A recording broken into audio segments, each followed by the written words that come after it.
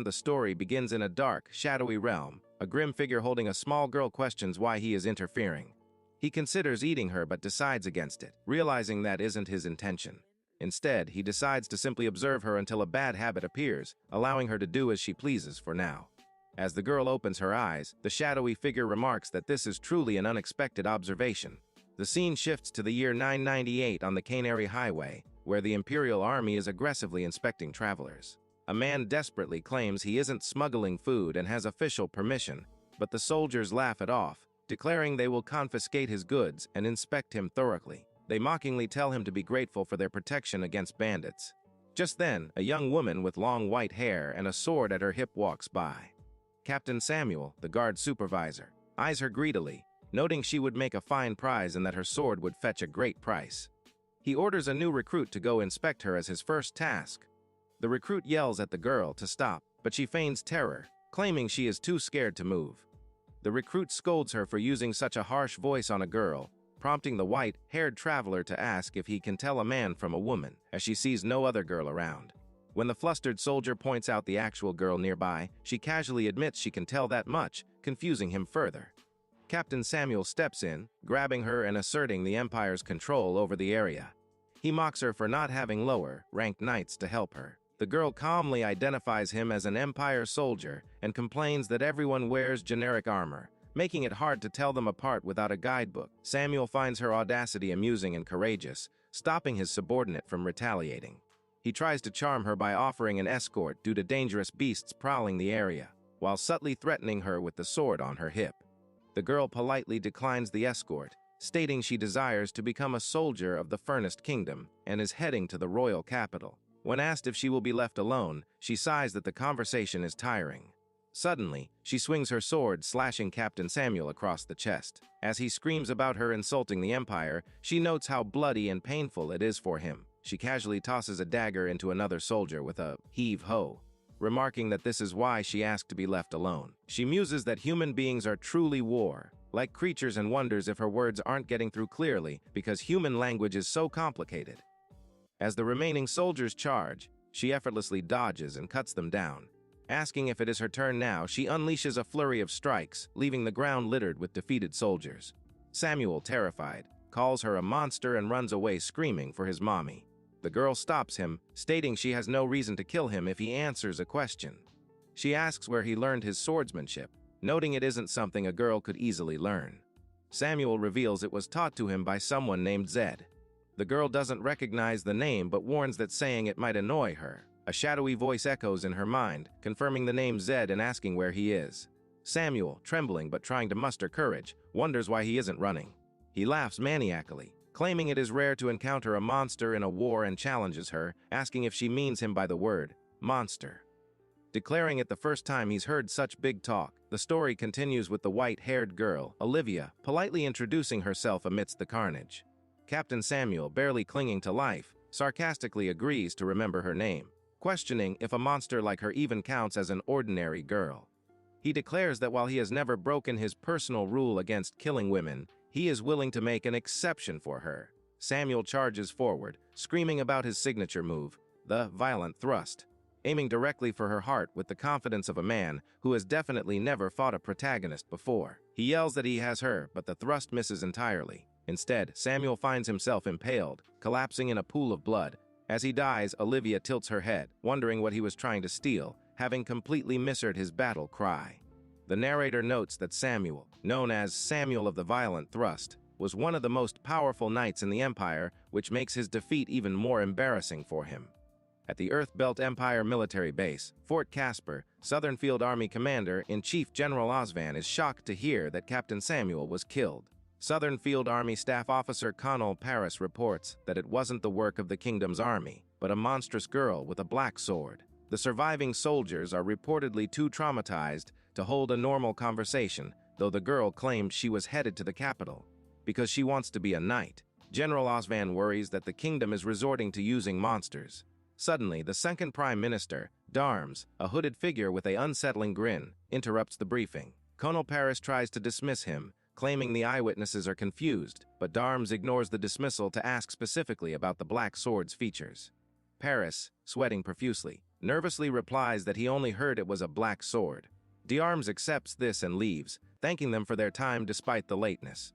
As the Prime Minister departs, General Osvan notes how ghastly pale Paris looks. Osvan decides that if the information about the monstrous girl is true, they must send out spies to gather intelligence. As they talk, a shadow is seen moving independently like a living creature, and a hand is shown picking up a small object from the floor.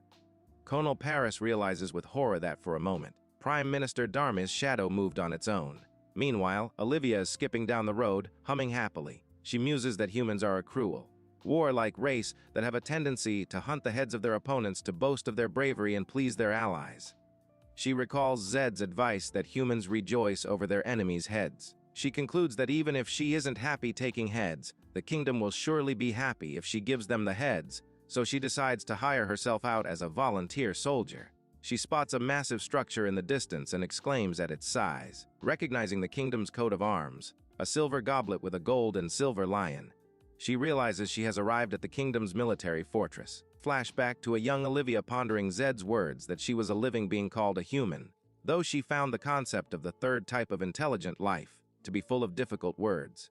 The shadowy figure known as Zed, whom the world's humans called the God of Death, clarified that he was not a human. Olivia recalled reading in a book Zed gave her about a terrible existence that indiscriminately harvested human souls, asking if that described her. Zed explained that they only reap souls from people who haven't developed a self, specifically dead humans. When Olivia asked if he would reap her soul too, Zed told her it was too late because she already had a self. Realizing the book was lying, the scene shifted to their home, a deserted temple in the middle of the forest known as the Gate of the Underworld, where Zed had found Olivia as a baby. Young Olivia was shown training with wooden swords. Zed critiqued her, noting that while she had no problems with agility, her movements were too direct and she was getting too absorbed in them. Zed stayed by her side during what he called observation, which encompassed both training and study time. During these sessions, Zed taught her a variety of essential life skills, including ways to catch prey, how to cook them, the continent's condition, language, magic, and strategy. Olivia questioned why she was training in sword fighting in hand-to-hand combat if there were no other people in the temple to kill besides her. Zed simply laughed and told her she would understand one day. Many seasons passed. One day, 15 years later, Olivia finally succeeded in cooking a meal without wrecking the stove, having mastered the output of her fireball magic. She called out for Zed, noting he was awfully late, but Zed suddenly disappeared. He left behind a letter, a brilliant red jewel, and a jet black sword shrouded in dark mist. The narrative then shifted to the broader world. In the lunar calendar year 995, the Earthbelt Empire's Emperor Ramuza II declared the unification of Duviderica, ending a 40-year peaceful era. The Empire sent a large army against the country bordering the Furnace Kingdom to the east, sparking a war that quickly engulfed the continent. By year 997, the balance of power collapsed as the Empire succeeded in taking the near-impregnable Fort Kiel, turning surrounding countries into tributary states. The Empire then set its sights on the Furnace Kingdom's absolute line of defense, Fort Gaul, knowing the kingdom was tumbling down a cliff. At Fort Gaul, Private Ashton Zenefielder sat in the mess hall, depressed. He had heard that the commander received orders from the king personally to be prepared to defend to the last, realizing the place was essentially a graveyard. Ashton lamented that despite being exempted from conscription due to good grades at a prestigious school, that right was stripped away, and he was now confident he was going to lose his life. Suddenly, a girl of unparalleled beauty appeared in the grim mess hall.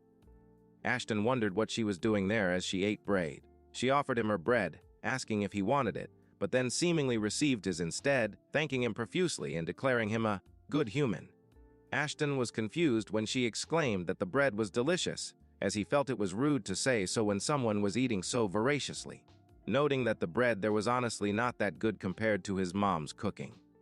Olivia explained that it was the first time she had ever eaten bread, describing the outside as crispy and the inside as soft and squishy. She mentioned she had read about it in books and always wanted to try it. Ashton wondered if she was serious or messing with him, assuming any countryside village had bread, and asked where she was from. Olivia replied that she was from the temple deep in the forest called the Gate of the Underworld. Ashton had never heard of it, but Olivia decided it didn't matter. She thanked him for the bread, and they introduced themselves. He was Ashton, and she was Olivia. She promised to see him again if they got the chance. Just then, a soldier named Morris interrupted Ashton, asking if he knew what kind of person that girl was. Maurice recalled a top-secret story about a volunteer soldier who recently arrived with a bag stuffed with Imperial soldiers' heads as souvenirs.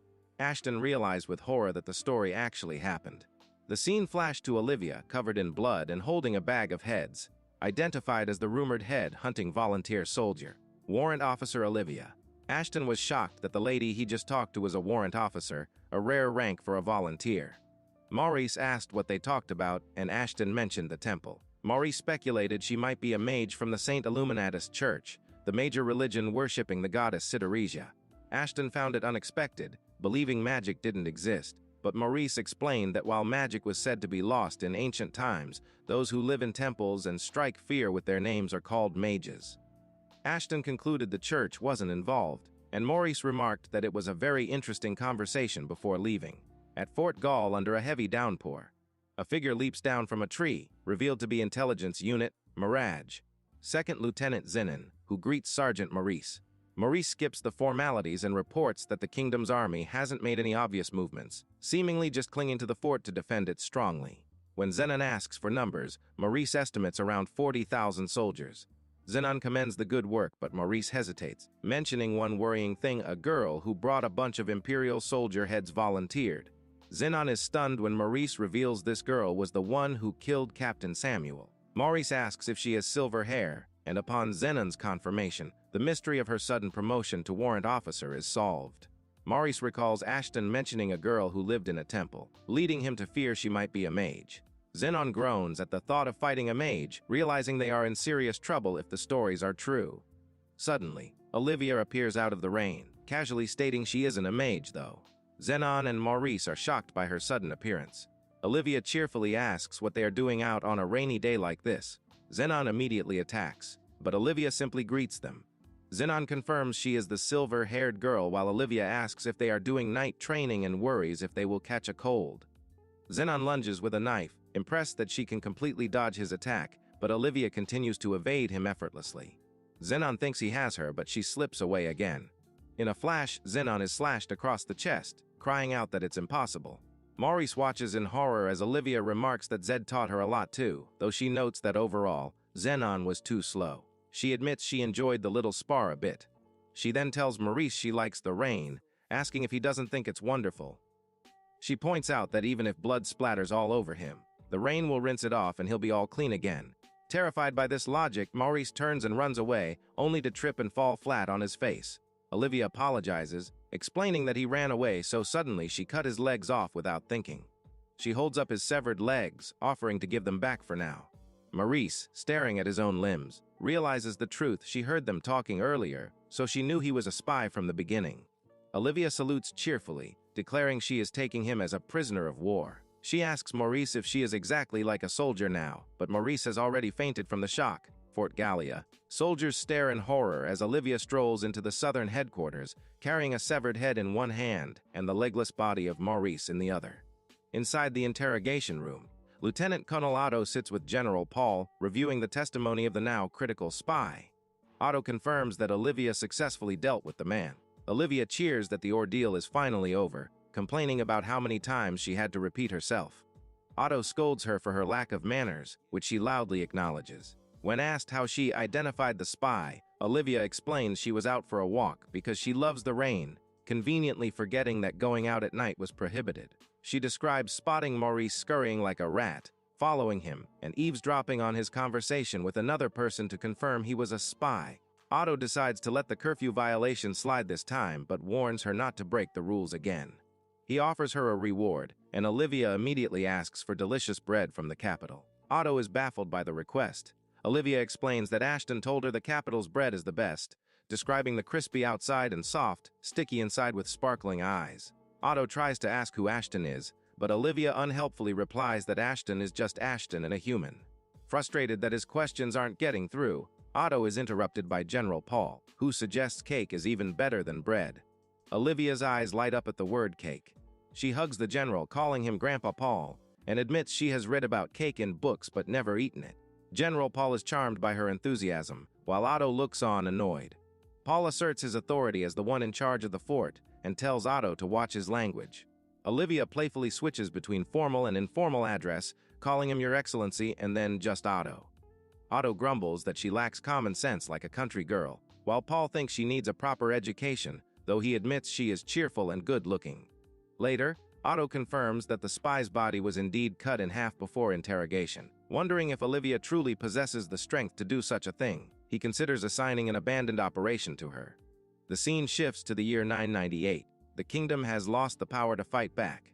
King Alphonse Sam Garamond makes a difficult decision to send the First Army, led by the invincible veteran General Cornelius, to recapture Fort Kiel. In the royal capital Fez, officers discuss the king's absolute commands. They note that if the decision had been made a year earlier, the circumstances might be different, but now recapturing Fort Kiel is the only point to the siege. At the Fort Letitia Strategy Conference room, Lambert the Brave, the First Army's executive officer, suggests assaulting Fort Casper instead.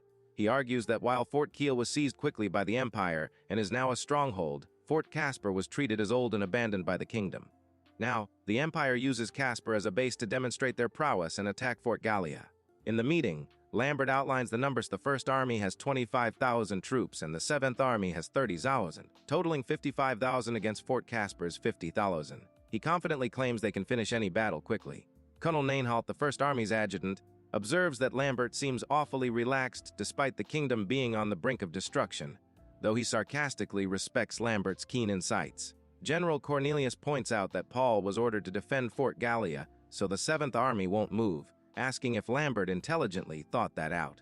Cornelius muses that Lambert was once praised as the invincible general, but age has caught up with him. Lambert proposes drawing a strong defensive line at Fort Gallia if they recapture Casper and asks if the 7th Army will cooperate in retaking Fort Kiel. Nainholt notes that the Empire has about 80,000 troops at Fort Kiel, and with their vassals, the number approaches 140,000. He doubts they will get assistance from the 3rd and 4th Army. Cornelius states it is impossible to retake Fort Kiel. Lambert slams his hands on the table, angry, asking if they really want to dig their own graves in front of Fort Kiel, insisting the king understands the situation well. Cornelius dismisses the meeting, telling them to discuss the details between themselves while he informs His Majesty. Nainholt asks permission to go to Fort Gallia as a liaison, citing a few things he is worried about. Nainholt reflects that he didn't report certain details during the meeting as they weren't necessary, but he finds a specific report hard to believe, that the abominable Captain Samuel was butchered by a 15-year-old female volunteer soldier. Meanwhile, in Lieutenant Colonel Otto's office, Olivia is late. Otto yells at her for being more than 30 minutes late. Olivia cheerfully declares the reason is clocks. She explains she doesn't have a splendid watch like Otto's adjutant, so she can't accurately tell time. Exasperated, Otto tells her not to make excuses and gives her his own pocket watch. Olivia is surprised and asks if she can have it. Otto tells her to be careful with her manners when talking to superiors. Olivia happily accepts the gift, calling it Adjutant Otto's pocket watch, and plays with it, opening and closing the lid with delight. Otto tells Olivia to keep the watch in her pocket, to which she cheerfully agrees. He then clears his throat and announces that he has a special duty for her. A text box explains that special duties are confidential, highly difficult tasks given to only a few. Otto notes that he specifically called her to say that this time, since they are out of time, she has to decide right now. Olivia salutes and declares that she won't refuse, citing military rules that make refusing special duties impossible. Otto thinks to himself that he knew she wouldn't refuse, just as he thought, and aloud he says that was well said. Otto points to a map on the wall where Fort Lamberg is crossed out with the word Despuasale. He tells her that her assignment is to recapture Fort Lamberg. Olivia asks if that is the fort that is crossed off. Otto confirms, explaining that 10 years ago they abandoned the fort. Olivia questions why they would recover it after throwing it away and marking it for disposal. Otto explains that manners, well, it is fine, but the situation is that the fort is now home to a group of bandits, and they want to take it back from them. Otto elaborates that the situation has changed a lot in the past 10 years. Their army has been backed into a corner against the Empire, and in order to defend against their invasion, they need to use Fort Lamberg. He explains that in the past, they sent platoon-sized forces against the bandits living in Fort Lamberg, but all of them were beaten and failed. According to the testimony of survivors, the majority were killed by a veteran bandit called the Long Spear Bearer. Otto thinks to himself that individually, she is likely the strongest in the 7th Army, and if he were to send her after him, she might be able to handle that Long Spear Bearer. Olivia smiles and asks to sum it up she is to go and kill all the bandits. Otto sweats nervously. He has a brief flash of a bloody massacre and thinks to himself about how humans love to see the heads of their enemies. Olivia asks if she needs their heads. Otto replies that well, simply said, that is it. Olivia acknowledges the order. Otto asks heads, and she confirms, saying yes, heads. A caption announces that the innocent yet wicked swordswoman is heading out for the sake of cake. Olivia salutes and declares she is heading out to recapture Fort Lamberg as ordered. Otto tells her all right, he will be expecting good results, and that she may leave. As she turns to go, Otto thinks to himself that no, that is okay, and the heads are unnecessary. Olivia says yes sir and walks out. Otto stands alone in the office, looking exhausted, and suddenly realizes with a sweat drop that he should have asked when the cake is arriving, having forgotten to arrange the reward she wanted. Less than 3 days later, the special platoon led by Olivia marched onwards toward Fort Lamberg, a fort overrun by bandits. While Olivia marched with boundless energy, claiming she wasn't tired at all, her subordinates were struggling. The group consisted of 20 greenhorns with only 2 months of experience and an unknown female commander. Given that the survival rate for new recruits during their first engagement was only 1 in 3, the soldiers were terrified they would meet their demise there. Olivia suddenly called for a short break, confusing the soldiers who were trying to keep up with her superhuman pace. One soldier, trying to save face, claimed he wasn't tired, but another finally snapped, yelling that they didn't have as much physical strength as she did. Olivia apologized, admitting she hadn't noticed their fatigue, because she wasn't tired herself. Ashton was internally relieved that someone had finally spoken up, thinking the soldier was a god for voicing their shared pain. Olivia realized she had been oblivious to their intentions, and when Ashton tried to claim he was looking out for their well-being, Olivia clarified that she just wanted to take a break for herself, leaving Ashton flustered that he couldn't take the moral high ground. During the break, Ashton enjoyed his black bread with mustard and dried meat, declaring it absolutely delicious. Olivia stared at him with intense, unblinking hunger. Ashton realized she had eaten all her rations and offered her some of his food. Olivia accepted gratefully, calling Ashton a kind person while worrying about what he would eat if a ferocious beast attacked. As she ate, Ashton worried about their remaining rations. Suddenly, a roar shook the forest. A horned lion, a beast notorious for being extremely ferocious and skillful with its huge horn, appeared before them. The soldiers panicked, screaming that it was an ugly unicorn and that they were done for. Ashton yelled for Olivia to escape because the beast was going to eat her.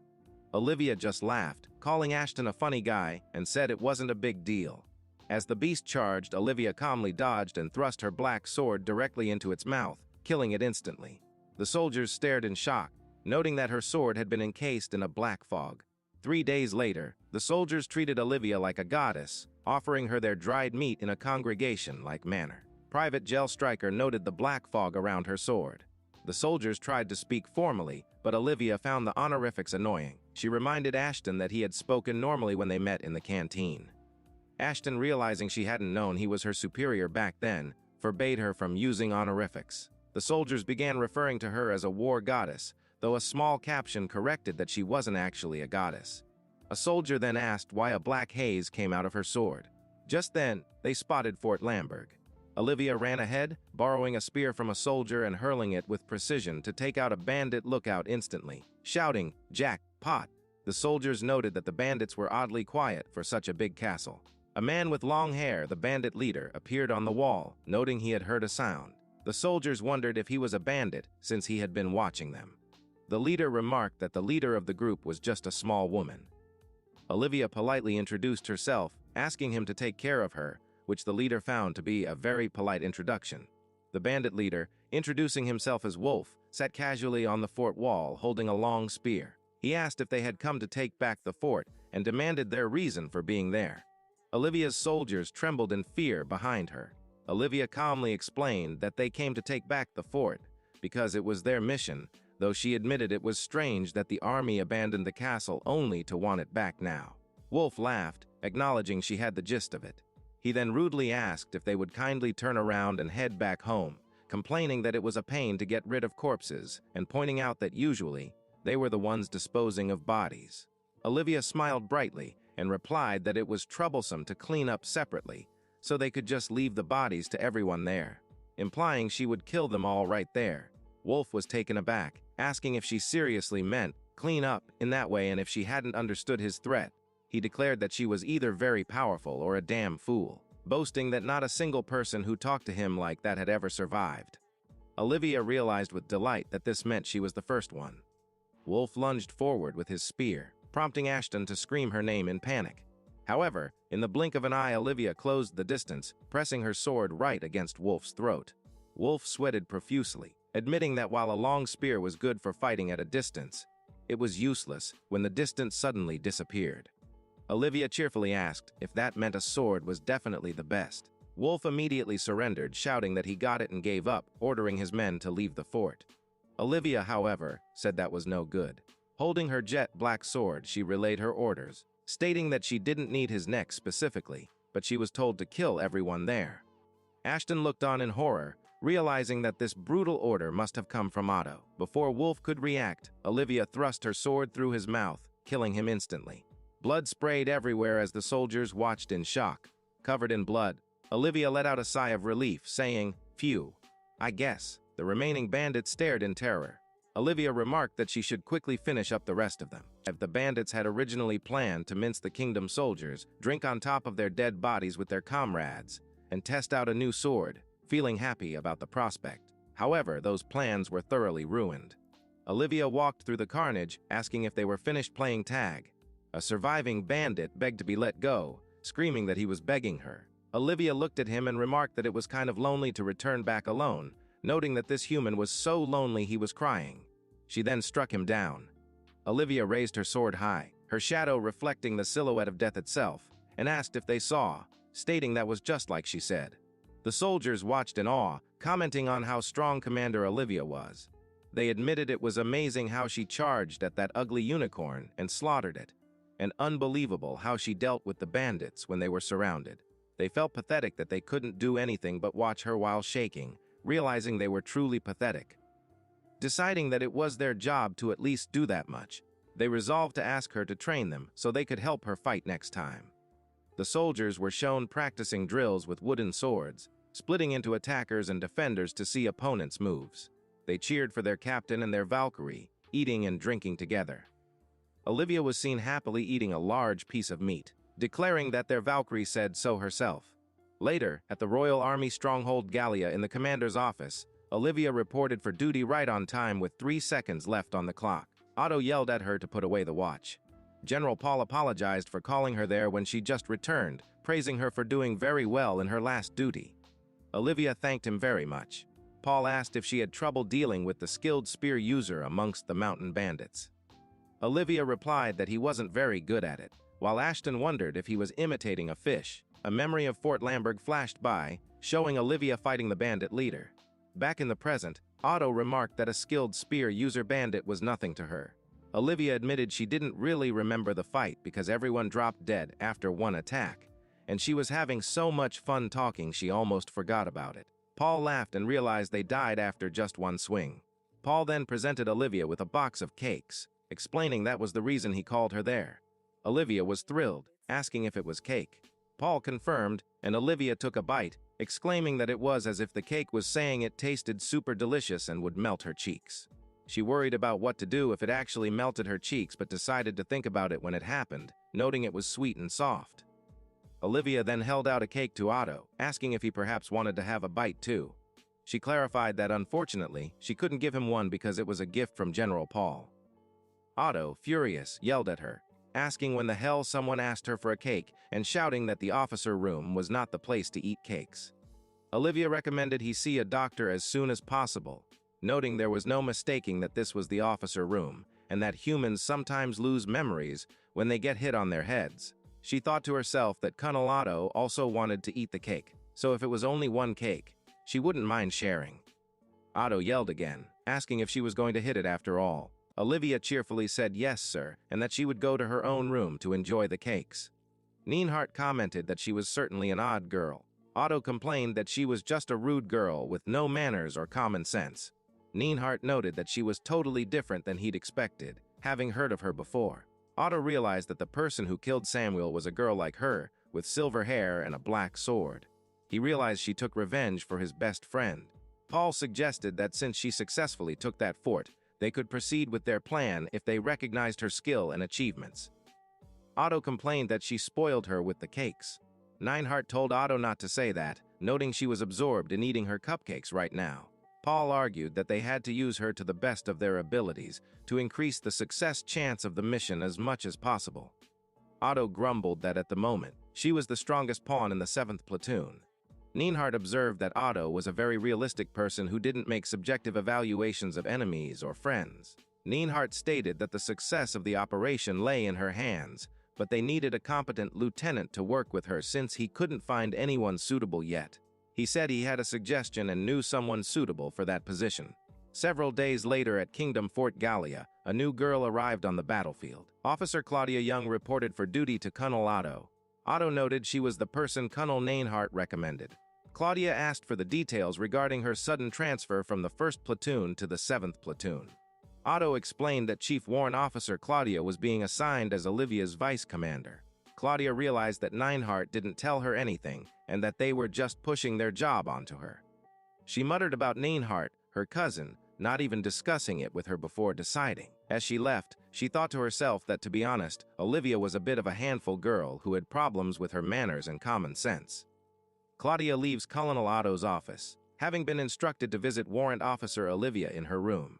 Otto awkwardly asks her to forget his earlier comment about Olivia being cute, which he quickly apologizes for. Claudia checks her reflection, satisfied with her appearance, and proceeds to the room. Upon knocking, a voice from inside asks if that is Claudia. Claudia enters and formally introduces herself as Lieutenant Claudia Young, the newly assigned vice commander, noting that Colonel Otto had told her about Olivia. Inside, Claudia is stunned to find Olivia lounging on the floor surrounded by scattered books. Olivia casually introduces herself from her prone position, stating she will be in Claudia's care. Claudia is internally screaming about the lack of manners and common sense, wondering if this is a test. She notes the sheer volume of books in the room. Olivia explains that Ashton told her about something, and thanks to that, all her reward money from General Paul is already gone. She asked for books to be sent from the capital because books are expensive. Claudia realizes Olivia really likes books. When Claudia asks who Ashton is, Olivia unhelpfully replies that Ashton is Ashton, and he's a human, adding that Claudia sounds just like Colonel Otto. Claudia realizes Olivia is genuinely hard to handle and wasn't joking earlier. Olivia asks if her words are hard to understand, and when Claudia apologizes for asking something obvious, Olivia says she is glad that isn't the case. Olivia then dismisses her, saying the introduction is over and Claudia can leave. Claudia politely excuses herself, offering assistance if needed, and closes the door. Outside, Claudia angrily vows to make her cousin Neinhardt pay for dumping this difficult assignment on her. Inside, Olivia reflects on Zed's teaching that knowledge is what separates humans from animals. She remembers how Zed made her read constantly in the temple. She recalls a time she tried to catch a she-fairy comet she read about, but lost control of her fire magic and destroyed the hearth.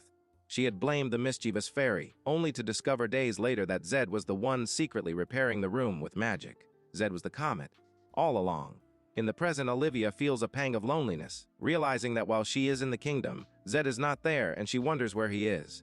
In the royal capital Fizz at Letitia Castle, King Alphonse Sem Galman shouted furiously at General Cornelius. The king was outraged that Cornelius wanted to split the 7th platoon to attack Fort Casper while they were already tasked with protecting Fort Gallia, arguing that the platoon would be spread too thin. He ordered the 1st platoon to take down the fortress immediately instead.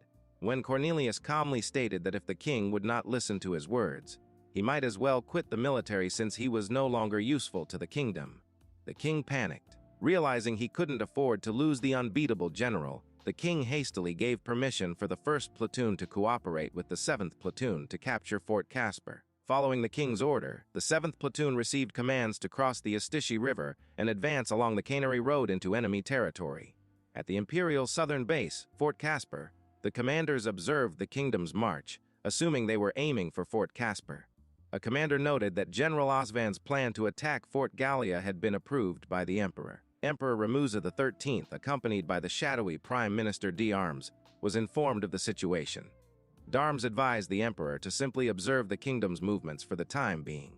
Inside the Imperial command, a commander praised the perfection of their plan. They discussed how the notorious Mad Samuel had been defeated by a young girl wanderer, which was hard to believe but true given the bigger picture didn't change much. They concluded there was no better time to attack Fort Gallia than now, with 50,000 men in high morale. General George, captain of the Armored Front Cavalry Squad, eagerly wanted to show the Empire's might.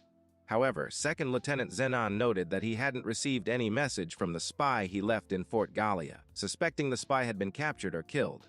Colonel Paris suggested they show their power to the 7th Squad.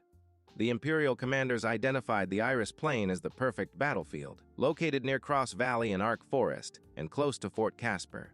They planned to unleash their armored cavalries on the 7th Platoon. Colonel Paris cautiously suggested requesting reinforcements from Fort Kiel to be safe. General George exploded in rage, calling Paris a fool and a coward for suggesting reinforcements when they had overwhelming numbers. He shouted about the shame of needing help, prioritizing his reputation over the safety of his men. Paris internally noted George's vanity but apologized aloud. George quickly calmed down, dismissing Paris's strategic concern, and called for a toast. The next morning, all 50,000 Imperial soldiers from Fort Casper marched toward the Iris Plain, chanting loyalty to the Emperor. Meanwhile, a week prior, the kingdom had been secretly moving soldiers bit by bit into Lamberg Fort, garrisoning about 3,000 troops without the Imperials noticing. Olivia, now commander of the Special Squad of the United Army, led these 3,000 cavalries into the Ark Great Forest. Riding alongside Claudia, Olivia cheerfully told her vice commander that her tense face was a waste of her beauty.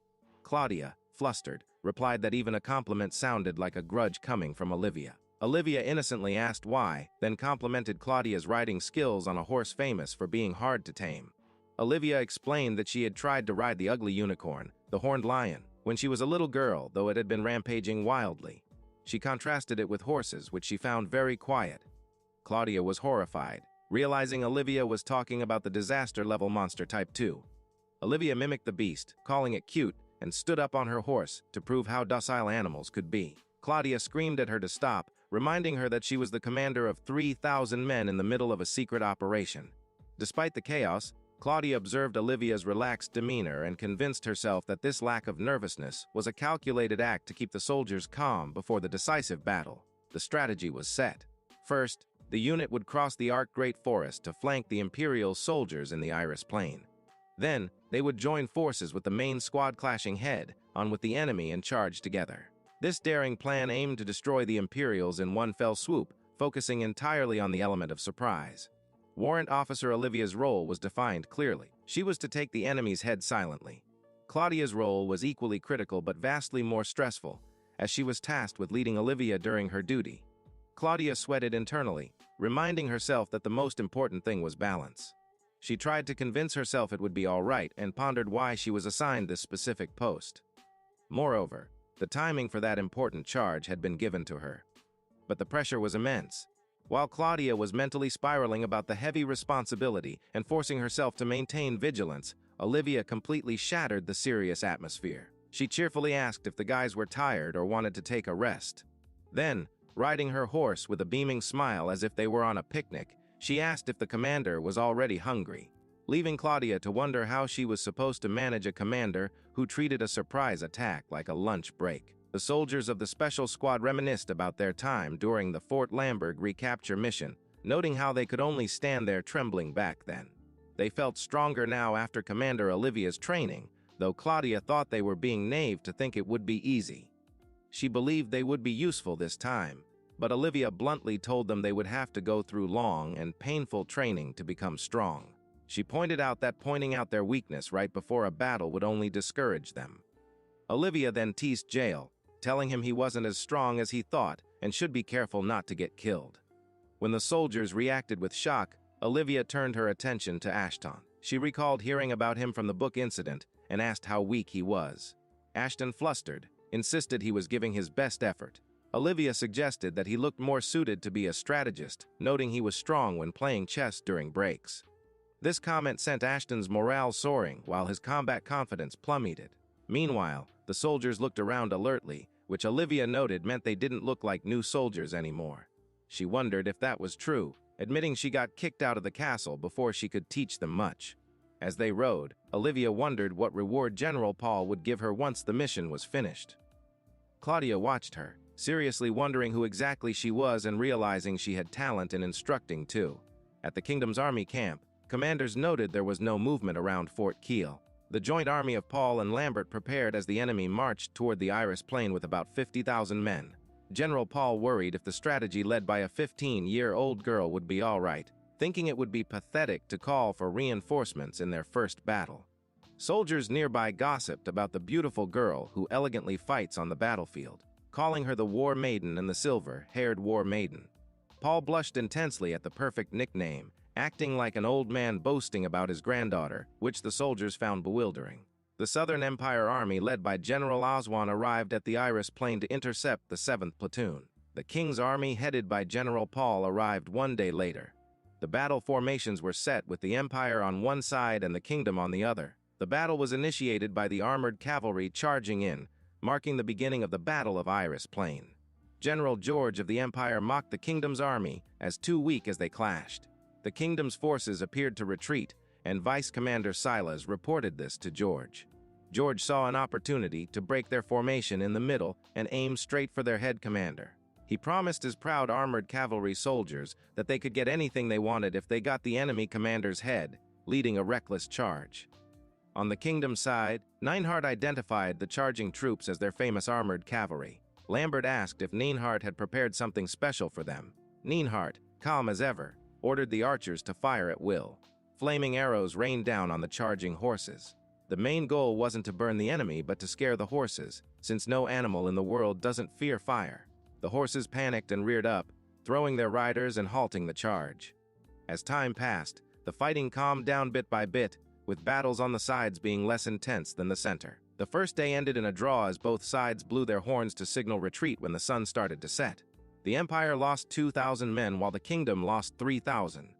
That night at the Kingdom's camp, Otto found Paul still working. Paul admitted he couldn't help but get excited during a battle. They discussed the losses and the strength of the armored cavalry. They noted that the 1st platoon used fire arrows to scare the horses, but worried that if rain fell, the fire arrows would lose their effectiveness. They also waited for the special squad to arrive. On the second day of the battle, since both sides were more careful about their central formation, the fighting in the center wasn't as intense as the first day, shifting the main battle to the sides. Lieutenant Elman of the Kingdom Army watched as the enemy forces began to retreat. His vice commander, Russ, eagerly suggested that they should chase them down immediately. Elman agreed that failing to pursue would raise suspicions, so he ordered the cavalries to move forward with about 400 men. However, he instructed them not to chase too far and to retreat as soon as the situation looked bad, muttering to himself that he was just talking to himself to calm his nerves.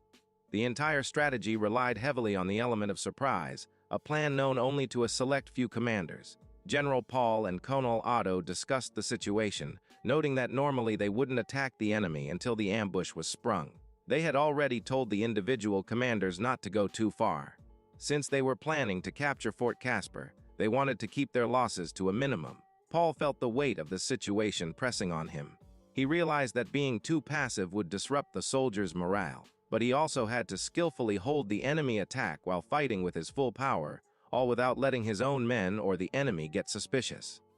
The stress gave him a massive headache, making him realize this was harder than he thought. His mind drifted back to when he met Warrant Officer Olivia by coincidence in the hallway at Fort Gallia. He remembered soldiers fawning over her, calling her the silver-haired War Maiden and marveling at her beauty and strength.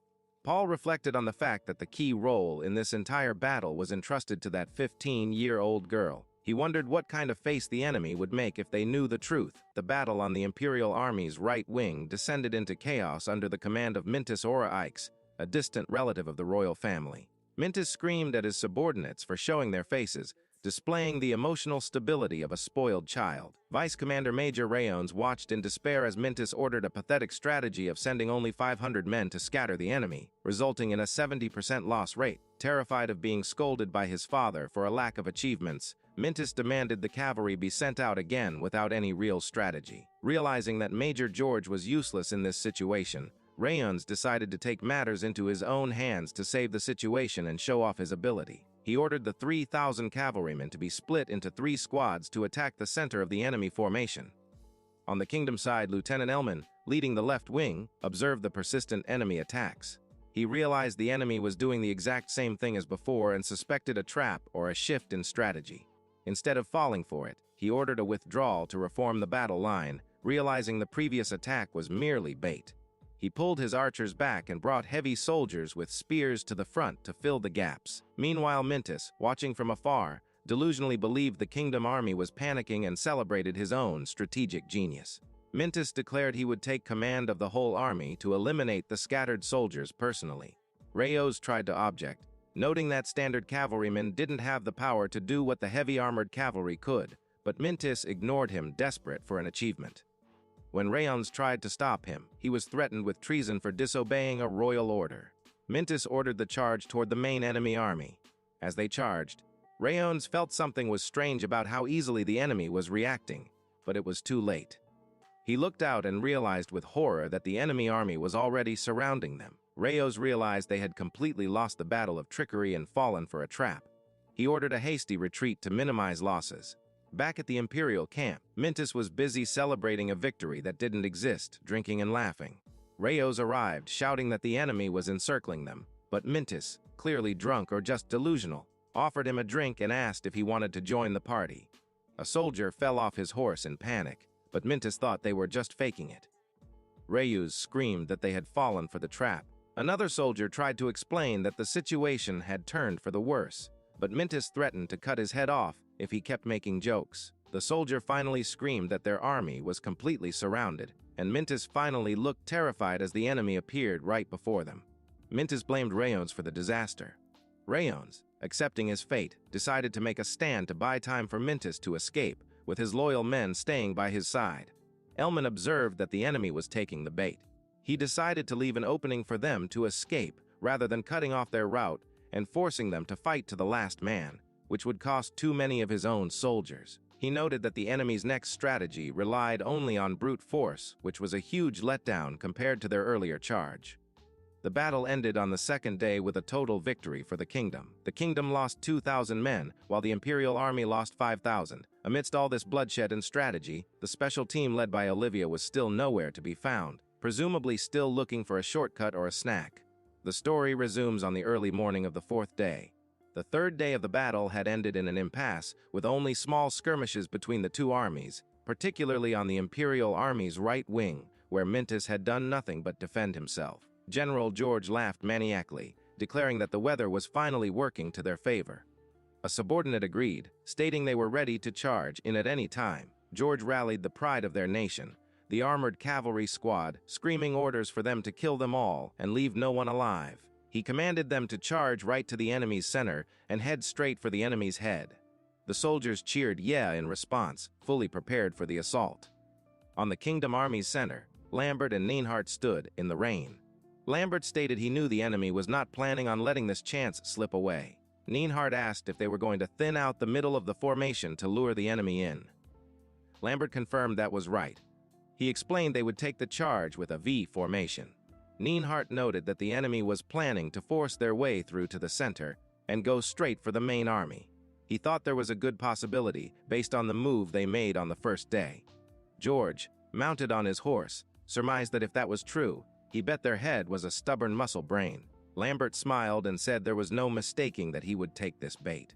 He admitted that, after all, if it was him, he would do exactly the same, even if it was obviously a trap. Neinhardt internally realized Lambert was basically saying he was a feral beast too. He asked if Lambert was pretty confident. Lambert said but of course, and mentioned he had one suggestion for this strategy.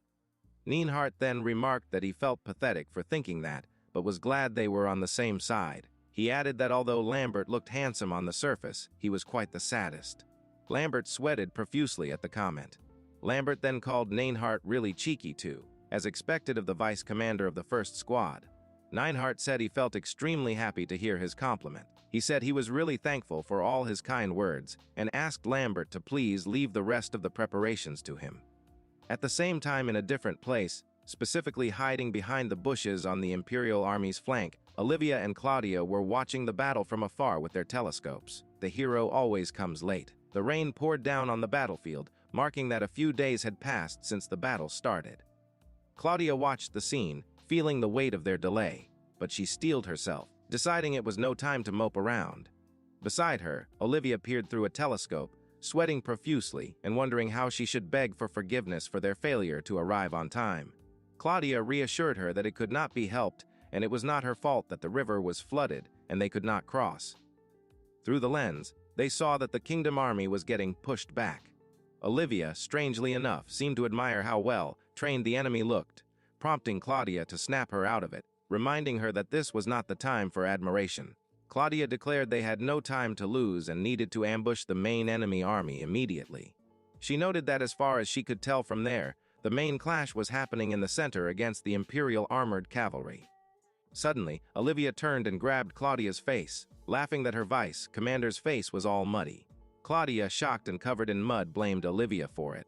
Olivia told her to calm down, explaining that it was too soon to make a move, and they should watch the situation a bit longer.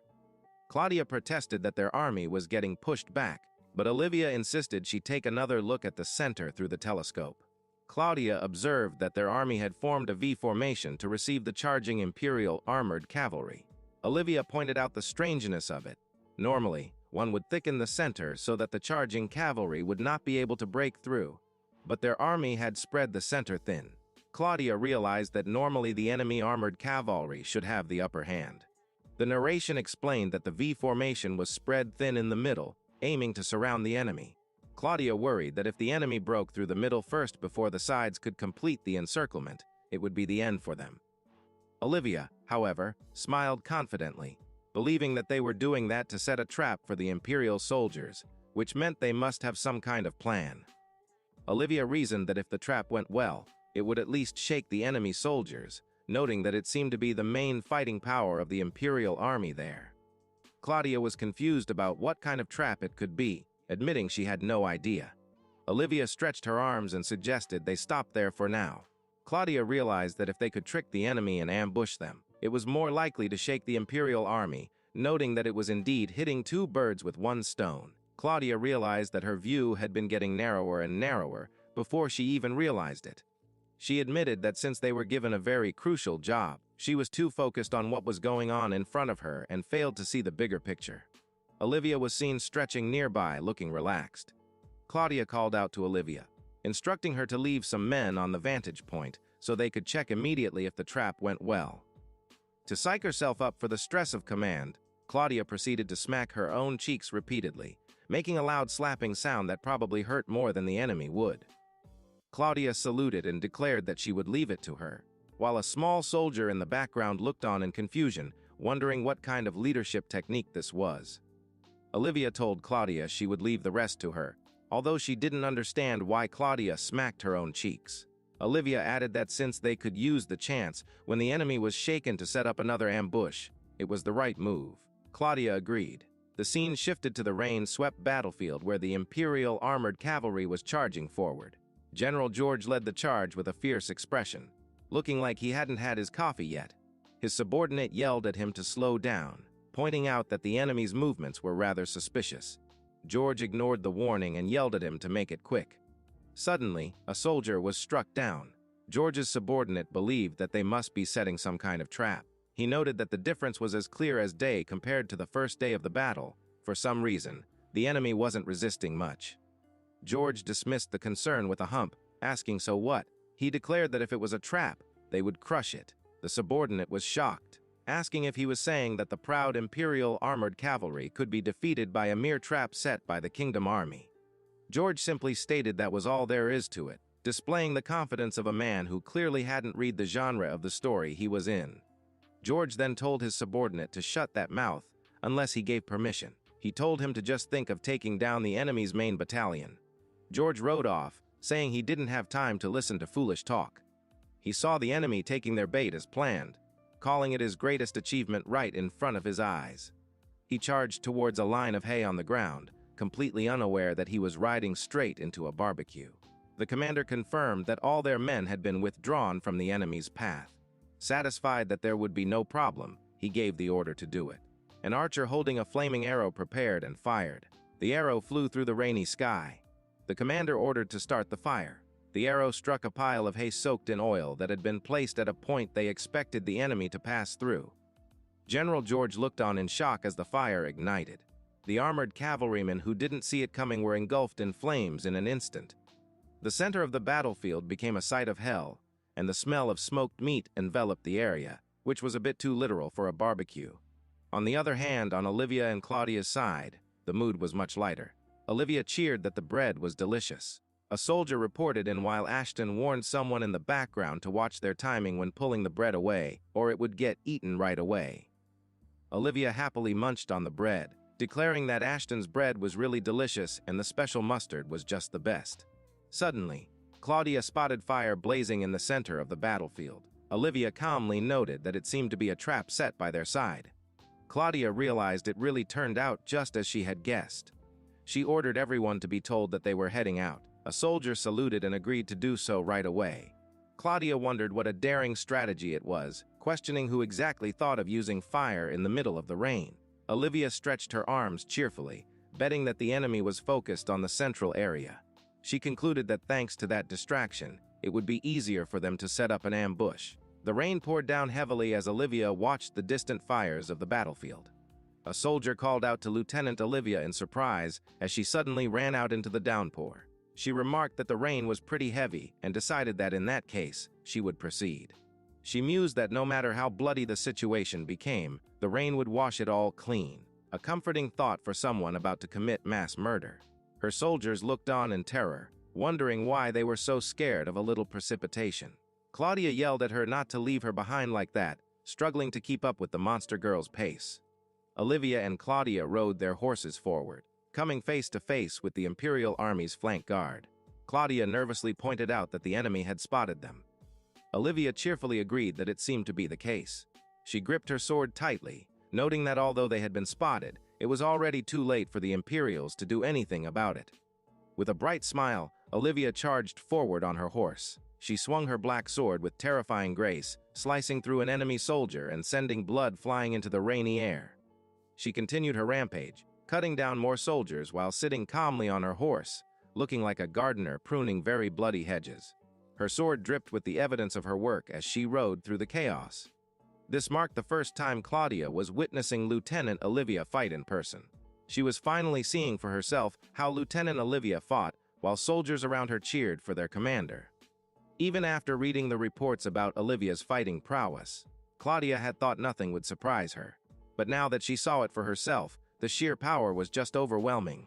Olivia laughed cheerfully as she charged ahead alone, prompting Claudia to yell at her for rushing into danger out of the blue, to which Olivia simply apologized with a laugh.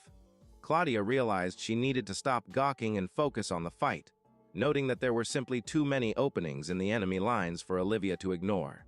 Suddenly, a soldier shouted that another squad of enemies was approaching their commander. Claudia's expression turned serious as she assessed the new threat. She ordered the 3rd and 4th battalions to follow her, instructing Olivia to head straight for the enemy's main battalion as fast as she could while she held off the incoming threat. When Olivia asked if she was sure, Claudia confidently told her to leave it to her and that they would meet up later at the main battalion. With that, Olivia rode off into the woods, leaving Claudia to handle the cleanup. The Battle of Iris Plain was finally reaching its climax. Olivia, not wanting to lose to Claudia, decided they should head to the enemy's main battalion. But before that, she spotted a group of enemies nearby. With a bright smile, she suggested they make quick work of them first, charging straight into the fray with her sword ready to swing. The story continues with Olivia riding through the battlefield, effortlessly cutting down soldiers who recognize her as the monster girl from the Canary Highway incident. Rearguard Commanding Officer Major Brandt tries to rally his troops, shouting that they shouldn't be frightened by a single girl. But he charges at her and is instantly cut down. The soldiers scream that she really is a monster as they flee. Olivia orders her troops to kill them all, and she looks over the carnage, remarking to Zed that human beings are truly cruel and warmongering creatures. At the Kingdom Army main force, Otto and Lambert discuss the plan. They note that the special brigade led by Lieutenant Olivia is a bit late. They worry that if enemy reinforcements are dispatched from Fortress Kiel, it will be over for them. But they decide to wait a bit longer for the signal fire. Otto knows Lambert is thinking about attacking now since the special brigade cannot help, but Lambert agrees that right now is an opportune time to attack, though he notes the enemy general is not a fool. Otto suggests the enemy may begin retreating back to Fort Casper after finding themselves at a disadvantage. Lambert implies that would be the perfect time to crush them. Otto mentions he said they were running late but trusts Lieutenant Olivia, and Lambert agrees that believing in subordinates is a duty of a commanding officer. At the Imperial Army main encampment, Lieutenant General George realizes he probably charged despite knowing it was a trap because he is brash. A subordinate suggests the lieutenant general thought the kingdom troops wouldn't pose a problem. Suddenly, reports come in that enemy forces have appeared behind them. Paris is ordered to ascertain the situation immediately. Reports confirm the rear guard commanding officer met a cruel end, and that a single girl called a monster is likely the one who butchered Samuel. George realizes this battlefield is the stage for the confirmation of her existence. Paris tries to reassure George, saying not to worry about the monster, but suddenly a sword pierces through a soldier next to George. Soldiers scream about the monster. Olivia appears covered in blood and introduces herself as Olivia. She asks which human is the commander. Soldiers try to hide, but Olivia says hide and seek won't work and spins to cut down the surrounding soldiers. She looks at the remaining officers and says they don't look like the right ones, comparing them to Grandpa Paul, and decides they don't seem very important. Paris realizes he won't be able to buy the general much time and tells General Oswan to retreat immediately. Paris charges at Olivia but is quickly defeated, rolling on the ground and apologizing. Oswan looks at his fallen strategist and says he doesn't think he will be able to fulfill his last request. Oswan then introduces himself as the commander of the Imperial Southern Army, Oswan von Glarwen. He charges at Olivia and they clash swords. Oswan is shocked that she is really human and Olivia laughs, saying of course she is human. Oswan asks if they can end it now. Olivia asks if he will sheath his sword if she refuses. She realizes she was mistaken about her word usage and that human language is complicated, noting she never considered a situation where someone refuses. She grips her sword and says, okay, how about this? She will be ending him now. She swings, and Oswan braces himself, shouting, here I come. They clash again, and Olivia gets behind him. She tells Sir Oswan that he is pretty strong but just a little too slow. The sequence begins with a blur of motion as Olivia delivers a fatal strike. The enemy general's head separates from his body, flying through the air before he lets out a final ah. Claudia rushes over to Lieutenant Olivia, asking if she is injured. In a separate thought, the pitch, black fog shrouding the sword, and the shadow floating behind Prime Minister d'Armes are noted to be very similar. Claudia checks herself and declares she is all fine, admitting she sustained some wounds but insisting it won't be an issue. Olivia pats her subordinate, reminding her that they only have one life so they should be careful. Claudia asks if Olivia killed the enemy general. Olivia points to a severed head lying on the ground, identifying the man as Oswan von Glarwein. Seeing a smoke signal in the distance, Olivia asks if it is okay that they did not light the signal fire. Claudia is shocked that Olivia actually defeated him. Olivia casually remarks that defeating him was her job after all. Claudia realizes that with this, the main forces will now commence an all-out assault. When Olivia asks what they shall do now, Claudia suggests they could completely crush enemy morale by spreading news of their general's death. Olivia suggests attaching his head to the tip of a spear, reasoning that showing it directly would be the easiest way. Claudia is horrified, asking if Olivia would really go that far. Olivia replies that if Claudia does not want to, she does not care either way. Terrified, Claudia salutes and promises to have it prepared immediately. Olivia lets out a big yawn, noting that the battle has finally reached its turning point. The kingdom must also take Fort Casper. Olivia stretches her arms and sings cheerfully that the toils of a soldier never ends, while Claudia facepalms in the background, realizing her commander is completely unfazed by the carnage. Otto raised his arm high and dramatically declared that the silver spear has been unleashed, which was just a fancy way of saying the smoke signal was up. General Cornelius, seeing the signal, announced that they will now commence an all-out assault, ordering his troops to show no mercy to those who stand in their way. On the Imperial side, General George surveyed the devastation. A soldier reported that traces of battle indicated the main encampment was destroyed by a surprise attack from the enemy. George grabbed Vice Commander Silas by the collar, stating that if he were to entertain jokes at a time like this, he wouldn't be able to call himself a soldier, which was rich considering the situation. Silas reported that their left flank is currently holding, but even that is a question of how long, and furthermore, their right flank is in the midst of breaking. He added that they need to begin preparations to withdraw immediately. George gulped, realizing that just by standing there, they let the enemy press ever closer, and they can't afford to waste any more time. George pointed and declared that the main encampment has been destroyed, and they must withdraw immediately. He shouted that their path of retreat will be blocked at this rate. He yelled that as long as Fort Casper is held, they can recover from this situation, but by dying here, they lose any chance to regroup and re-engage. A soldier asked if General Oswan is safe. George remained silent for a moment before a soldier noted that a portion of the enemy seemed to be celebrating the death of the general. Another soldier reported that the kingdom's 7th Army is pushing forward relentlessly, though he admitted he cannot attest to the validity of the claim about the general. George simply said he sees, accepting the grim reality. Looking at the carnage, a soldier estimated that 30% of their forces are probably already gone. Another soldier asked how many of their armored cavalry remain alive, noting that whether or not half the remaining soldiers can even fight at full combat effectiveness is another issue. George looked at the mess and remarked that this is what happens when you look down on your foe. He said he understands.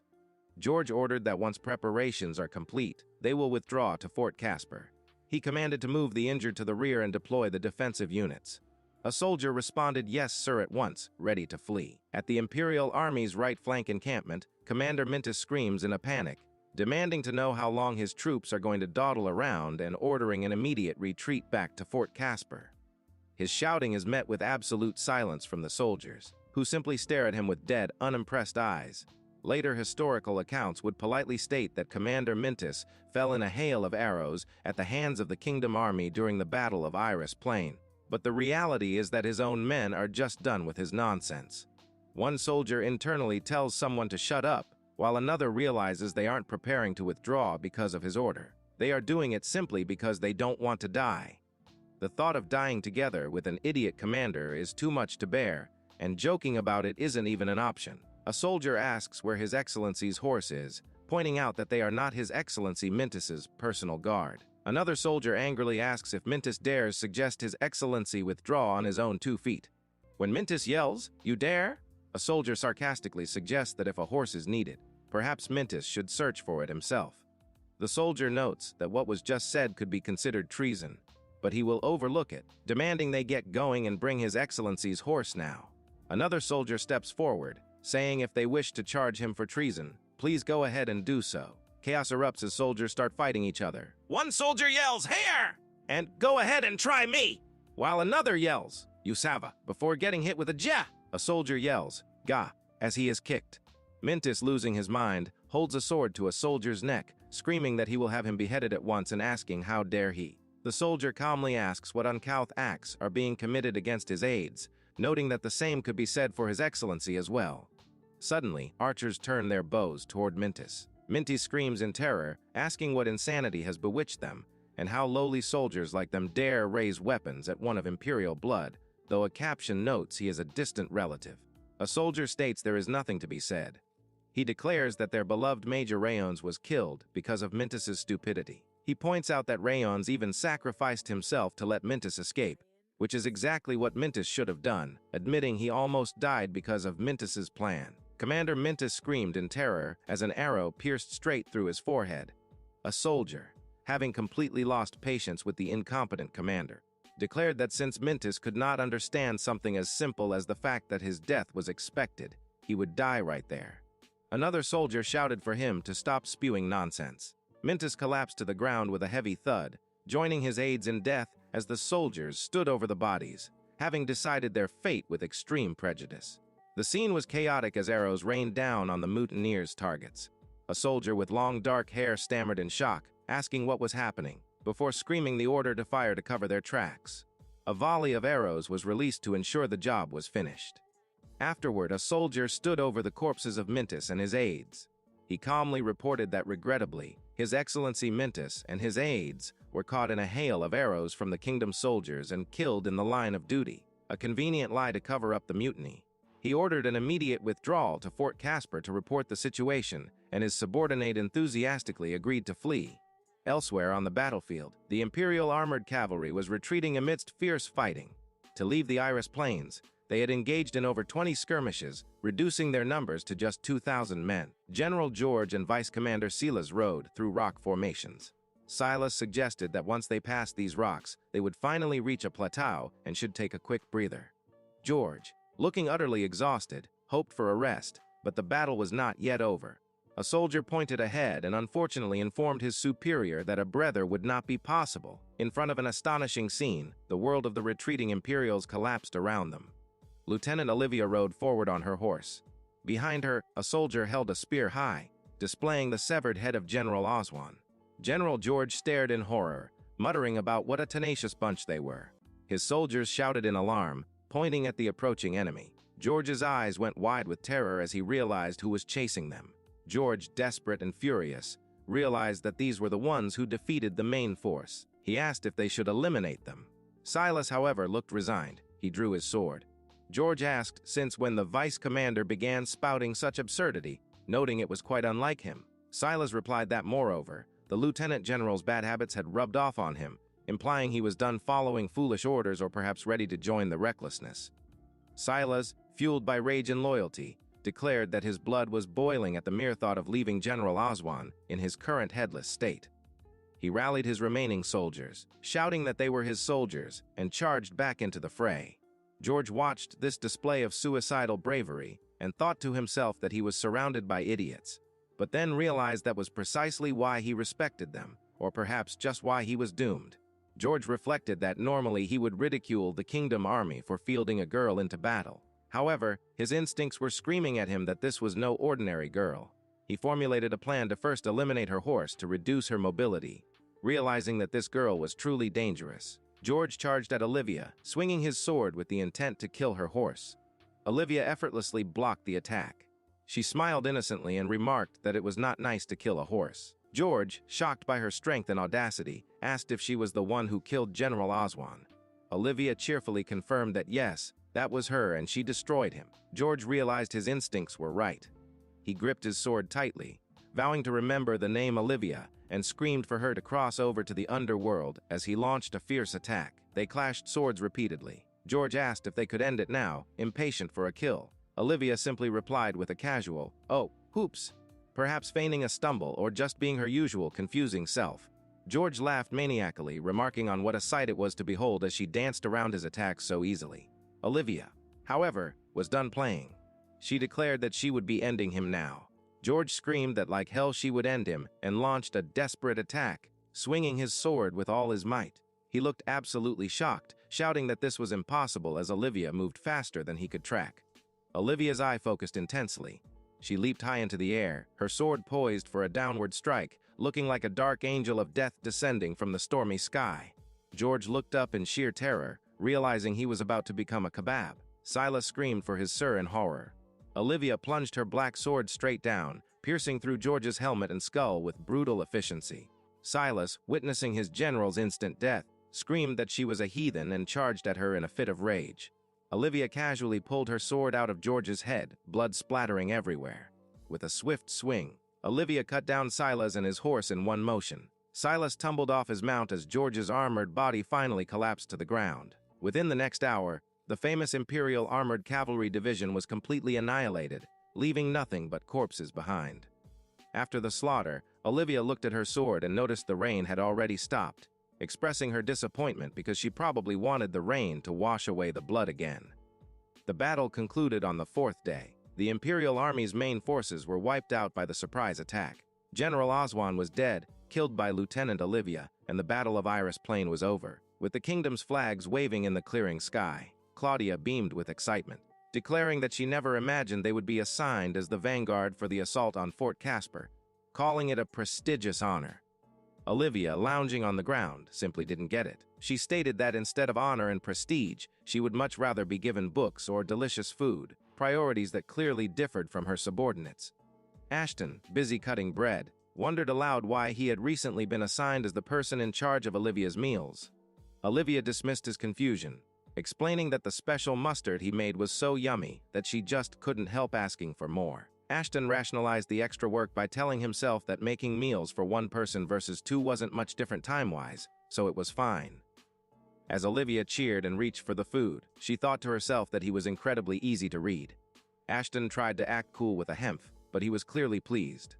Claudia chimed in, agreeing that the mustard was splendid enough that she wished to know the recipe, and asked Ashton to make some for her too. Olivia excitedly noted that Claudia agreed. Ashton asked if they had enjoyed the provisions lately, and Claudia confirmed they were delicious. Ashton then asked if Claudia was a knight. When she asked why that mattered, Claudia explained that knights are able to eat even more delicious food to their heart's content, having more opportunities than commoners. Ashton, holding the mustard jar, proudly declared that the mustard he uses does not lose to that fancy food at all. He paused, confused by his own confidence, but then completely fell for the flattery. He happily began preparing more food, humming a tune and telling them to wait just a little bit longer.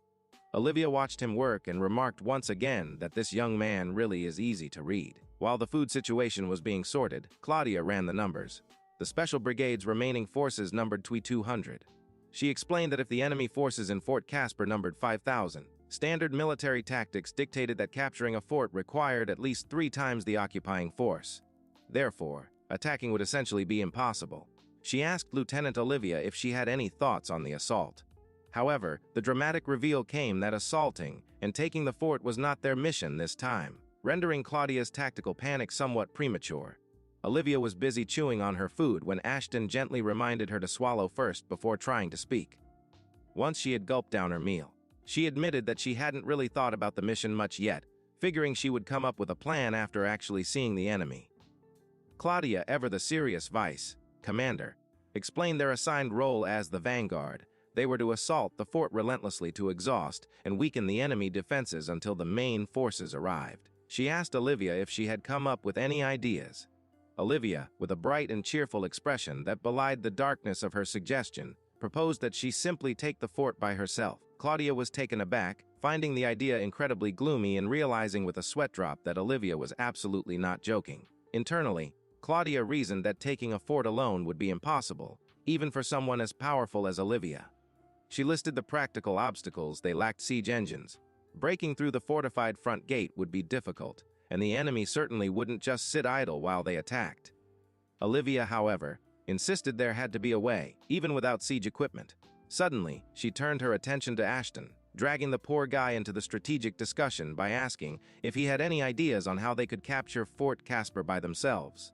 Ashton was startled to be included, while Claudia thought that a mere soldier shouldn't be part of such a high-level conversation. Ashton, however, began to think. He recalled that Fort Casper was built during the early days of the Warring Kingdoms era, meaning it was quite old. Based on this knowledge, he tentatively suggested that he thought a certain strategy would somewhat work. Claudia was shocked by his sudden confidence. Olivia beamed at Claudia, proudly announcing that Ashton was aiming to become a strategist, leaving Claudia stunned and Ashton looking rather nervous about the sudden promotion of his career goals. At Fort Casper, Colonel Broom, the head of defense for the Imperial Army, stared grimly at the reports. He demanded to know if there were any errors, insisting there was no margin for error. A subordinate confirmed that multiple scouts had verified the advance of the Kingdom Army. Broom apologized for his outburst but noted the reports were in disarray. He asked about the main force, and a soldier reported that around 2,000 enemy forces had been spotted. Broom was confused, asking what about the main force. Broom slammed his fist on the desk, yelling at an imbecile to hurry and get confirmation. A bell rang as Major Lanchester, Broom's aide, entered the room. Broom ordered him to inform the troops about the enemy advance and prepare for a counterattack. Lanchester questioned if the Southern Army was really defeated in a mere week, noting they still didn't know the details. Broom found it hard to believe but acknowledged that with General Oswan in charge, it shouldn't be the case. A soldier rushed in to report that there were no signs of the main Kingdom Army following the advance force. Broom wondered what was going on. He questioned if the kingdom really thought Fort Casper could be captured with a mere 2,000 soldiers, or if the main Kingdom Army had been defeated and these were just remnants resolved to fight to the last man. Deciding there was no use in overthinking it due to lacking intel, he stopped his spiraling thoughts. 2 hours later, the Imperial Army's Fort Casper defensive force stood ready on the walls as the Kingdom Army's Special Brigade led by Olivia met them on the battlefield. The battle commences with long-range attacks by the Special Brigade's longbow unit, as archers draw their bows and release a volley of arrows. However, the defenders on the castle walls are merely confused, wondering what the attackers are doing since the arrows fall pathetically short of the target. The arrows land harmlessly in the dirt far away from the fort, looking more like a warning shot for a picnic than a siege. The Imperial soldiers on the walls burst into laughter, mocking the attackers as a rabble of amateurs who clearly have no idea how to wage war. They joke about how scared the enemy must be to shoot from such a ridiculous distance, wondering if they even know the range of their own bows. A commander yells at his men to stop standing around and orders them to hurry and return fire with the ballistas, confident that their weapons can easily cover the distance. Meanwhile, Claudia, riding a horse, orders all forces to retreat, instructing them to block any potential counter, attack arrows with shields, and withdraw out of range immediately. This cycle of shooting, missing, and retreating repeats itself in a rinse and repeat fashion, with the Kingdom army laughing as they run away, followed by a short break. Claudia, sweating nervously, asks Ashton if this strategy will really work.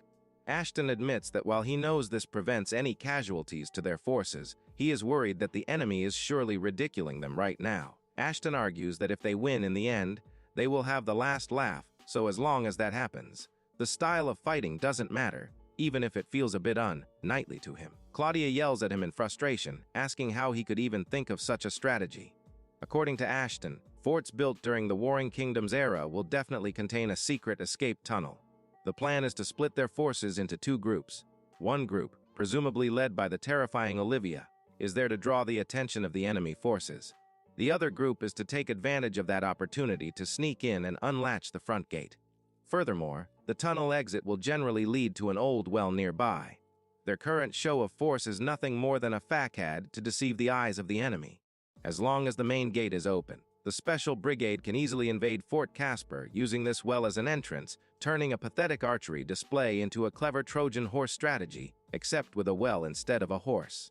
Ashton reflected that while he had called it a strategy, it could hardly be called one. He admitted that he had simply asked Olivia to do the impossible because he had seen firsthand just how strong she truly was.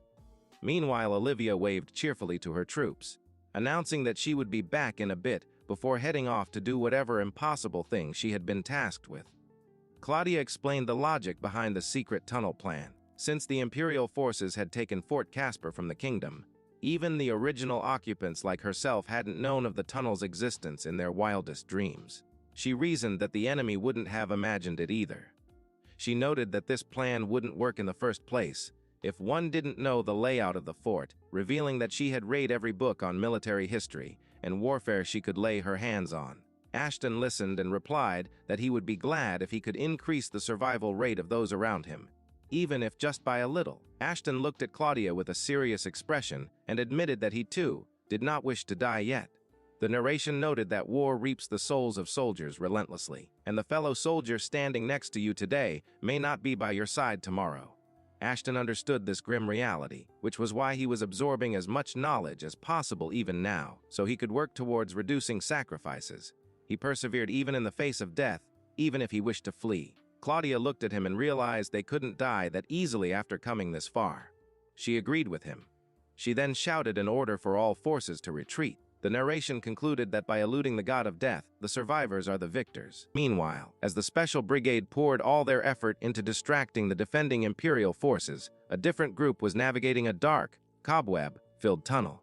The air felt stale down there, leading one soldier to remark that it really looked like no one had used this tunnel in a long time. Another soldier pointed out yet another spider web, proving the place was truly abandoned. A brown rat squeaked and scurried away from their torchlight, likely fleeing the impending violence. Sergeant Gauss, leading the Fort Casper invasion party, admitted to Lieutenant Olivia that he honestly didn't think they would be able to enter Fort Casper this smoothly. Olivia simply agreed with a cheerful yep, confident in their sneakiness. They finally reached the tunnel exit, which turned out to be an old well. Olivia was delighted, noting that Ashton had guessed the general area of the tunnel location for them. She promptly squashed a rat that got in the way, proving her efficiency against rodents was just as high as her efficiency against soldiers. She credited the success entirely to Ashton's book smarts. When Gauss asked how they would be splitting their forces, Olivia reminded him that they had already decided to divide their forces equally into two. She then cheerfully announced that she would be going in by herself to distract the enemy. Everyone else would go to open the gate, letting Claudia and the others in. Gauss was horrified that she planned to do this by herself, realizing she was essentially a one-woman army. Olivia explained her logic when she was alone. She could swing her sword around to her heart's content without worrying about hitting allies. Gauss, clearly worried about her safety, and perhaps the safety of the enemy, suggested she take at least 10 people or so.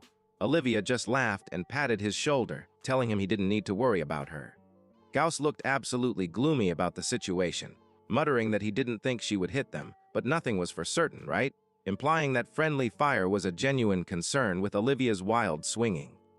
Olivia gave the final orders. Gauss and the rest were to stay there for about 30 minutes, and then start the operation. Gauss understood.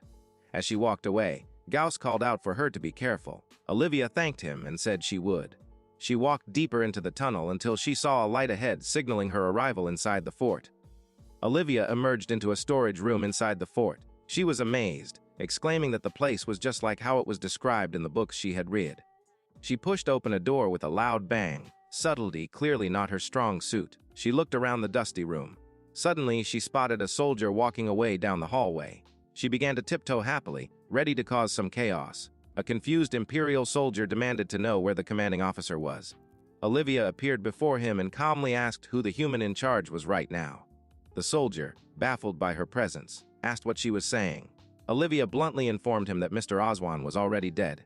The soldier recoiled in shock, calling her words ridiculous. He insisted that General Oswan was obviously in the midst of fighting the kingdom forces at the Iris Plains. Suspicious, the soldier demanded to know which squad she was from, realizing too late that something was terribly wrong. Olivia cheerfully revealed she was from the Special Brigade. The soldier screamed in horror, realizing she was from the kingdom. Olivia shushed him with a finger to his lips. She then promptly stabbed him through the chest. Another soldier nearby heard the commotion and yelled to know who was making all that noise. Olivia held the dying soldier upright, casually telling him it was not time to be noisy yet. More soldiers rushed in, discovering the scene.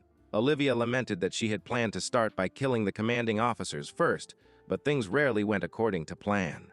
She stood over the body, remarking that this was how it ended up anyway. She turned to face the new group of terrified soldiers, her black sword ready. 30 minutes later, Sergeant Gauss and his team stood at the entrance of the tunnel, looking absolutely horrified. The tunnel was a slaughterhouse, filled with bodies and blood splattered everywhere. Gauss noted with a sweat that their body parts were all scattered around. A dying soldier groaned in pain nearby, barely clinging to life. Despite the gore, Gauss found himself thinking that he was very glad Lieutenant Olivia was on their side. He heard cries echoing from deeper within the fort. He realized those cries were unmistakably the sound of the lieutenant fighting. Steeling himself, he ordered his men to head to the front gate now. In the Fort Casper strategy room, Major Padoin screamed in frustration, demanding to know how long it would take to deal with a single intruder. A soldier rushed in, breathless, correcting him that it wasn't just a single intruder but a monster wielding a black sword, adding that Colonel Broom must have heard the rumors too.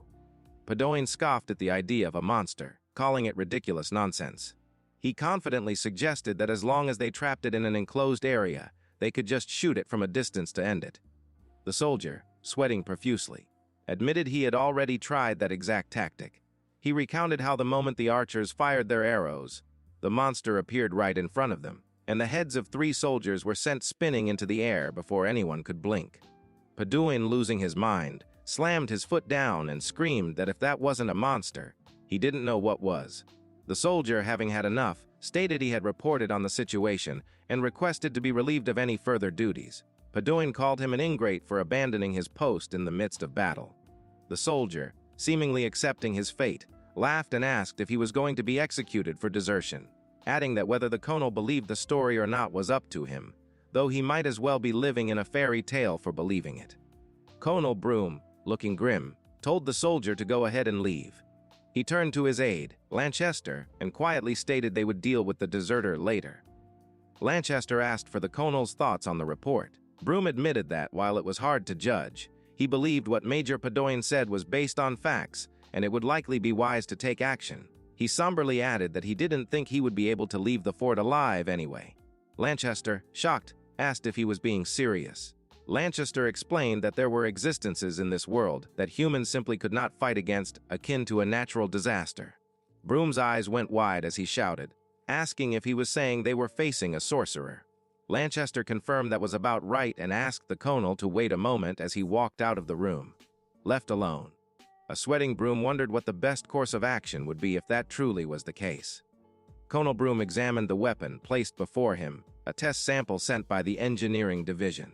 He identified it as a handheld ballista, noting that its speed and damage capabilities far surpassed anything a standard archer could achieve. He grimly suggested they use this superior firepower to kill the monster before the situation in the fort deteriorated any further.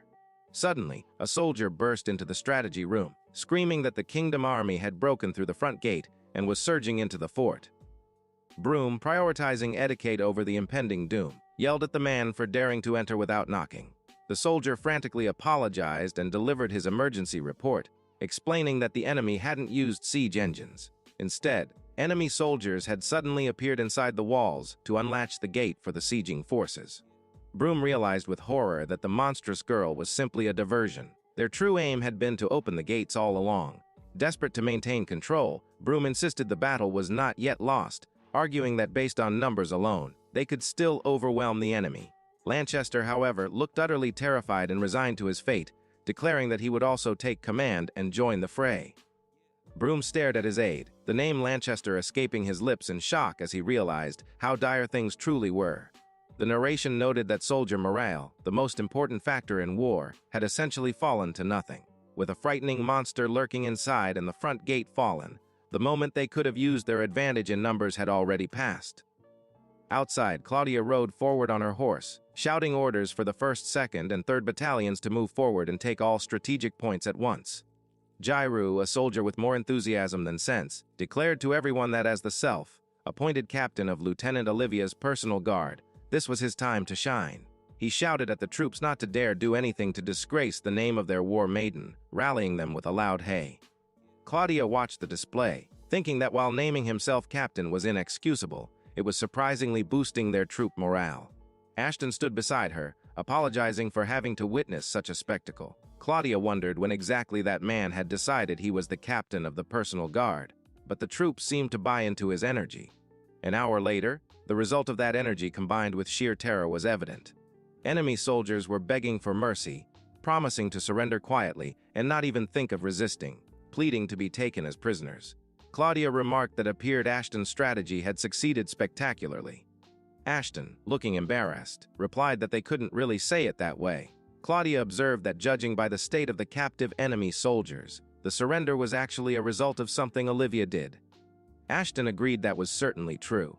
Claudia and Ashton stood before the fort walls, realizing that Lieutenant Olivia must have done something extraordinary. The narration explained that this something was the complete annihilation of morale in the numerically superior enemy. Inside, Olivia was seen holding a severed head by the hair, asking the terrified defenders if they were the ones calling her the rumored monster.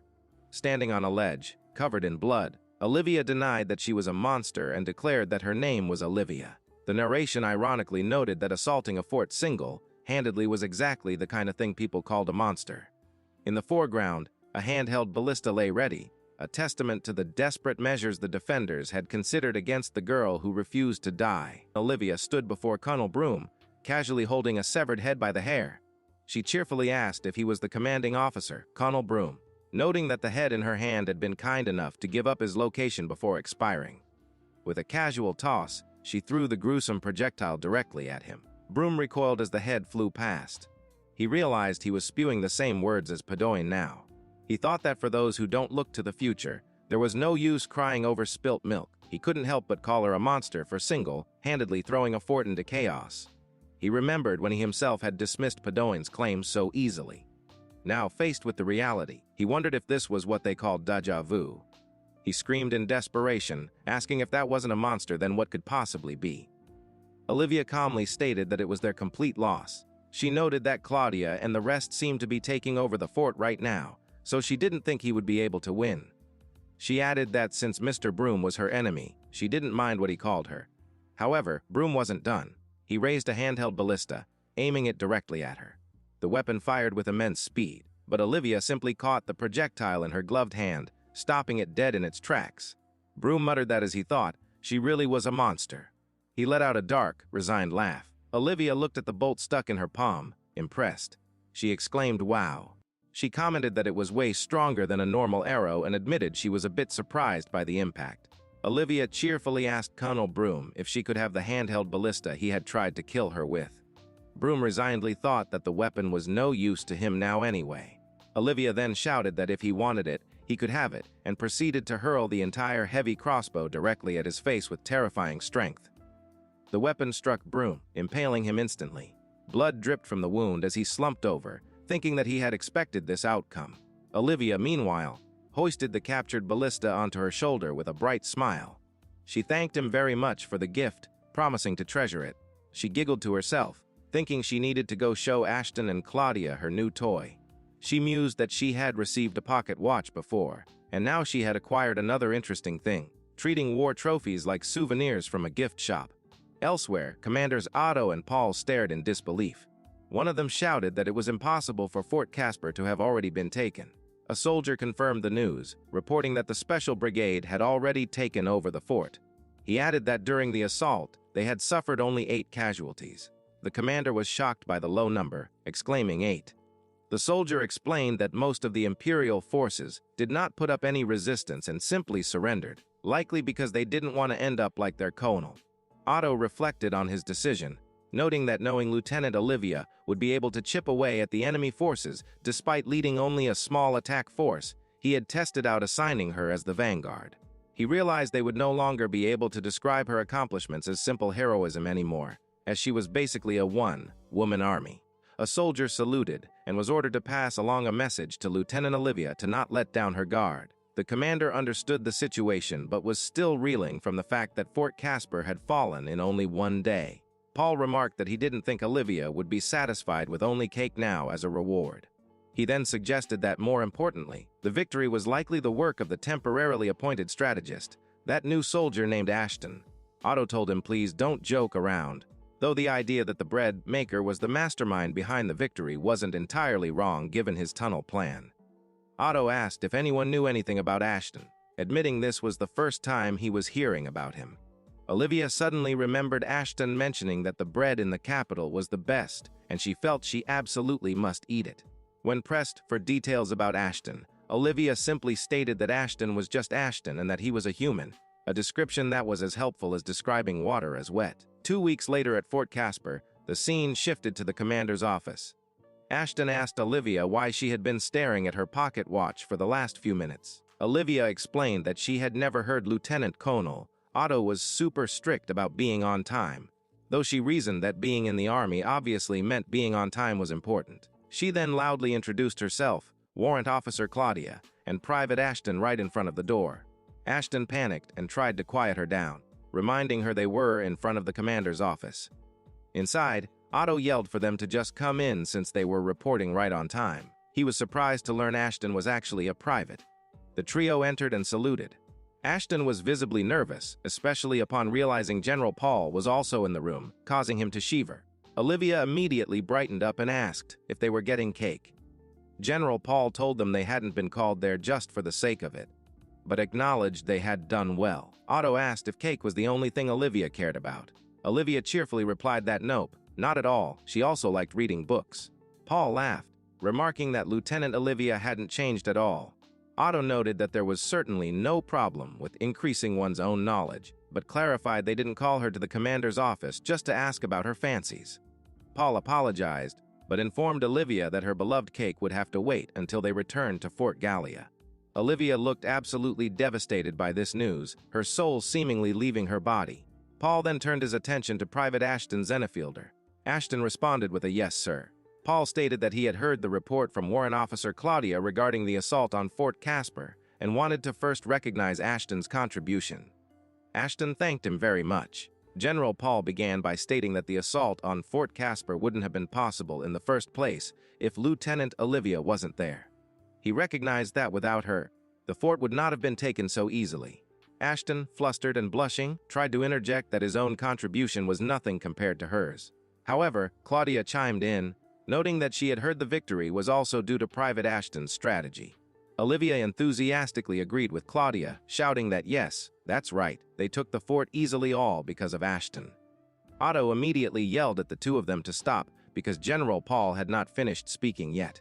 Olivia turned to Ashton and whispered that, by the way, he should speak to her formally in front of Lieutenant Colonel Otto, or he would get mad. Ashton was confused, wondering why she was telling him this now. General Paul then addressed Ashton directly. He mentioned that he heard Ashton's assignment as Lieutenant Olivia's strategist was a temporary one. He asked Ashton how about this. Ashton, realizing he had interrupted, apologized for his transgression. Paul reassured him that it was all right. Paul then asked Ashton if he would accept a position under Lieutenant Olivia as her official strategist. Ashton was completely shocked by the offer. He realized Paul was being serious. Internally, Ashton panicked. He thought to himself that he was simply lucky this time because of the books on military history and warfare he read occasionally. He felt he simply didn't have the confidence to imagine himself enacting strategies to deal with any situation. Olivia looked at Ashton with a warm, encouraging smile. Ashton looked back at her, thinking that her smile right here and right now wasn't fair. Placing his hand over his heart, Ashton declared that he would gladly accept the position, though he was unsure how much he would be able to contribute. Paul said, "Well said," and then asked for his thoughts. Ashton was shocked that this was happening right now, but managed to say yes. Paul noted that though this was quite sudden, they would like to hear some of his thoughts as a strategist.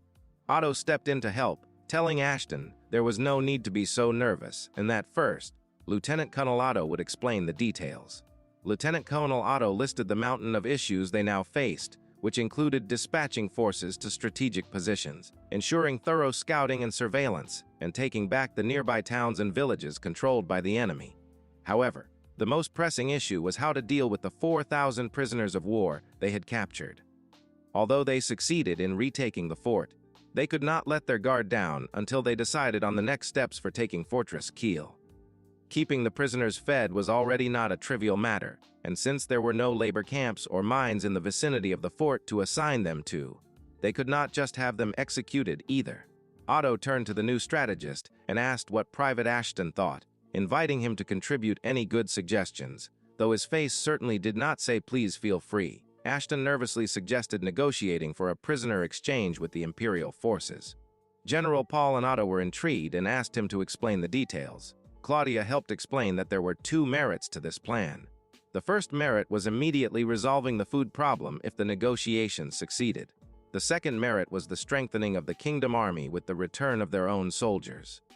Ashton noted that regarding the latter, he believed the kingdom had more to benefit from this judging by the current state of affairs, though he worried if there was no meaning if the Empire received the same terms. Ashton elaborated that from a human rights standpoint, the Empire would have no choice but to come to the negotiation table.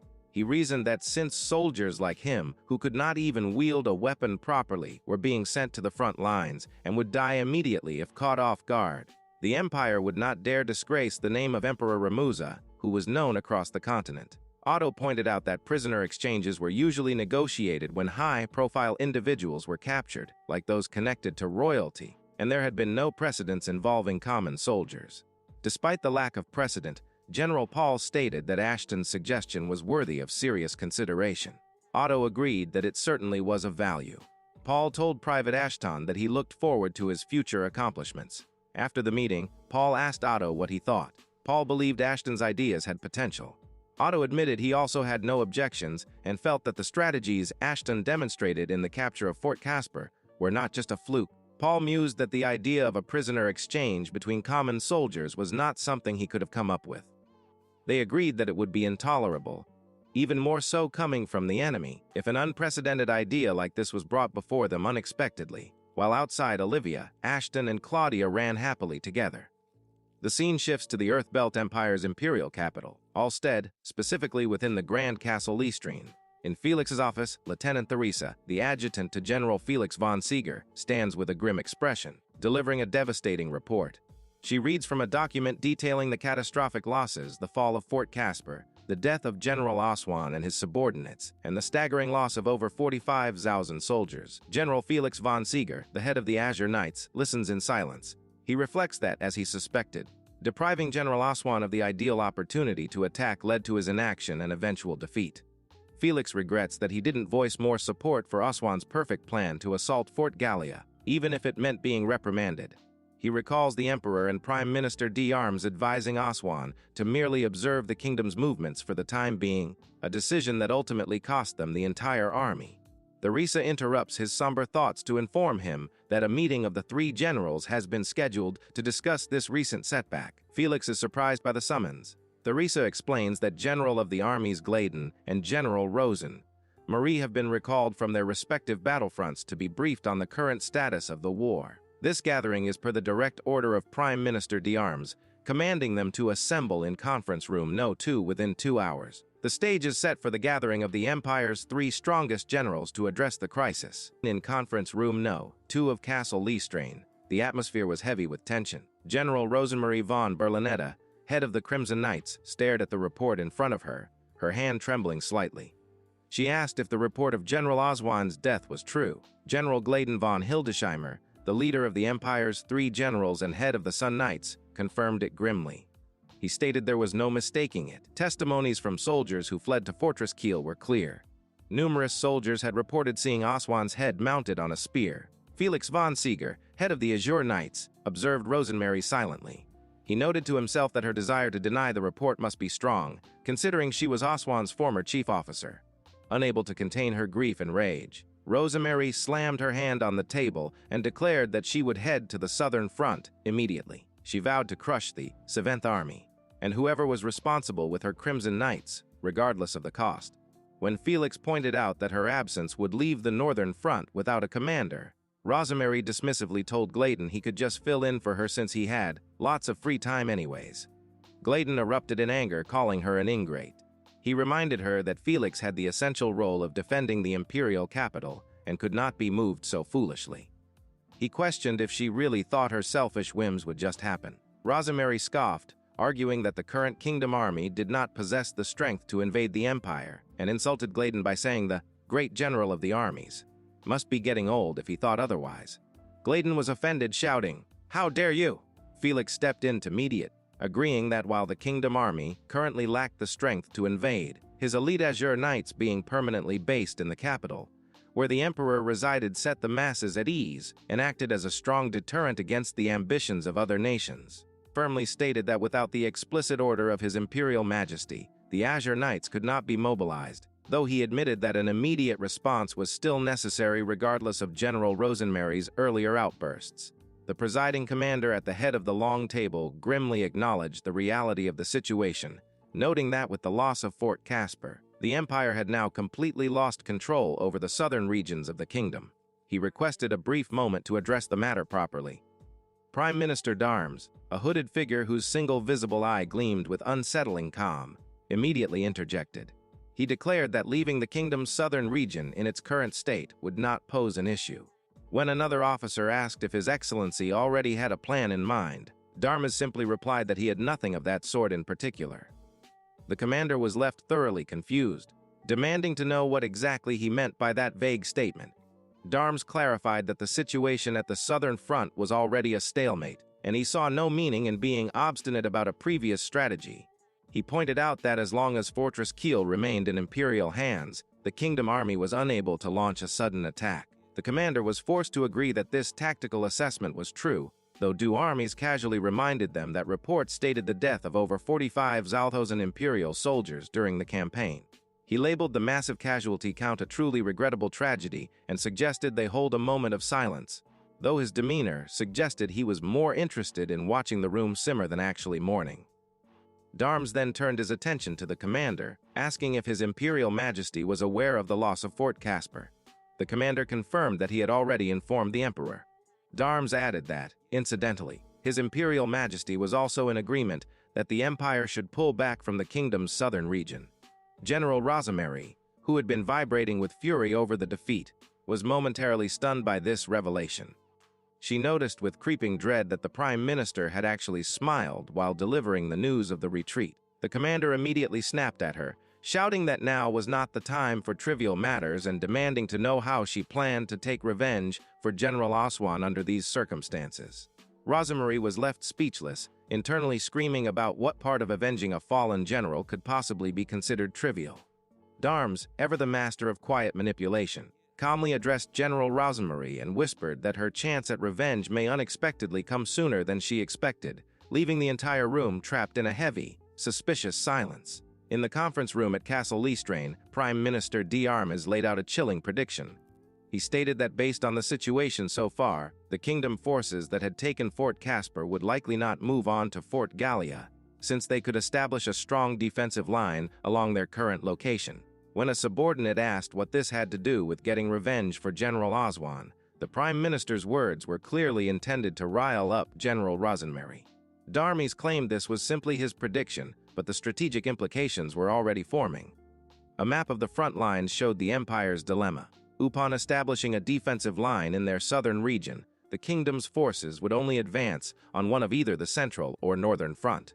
The reasoning was that the Kingdom Army was not leaving any military strength in reserve, forcing them to push forward. Darms noted that he couldn't fathom the current Kingdom Army doing otherwise. Rosemarie, processing this information, realized the true nature of the plan. She summarized that in short, she just needed to drag those forces to the northern front, whether they liked it or not. Darms praised her, noting that she was quick on the uptake, as expected of General Rosemarie. 3 days after the meeting, per decree of Emperor Ramuza, orders were dispatched for the complete withdrawal of the Imperial Army from the kingdom's southern regions, setting the trap in motion. Meanwhile, at the newly captured Fort Casper, Lieutenant Olivia and Claudia were engaging in a friendly spar. Claudia warned that although it was a friendly spar, she would not be holding back. Olivia casually replied that she would try not to injure her, so she shouldn't worry, completely missing the tension in the air. Claudia was internally fuming, thinking that Olivia was making light of her. She realized with a shock that she had never experienced such a massive gap in ability, not even from her father, who was one of the kingdom's 10 swords. Olivia stood ready, sensing an overwhelming difference in swordsmanship due to her training and devotion to the sword, a gap that simply could not be overcome. Undeterred by the terrifying realization that she was essentially challenging a natural disaster to a duel, Claudia charged forward, declaring "Here I come" as she launched her attack. The sparring session began with a resounding clang as Claudia's sword met Olivia's defense. Claudia grunted in exertion, feeling entirely like a toddler trying to fight a grown adult with a foam bat. The swords clashed again and again, but Olivia blocked every single strike with a casual smile, not even breaking a sweat while Claudia was already panting. Claudia realized with a sinking feeling that her father, who was considered one of the kingdom's 10 swords, wasn't even worthy of comparison to this girl. Olivia had already transcended normal strength and entered the realm of heroes celebrated in myths and legends. Simply calling her strong was a massive understatement. Suddenly, Olivia announced that it was her turn now. Before Claudia could even blink, Olivia closed the distance in an instant, moving so fast that despite Claudia keeping her guard up, she couldn't react in time. Olivia delivered a swift kick that sent Claudia flying backward with a gasp. As Claudia tumbled to the ground, Olivia leaned in close and complimented her, noting that she had really good eyes, which seemed pretty handy. This was likely a reference to Claudia's ability to perceive the gap in their skill, though it sounded suspiciously like a creepy pickup line. Olivia cheerfully asked if she wanted to keep going. Claudia, lying on the ground and sweating profusely, internally screamed that her commander was absolutely creepy, but externally, she politely apologized and enthusiastically agreed to continue. Standing back up with her sword raised, Claudia declared that she was ready for round 2, proving that her masochistic dedication to training was just as strong as her swordsmanship. Claudia stood frozen in confusion as Olivia vanished from her line of sight yet again. Frantically spinning around with a whirl, she tried to anticipate the attack, thinking that surely this time she would catch her. But before she could even finish the thought, Olivia reappeared directly behind her, casually resting the tip of her sword against Claudia's neck and telling her to freeze. Olivia smiled and complimented Claudia, stating that she was actually quite strong and must have trained very hard. However, she also gave a friendly warning that Claudia shouldn't use her eyes too much because it looked really tiring. Claudia, feeling the strain, admitted that her eyes did feel drained. She reflected internally that she had never revealed the true nature of her eyes to anyone else before. Ever since her closest childhood friend found the power creepy, she had kept it hidden, and even she didn't know much about it. Claudia asked if Olivia knew exactly what her power was. Olivia confirmed she did, mentioning she had been taught a lot of things. When Claudia asked who her teacher was, Olivia playfully dodged the question, saying she would tell her someday. Claudia then guessed that the move where Olivia disappeared was called the flash step technique. Olivia confirmed this was correct and explained that the technique she used just now was the same one. She added that if it was Claudia, she might actually be able to learn it too, though she admitted she got tired if she used it too much. Claudia was shocked and excited by the possibility. Suddenly shifting gears from combat to cuisine, Olivia announced that she was already hungry and it was time for breakfast. Claudia, seizing the opportunity, asked to be taught the technique next time, and Olivia agreed. To show her gratitude for the sparring session, Claudia offered to treat Lieutenant Olivia to the special breakfast set that morning. The narration noted that this set came with an additional charge and was quite expensive, which was likely the only reason Olivia was so enthusiastic about the offer. Olivia cheered happily and sprinted toward the cafeteria, shouting for Claudia to hurry up. Claudia, resigned to her fate as the wallet for this operation, chased after her lieutenant, calling out her title as they ran. 1 month after the recapture of Fort Casper, Ashton found himself roped into military affairs, acting as Lieutenant Colonel Otto's personal aide during the closed-door negotiations for a prisoner exchange. From a human rights standpoint, Ashton had suggested the exchange, and as predicted, the Empire accepted. However, the Empire requested a controversial condition for the agreement. The signing ceremony would take place at Fortress Kiel, deep within enemy territory. The kingdom officers were incensed by this demand. They shouted that they were the victors and should hold the ceremony at Fort Casper, questioning why they had to enter enemy land at all. General Paul, meanwhile, sat calmly drinking tea, lamenting that being a leader was hard. He internally cursed Otto, calling him a rascal for not being there to handle the mess, though it was Paul himself who had ordered Otto away on inspections in the first place. The officers continued to protest the Empire's demand to limit the kingdom's escort to just 100 men. They argued this was an invitation for an assassination attempt. Paul dismissed their fears, claiming that 100 men were sufficient to ward off bandits, but few enough not to appear as a threat in enemy territory, calling it a well-thought-out plan. When the officers fell silent, intimidated by his glare and asking if they had anything more to say, Paul dropped the final bombshell this time. His personal escort would be Lieutenant Olivia. He confidently stated he couldn't imagine the Empire resorting to underhanded means given their disadvantageous position, effectively silencing any further objections with the sheer confidence that his personal monster could handle anything. The officers, initially terrified, immediately scrambled to agree with General Paul's decision. They shouted that they had no objections if Lieutenant Olivia was acting as the escort, insisting that nothing would go wrong if she was there, before practically tripping over themselves to excuse themselves and leave the room. A week later, General Paul and his company departed Fort Casper, setting their course north toward Fortress Kiel. As they rode, General Paul pointed out the massive structure in the distance, noting to Olivia that it was what was once celebrated as the impregnable Fortress Kiel. Olivia was instantly awestruck, exclaiming loudly that the fortress was so much bigger and cooler than Fort Gallia. Paul, looking slightly wary of her volume, reminded her that the fortress was once the kingdom's, but was taken by the Empire due to the incompetence of their troops.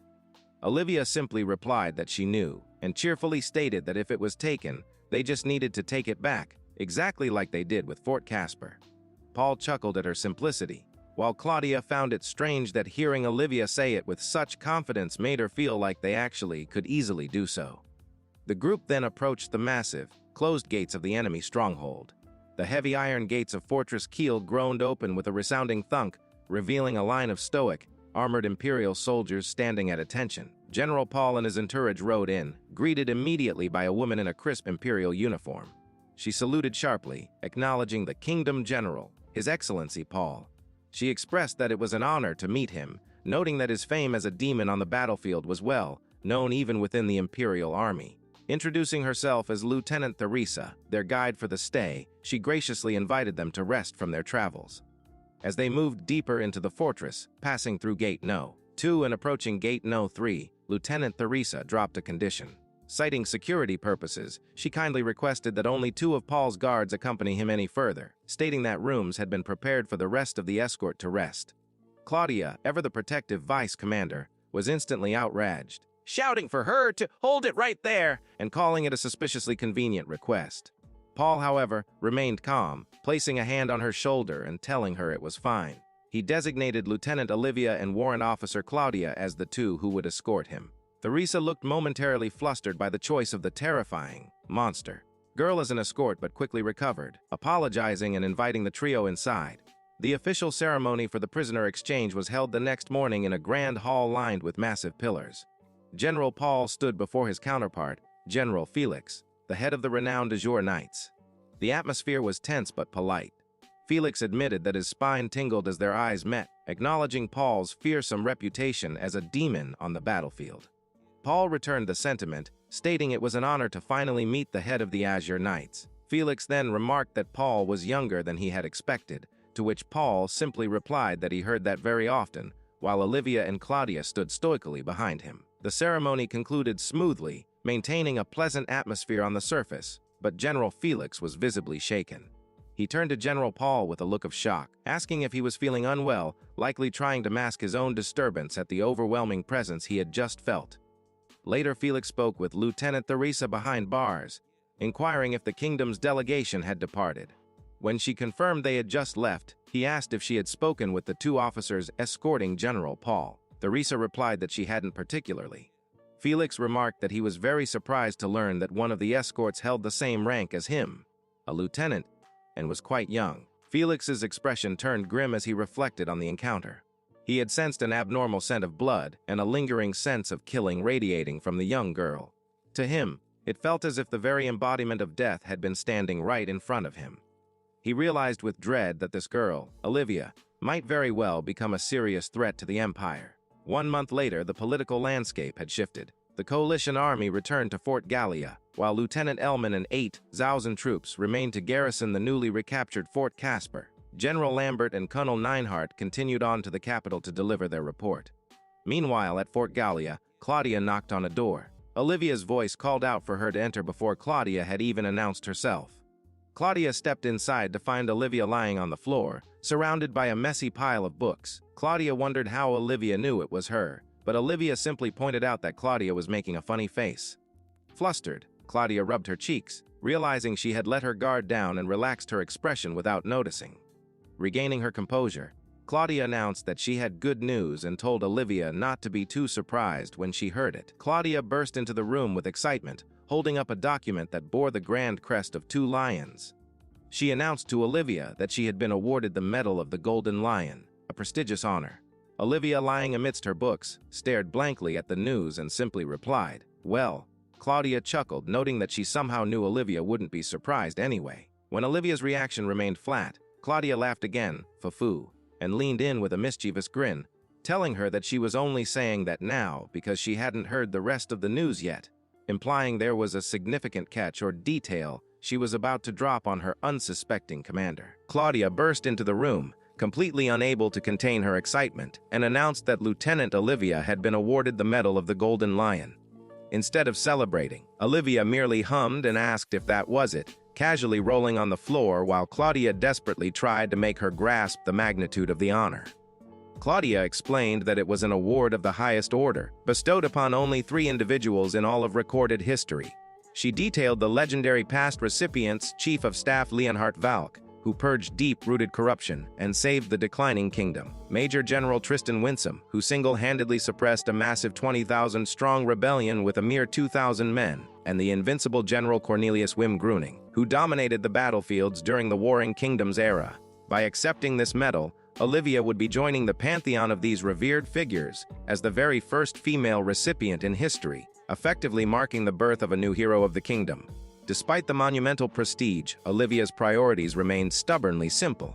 She flatly stated that, as she had mentioned before, she would much rather be given books or delicious food instead of honor and medals. Exasperated but smiling, Claudia shifted her attention to the book Olivia was flipping through and noticed an illustration of a character named Comet, the mischievous elf. When Claudia asked if she was fond of the character, Olivia's eyes lit up. She explained that she found it fascinating how Comet tries so hard to play pranks on humans, despite being terrified of them.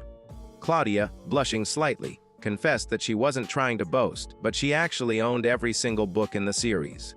Olivia was absolutely thrilled by this shared interest, but then casually dropped another bombshell. She genuinely believed Comet existed in real life and had even tried various methods to catch him in the past. The scene perfectly encapsulated the vast gap between Olivia's legendary history-making military status and her delightfully eccentric, fantasy-loving personality. To Olivia's shock and delight, Claudia revealed that she had also tried to catch Comet, or at least owned every book in the series. Seeing Olivia's face light up with pure joy, Claudia offered to give her the books she had at home. She noted that as a noble, gifting her 100 or 200 books was no trouble at all. Olivia was overjoyed, realizing there were over 20 books in the series she didn't have. She happily declared that Claudia is like Ashton, and that they are both good humans, planning to have Ashton help clean up the mess and write home to have the new book sent. Once the book transaction was settled, Claudia shifted the topic to the award ceremony. She asked if Olivia had a ceremonial uniform. Olivia cheerfully said no and asked if she could just wear her standard military uniform. Claudia sternly informed her that a ceremonial uniform was required and that unfortunately she could not attend without one. Olivia immediately tried to back out, saying she just wouldn't go.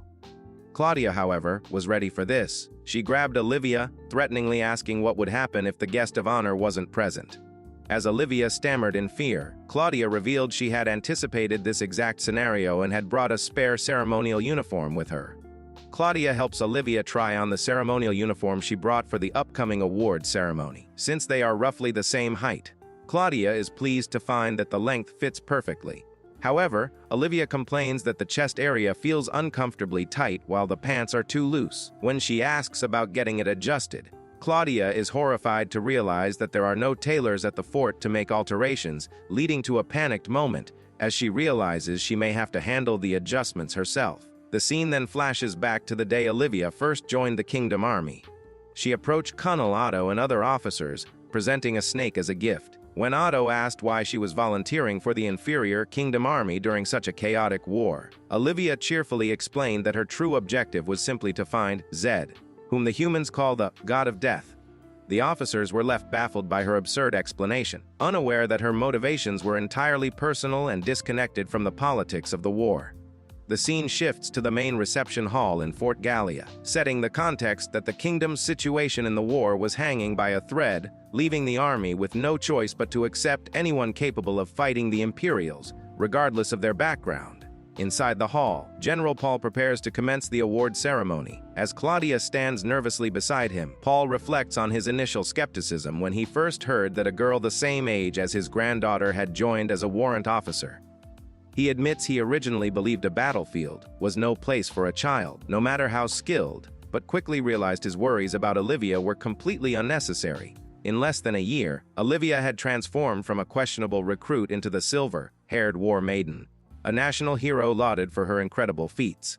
As she walks toward the ceremony in her ceremonial uniform, she looks calm and dignified. The government officials, who had only heard rumors and likely expected someone more imposing, are left murmuring in astonishment at her actual appearance. Colonel Otto observes this reaction, noting that the official's surprise mirrors his own initial expectations, as they probably imagined a fierce monster rather than the young girl before them.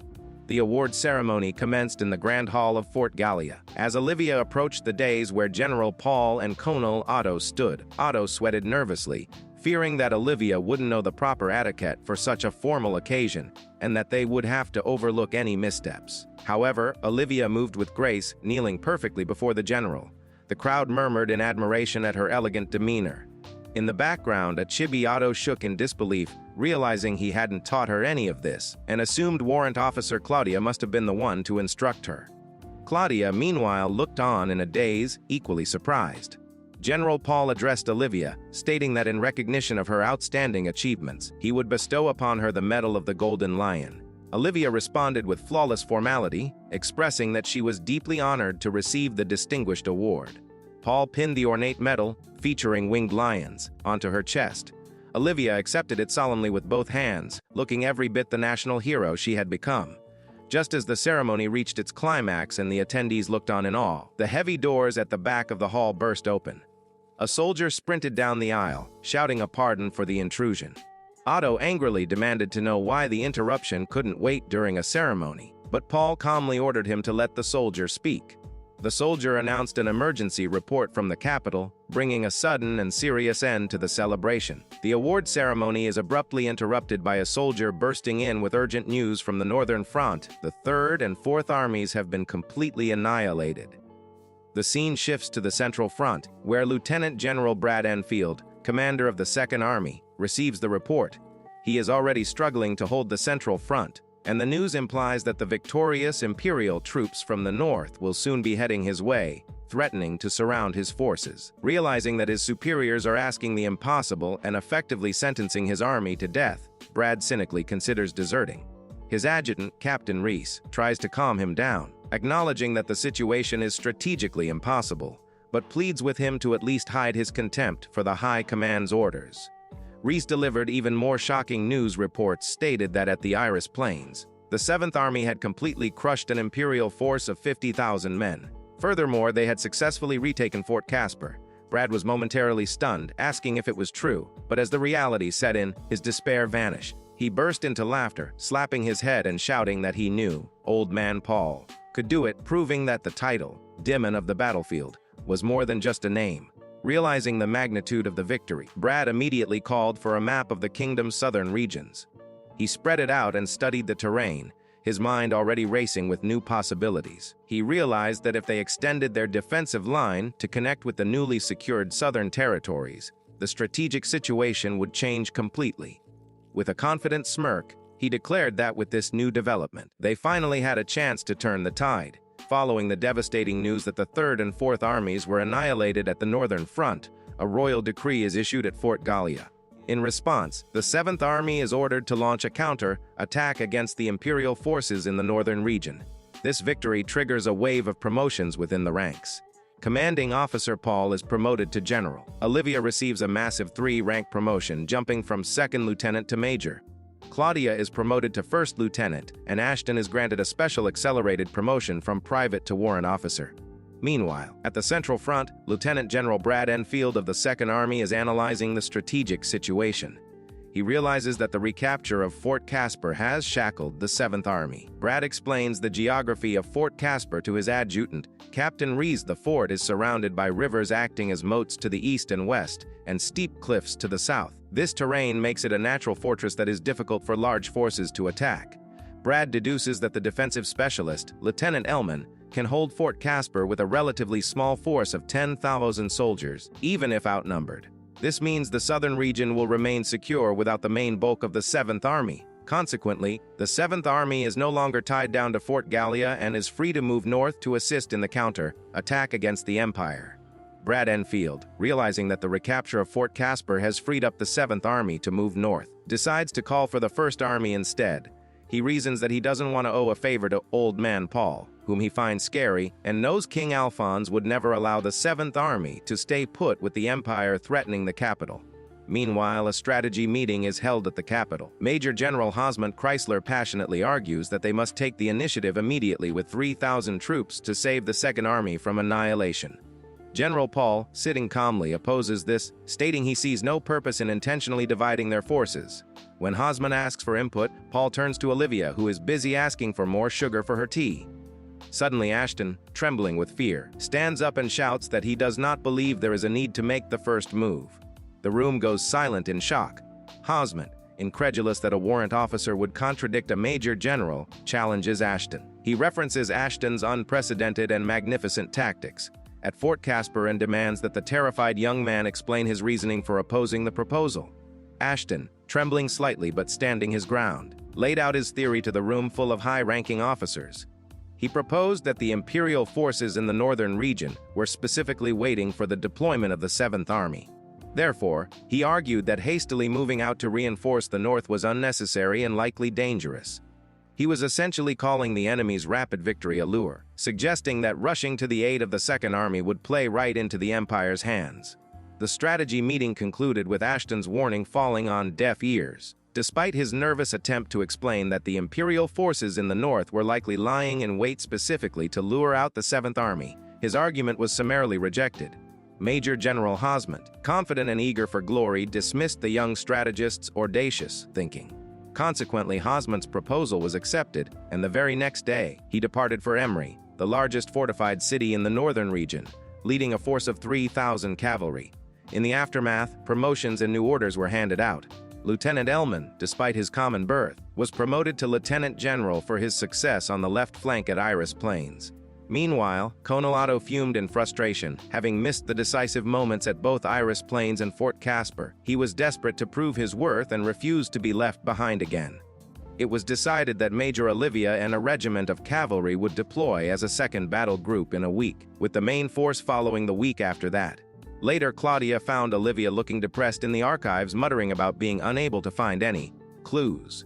Seeing her commander so down, Claudia dragged her off to the cafeteria for lunch. There they ran into Ashton. Claudia immediately confronted him about his theory from the meeting, that the enemy was luring the Seventh Army into a trap, noting that everyone had thought he was delusional. Ashton admitted he truly believed it at the time but accepted their judgment.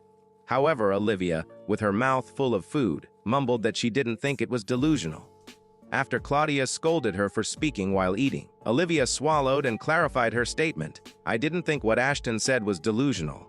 This left Claudia stunned, realizing that if Olivia agreed, There might actually be enemy reinforcements waiting for them. In the cafeteria, Claudia presses Olivia for an explanation regarding the strategy meeting.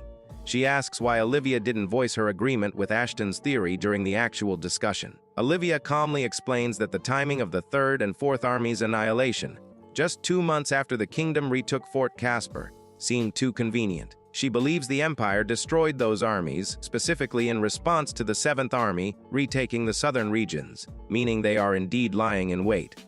However, when Claudia asks why she didn't say this at the time, the truth comes out: Olivia was simply preoccupied with her tea and didn't feel like it. Claudia is left speechless and exasperated by her commander's priorities. Ashton, sitting nearby, reflects on the meeting. He admits his statement was unexpected and lacked conclusive evidence, which is likely why the Major Olivia didn't intervene to support him more forcefully.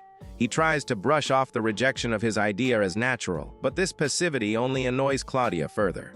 She snaps at him, reminding him that Conolado specifically asked for his opinion, implying he should have defended his strategic insight more vigorously. Olivia laughs at Ashton getting scolded, treating him almost like a misbehaving little brother despite him being 4 years older. Claudia apologizes for her outburst but tells Ashton he needs to face these situations with more conviction next time. She then turns to Olivia, telling her she shouldn't be laughing either. Suddenly, the mood shifts as Claudia announces with a bright smile that today is the day they will finally decide on Olivia's house name.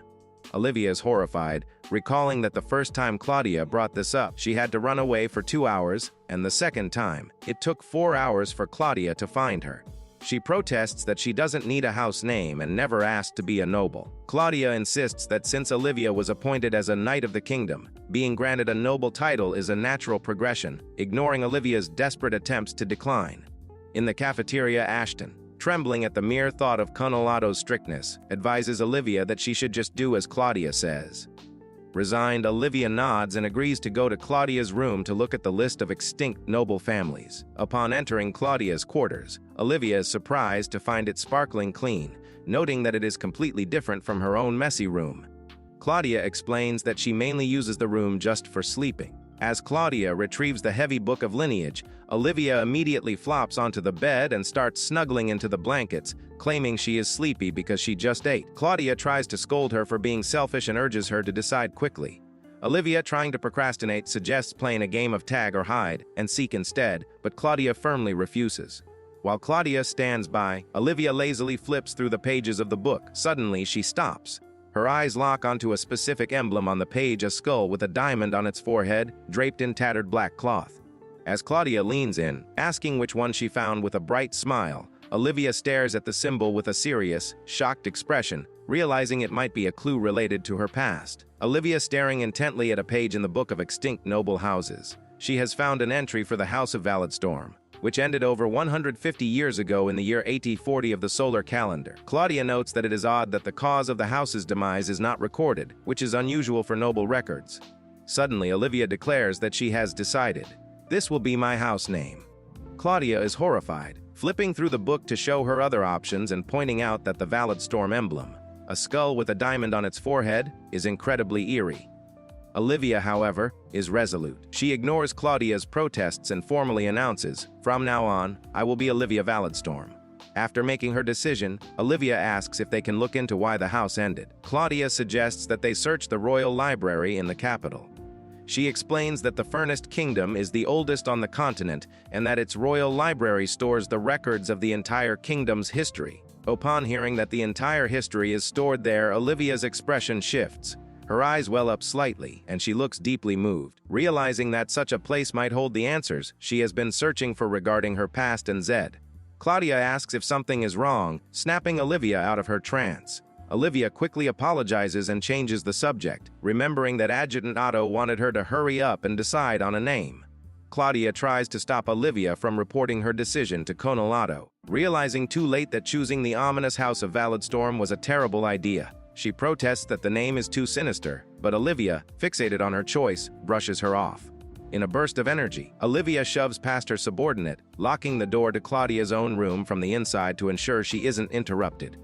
Left standing in the hallway, a confused and exasperated Claudia can only tap on the door, realizing she has lost control of the situation completely. Inside the room, Olivia's demeanor shifts. She pulls out a pendant containing a brilliant red jewel, a memento left behind with her jet black sword. Flipping back to the page in the book, she compares the jewel to the crest of House Valetstorm. The diamond shape of the jewel matches the diamond embedded in the forehead of the skull on the family crest perfectly. Realizing that the shape and color are exactly the same, Olivia bursts into triumphant laughter. She has finally found a concrete clue about her past and the person she is searching for. Clutching the book, she cheers, "Wait for me, Zed." Meanwhile, the scene shifts to the Imperial Army's perspective at Castle Windsam. Colonel Gil Nurath, adjutant to General Rosemary, reads reports with a look of disdain. He comments on the spinelessness of the local feudal lords, who immediately began groveling and offering up their castles to the Empire the moment news broke of the kingdom's defeat at the Northern Front. He finds it hard to believe this is the same Kingdom of Lions. They feared, disgusted by how easily the nobles surrendered their dignity along with their lands. At Castle Windsam, General Rosemary reflects on the kingdom's weakness, noting that while the surface looks splendid, its roots are rotten. She dismisses the cowardice of the feudal lords who surrendered immediately, but turns her attention to the 7th Army. She asks Colonel Nurath for reports on the movements of the force that killed General Oswan, mentioning intelligence from the Flame of Dawn. Nurath reports that there are widespread rumors within the 7th Army of a girl worthy of being called a monster. He explains that soldiers returned during the prisoner exchange all described the same thing, a monster in the guise of a beautiful girl. He recounts tales of how swords do not pierce her, arrows do not reach her, and no one who stands in her way survives to tell the tale. Nurath admits that while dramatic stories born of fear are common, the volume of consistent reports this time is unusually high. He notes that thousands of soldiers are terrified of this single girl, and many have even gone mad from fear. He concludes that this is not something they can simply dismiss as a delusion. Rosemary laughs at the description. She reveals that she has recently obtained a new weapon. Holding up a jagged, dark blade, she declares that no matter if the opponent is a monster or not, she will make them pay for killing General Oswan.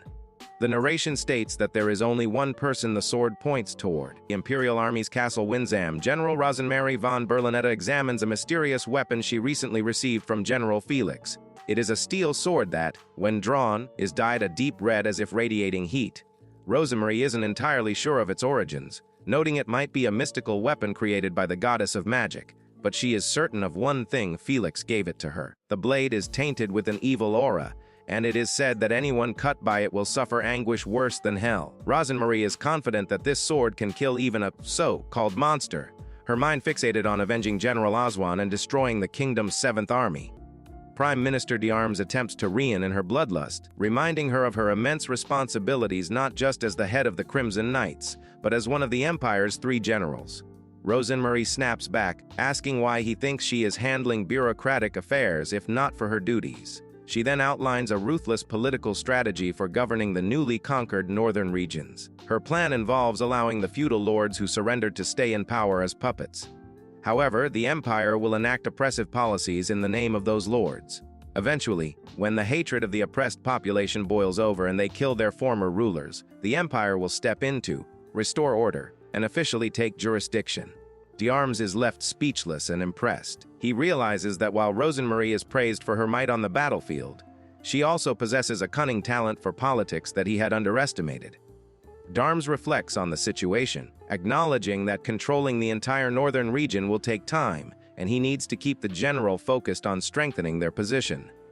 However, he knows they cannot afford to be complacent. They must thoroughly prepare before engaging the kingdom's 7th Army, for their opponent possesses a girl worthy of being called a monster. The narrative flashes back to a memory from Olivia's childhood, showing a young Olivia sitting by a campfire happily gnawing on roasted bird meat. She asks her companion, the shadowy entity Zed, why he isn't eating. Zed explains that he is fundamentally different from humans. While he can taste physical things, eating food does not satisfy him. When the young Olivia innocently asks what he normally eats, Zed reveals that he consumes human souls. Unfazed by this grim revelation, Olivia simply asks if souls are yummy. Zed elaborates that the flavor depends on the quality, specifically the otic force, within a human. He complains that the level of otic force in current humans is extremely low, making their souls unappetizing. He attributes this decline to the rapid advancement of human civilization, which has increased life expectancy and meant that humans no longer die for simple reasons. As a result, he hasn't been able to find any souls of good quality lately. Olivia reflects on the lessons Zed taught her during these times. She recalls him explaining that when a physical body loses the ability to move, the human soul lives on for a brief moment, colored by the traces of the life the person once lived. This knowledge made her realize that learning was important. Curious about his methods, Olivia asks if Zed kills humans to eat their souls. Zed denies this, stating that he generally does not kill humans and can only involve himself with those who have just died or those without a sense of self, such as infants. He admits that while he could kill an infant to eat their soul, it isn't worth it for such a tiny amount of sustenance. Olivia simplifies this logic, concluding that he just can't fill his tummy that way. This flashback highlights the unique and detached worldview Olivia developed under the tutelage of the God of Death. The flashback continues, revealing the origins of Olivia's unique worldview. Sitting by the fire, a young Olivia cheerfully offers to solve Zed's hunger problem. Noting that he is having trouble finding souls to eat, she brightly suggests, "How about I kill humans and bring them back to you?" She innocently wonders how many people she would need to kill to fill his tummy. Maybe 10 or perhaps 20. Zed falls silent. He observes that Olivia is someone truly worthy of observation, because despite her young age, she hasn't thought about the morality of killing humans, even once. He then asks if she wants to return to the human world for a while. Olivia agrees, not out of a desire for society, but because she wants to try the bread and sweets she has read about in books. Zed advises her that once she returns, she needs to increase the variety of food she eats, specifically vegetables, because she is reaching adolescence. When Olivia asks what that is, Zed explains that her bones will grow and her body will become bigger, warning that an unbalanced diet will hinder her development. Impressed by his vast knowledge, Olivia exclaims, "Zed, you really know everything!" Zed replies with a hint of melancholy, explaining that his knowledge comes from the fact that he has lived by idly for an eternity. Olivia wakes from a dream of her childhood with Zed, realizing with a start that she has overslept and missed breakfast. When Claudia knocks on her door, Olivia cheerfully demands 10 egg sandwiches with special mustard to make up for the lost meal. After getting ready, she meets Claudia, and they head to the parade grounds where the troops are scheduled to gather. 2 hours later, a massive formation of soldiers stands at attention. This is the newly formed Special Cavalry Regiment, a force of 3,000 soldiers composed of veterans from the former Special Brigade mixed with fresh recruits. A unique aspect of this regiment is the immense discretionary power granted to its commander, Olivia, a gift from General Paul. As Olivia stands before the troops, the soldiers whisper amongst themselves. While many are struck by her beauty, others are filled with doubt and anxiety. They question how a young girl can be their commander and wonder if she is even human. Claudia observes this discord, noting that the soldiers are skeptical of such a young commander. Olivia calls for attention to begin the briefing. Instead of a standard inspirational speech, she stares at them with intense eyes and bluntly declares, "Humans die easily in war," leaving the soldiers stunned by her grim and direct assessment of their future. Olivia addressing her newly formed Special Cavalry Regiment. Standing before the 3,000 soldiers, a mix of veterans from her old Special Brigade and fresh recruits, she delivers a unique motivational speech. Instead of talking about glory or duty, she tells them that if they die, they won't be able to eat yummy food or sweets. She promises that she, along with Claudia and Ashton, will devise strategies to ensure everyone survives so they can enjoy the food of tomorrow. The soldiers, initially stunned by her bluntness, are deeply moved by her care for their lives, shouting that the silver-haired war maiden has touched their hearts. Claudia, flustered, clarifies that Olivia means they will fight with the highest chance of survival. Energized, the regiment mounts their horses and prepares to deploy to the fortified city of Emery. As they stand ready, Olivia is presented with a choice of 2 routes. Route 1 cross the Est Mountain Range and pass through the royal capital Fizz. Route 20 head north from the town of Canary and travel along the edges of the desert. A soldier points out that Major General Hosman and his cavalry have already taken the first route through the royal capital, implying they might take the other path. However, Olivia enthusiastically declares that the Special Cavalry Regiment will also be taking the route that stays overnight at the royal capital.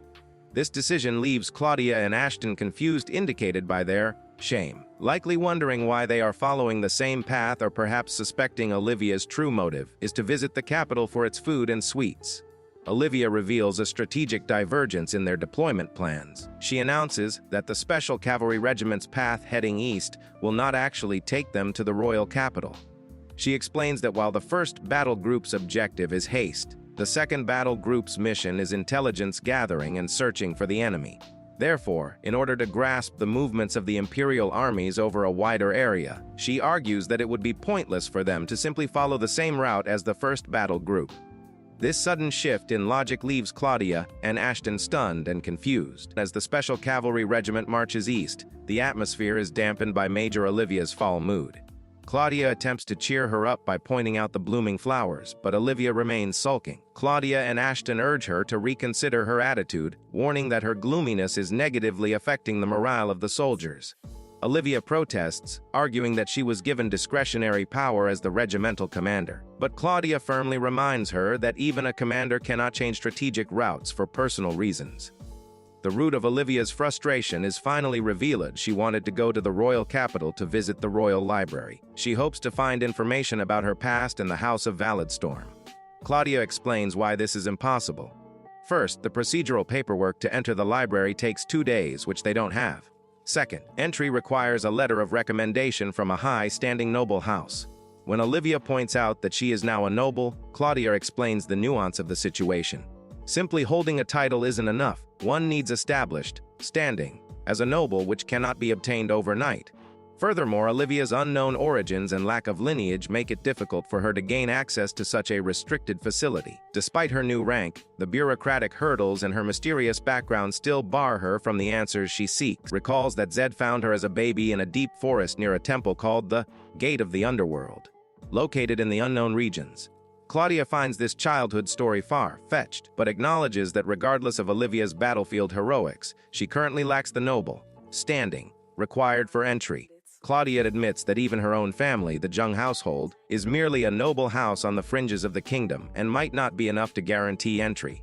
When Olivia asks if there is anyone who could get in without issues, she imagines a decorated, popular, good family individual. Claudia then suggests Brigadier General Neinhardt. She reminds Olivia that Neinhardt visited them previously to express gratitude for Olivia killing Samuel of the Violent Thrust, thereby avenging Neinhardt's best friend. Olivia vaguely remembers him as the human who was badly imitating a fish, a description that makes Ashton burst out laughing. Claudia explains that Neinhardt feels a deep debt of gratitude because he had wanted to avenge his friend himself. Olivia also recalls that he gave her sweet fruit called peaches. Realizing that she needs to complete their current mission before she can call in this favor, Olivia's morale instantly returns. She shouts, "Let's go!"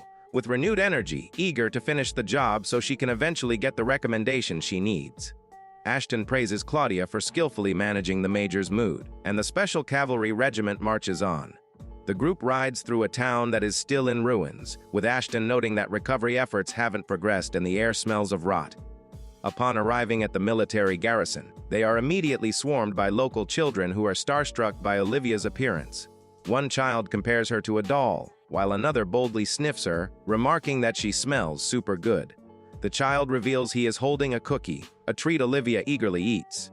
The children are shocked, explaining that cookies are food for rich nobles and they have never had one. This leads Olivia to ask Ashton, a fellow commoner, if he has eaten cookies before.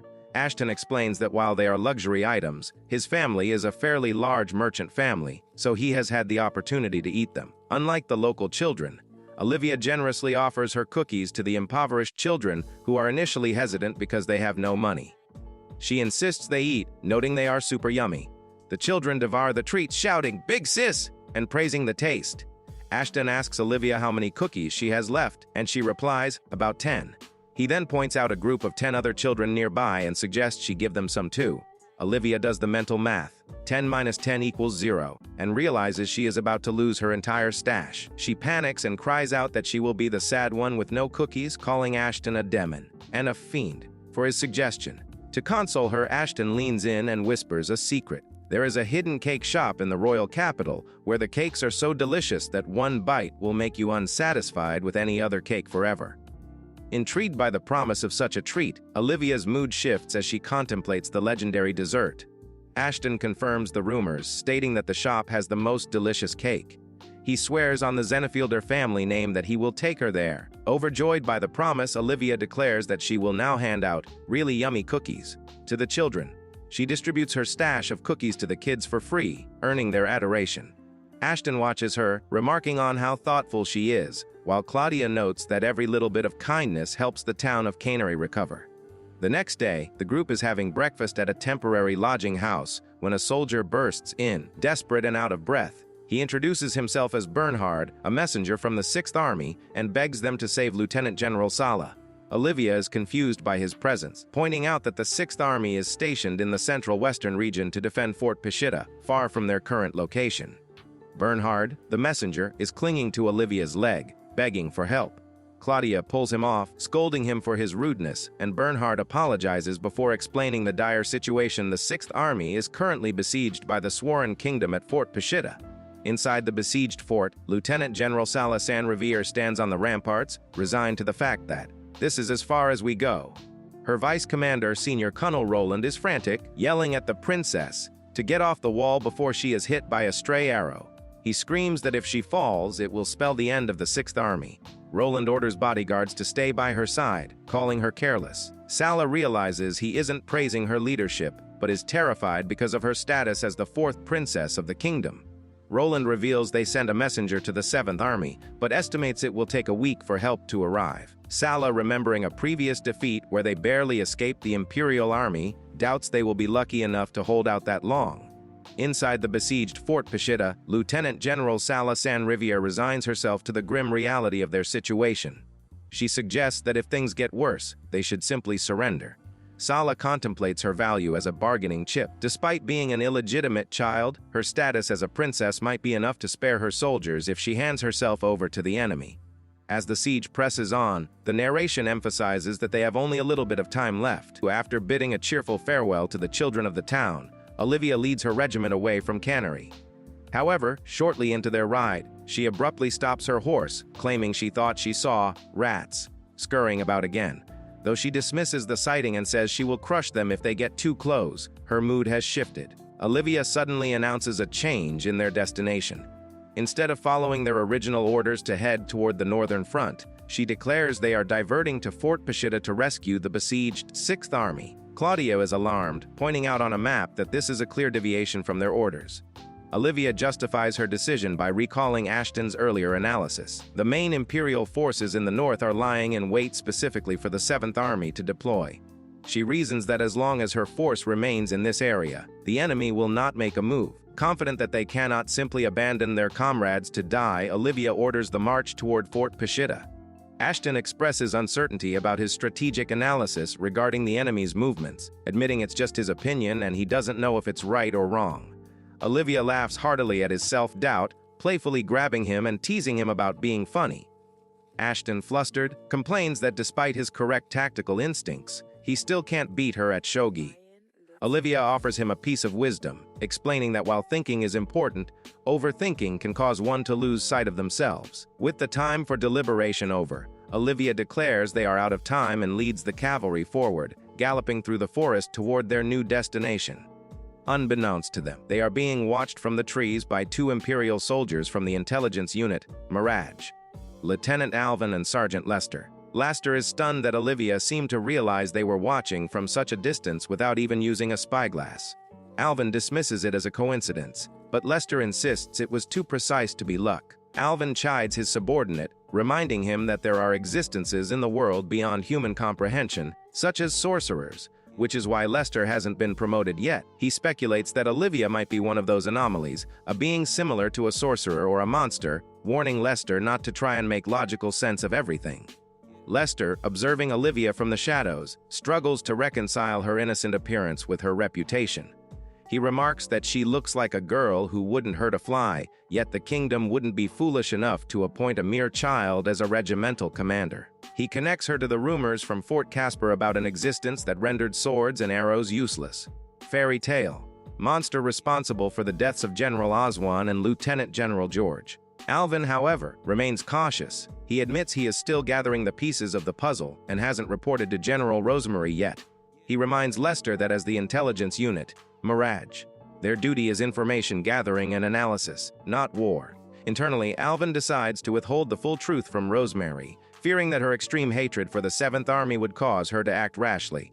Alvin issues new orders. Lester is to return immediately to General Rosemary and report that the 7th Army is heading toward the Central Front to join the main force rather than the North. He also instructs Lester to report that the leader might be the rumored monster. However, he strictly reiterates his previous command to leave out any mention of General Oswan's death to keep the general's temper in check. Alvin decides to stay behind with the remaining men to continue tracking Olivia, noting with concern that they have already lost contact with 2nd Lieutenant Xenon, one of their most skilled members, after he infiltrated Fort Gallia. The scene shifts to Castle Windsam, where Colonel Neroth delivers the report to General Rosemary. He informs her that Mirage has spotted the 7th Army's vanguard, about 3,000 troops, at the town of Canary. He adds that they are being led by a silver-haired girl who Mirage suspects might be the rumored monster, though they admit it is mere speculation without conclusive evidence. Rosemary listens to the report with a sinister, eager smile. Colonel Neroth delivers the report from the intelligence unit, Mirage, to General Rosemary. While she laughs at the confirmation that the monster is leading the 7th Army, she notes a strange development. Instead of heading north to reinforce the devastated northern regions, the army has turned and marched west. Her contemplation is interrupted by General Gladen, the general of the armies, who storms in and furiously berates her for interfering. Neroth warns Gladen that such outbursts could be used by political rivals to strip him of his title, but Gladen retorts that he doesn't care about his station. Gladen then reveals the truth behind the Western movement. He himself ordered the Sworn Kingdom to attack Fort Pashida, where the kingdom's 6th Army is stationed. Rosemary immediately connects the dots. She realizes the 7th Army's vanguard is heading west not to fight the Empire directly, but to rescue the besieged 6th Army. Gladen notes that if the vanguard is moving, the main kingdom army won't be far behind. Frustrated that Gladen has essentially snatched away her prey, Rosemary decides that for now the Imperial forces will do nothing. She resolves to wait and see if the rumored monster is strong enough to force the sworn forces to retreat, viewing the upcoming clash as a test of her target's abilities. General Rosemary hatched a cunning plan, deciding to dispatch Lieutenant Colonel Volmer as a measuring stick for the kingdom's monster. She reasoned that Volmer, who was itching for action, was the perfect tool to gauge Olivia's true strength. Her strategy was foolproof. If Volmer killed the girl, the rumors of a monster were proven false, and the Empire could crush the 7th Army without fear. However, if Volmer were defeated, Rosemary herself would lead the forces to crush Olivia personally. Meanwhile, inside the besieged Fort Pashida, the situation for the 6th Army was dire. In Lieutenant General Sala's private room, a maid fretted over the meager rations of hard bread and watery soup, lamenting that such food was unfit for a princess. Sala, lying in bed and looking visibly weak, dismissed the concern, her demeanor suggesting she had given up. Senior Colonel Roland entered the room and immediately saw through her facade. He knew Sala was refusing to eat, not out of a sense of royal pride, but because she intended for her portion to be given to the starving troops instead. Roland confronted the princess, stripping away her excuses. He bluntly stated that her refusal to eat was a form of suicide and a plan to hand herself over as a sacrifice to the enemy in exchange for her soldiers' lives. He reminded her that having served her for 10 years, he knew her heart too well to be fooled. Caught in her lie, Sala looked on in shock, clutching her dress as Roland's accusations hit the mark. Realizing she had been found out, she admitted that she saw no other choice to save everyone. Princess Sala San Revere notes that a week has passed since they sent messengers, and there has been no word from the 7th Army. Believing their gamble for reinforcements has failed, she resolves to sacrifice herself, hoping that her life might be enough to save her soldiers. Senior Colonel Roland protests, insisting they have not yet reached the breaking point, but Sala is resolute in her decision. Defeated by her determination, Roland reluctantly asks for his armor to be prepared, resolving to face the end alongside her.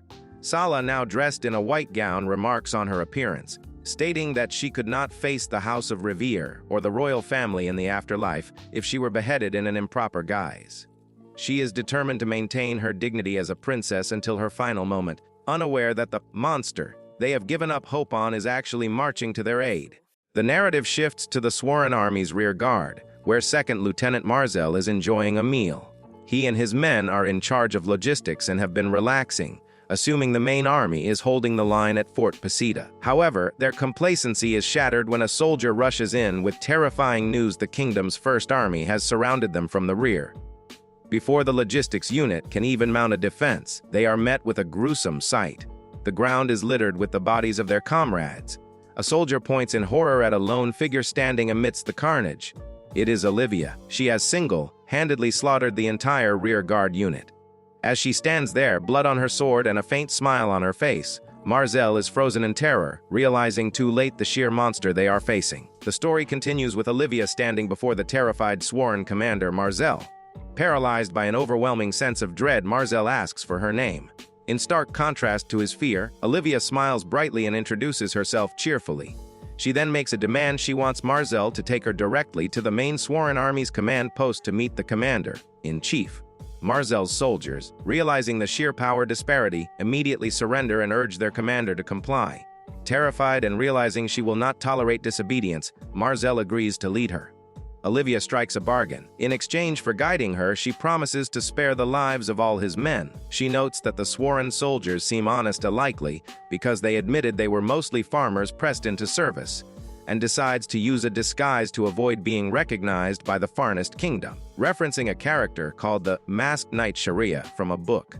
Marzel leads the armored Olivia into the sworn main camp at Fort Pesita. He is immediately confronted by Marshal Ribral, who demands to know what he is doing. Marzel apologizes but insists that the existence of their kingdom is at stake and he had to deliver this report personally to ensure safety. Inside the armor, Olivia excitedly announces the arrival of the Masked Knight Sharia, before removing her helmet to reveal her identity. Olivia removing her helmet, revealing her face to the stunned sworn commanders. Marshal Ribral is bewildered, shouting at Marzel for spouting nonsense about a masked knight when the fate of their kingdom is at stake. Before Artoria can react further, Olivia has already closed the distance, holding her sword to his throat. Brigadier General Reinbach, the counselor, screams at Marzel, calling him a traitor and drawing his sword to attack.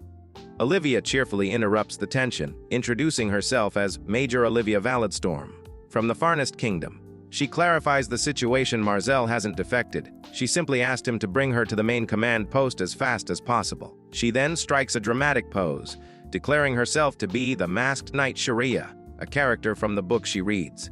Marzel, sweating profusely, realizes the absurdity of the situation but knows it is too late to turn back. He seems to be internally panicking about the bad move of bringing such a dangerous individual into the heart of the enemy camp. Olivia, tilting her head innocently, asks if this is how humans think, noting that there are no shields anywhere to protect yourself. Artoria, terrified but trying to maintain command, screams at his soldiers to ignore him and get rid of the traitors. However, Reinbach freezes, looking at Olivia with dread and shouts, "I can't," realizing the futility of fighting the monster that just annihilated his rear guard, with a flashback explaining the dire situation of the Sworn Kingdom. 1 year prior, during the Battle of Sworn, the kingdom was defeated by the Empire. The former king and his ministers were executed, and a young puppet king, Alan, was installed. In reality, the country is controlled by Marshal Graydon of the Empire, who acts as the prime minister. A soldier pleads with Marshal Artoria, warning him that the young king relies on him and that losing this battle will plunge the kingdom further into darkness. Meanwhile, Olivia has successfully intimidated the sworn rear guard. She cheerfully notes their obedience and promises to release them if they retreat completely. The soldiers, terrified, agree to surrender their commander to her. Olivia flashes a menacing smile, warning them that if they try anything strange, she will kill them all. Inside Fort Pesita, Princess Sala is preparing to surrender to the enemy to save her soldiers, despite her vice, Commander Roland's desperate pleas to reconsider. Just as she steps out, a soldier rushes in shouting that the enemy is retreating.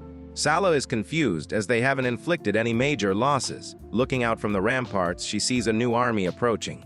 Roland recognizes the banner with the lion and stars. It is the 7th Army of the Farnest Kingdom. Olivia rides at the head of the reinforcements, having forced the Sworn Army to withdraw. The Sworn Army, terrified by Olivia's display of power, begins a full retreat, saving the 6th Army from certain defeat.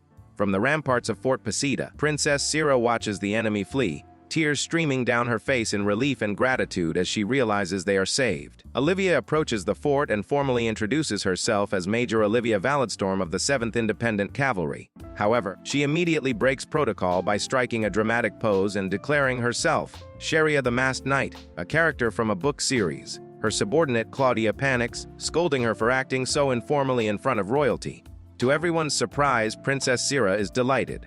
She reveals that she has been a fan of Masked Knight Sharia since she was a child, having read the books day and day. In fact, She even took up the sword because of the character.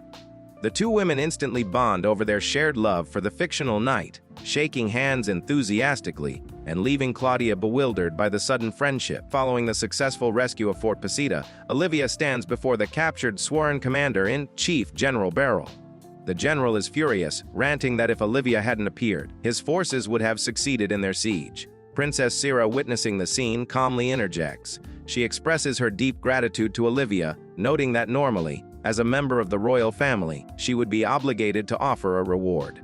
Instead, she agrees to Olivia's terms. The sworn army will be allowed to leave as they are, and General Beryl will be released once their complete withdrawal is confirmed. Before parting ways, the two girls share a moment of genuine connection. Olivia excitedly insists that they talk about Sharia, the masked knight, next time. Sarah, tears of relief and joy in her eyes, smiles and promises that they will meet again, clutching Olivia's hand. With the 6th Army safe, Olivia's unit rides out. Olivia announces their next destination, the desert city of Kefin. She explains to Ashton that because they detoured to save the 6th Army, they are now behind schedule. They need to hurry to Kefin to resupply on food and water and to gather new intelligence on the war situation. The Special Cavalry Regiment arrives at the desert city of Kefin, a historic trading post known for harvesting Stardust pieces. They are immediately welcomed by the captain of the guard, who, desperate for their protection, treats the entire regiment to meals at Meridia in the Desert, the finest restaurant in the city. For 3 days, the unit enjoys a brief respite, with Olivia indulging in the local fish and sweets, though Claudia constantly has to scold her for poor table manners. However, the mood in the city is tense. Ashton notes that the city is surprisingly empty for the harvest season. Claudia realizes that merchants, including the powerful Lloyd's Trading Company, are fleeing the region and the royal capital in fear of the advancing imperial army. The locals are lavishing the regiment with hospitality, not just out of kindness, but out of necessity. With only 200 local guards, they are hoping the 3,000-strong cavalry will stay and defend them.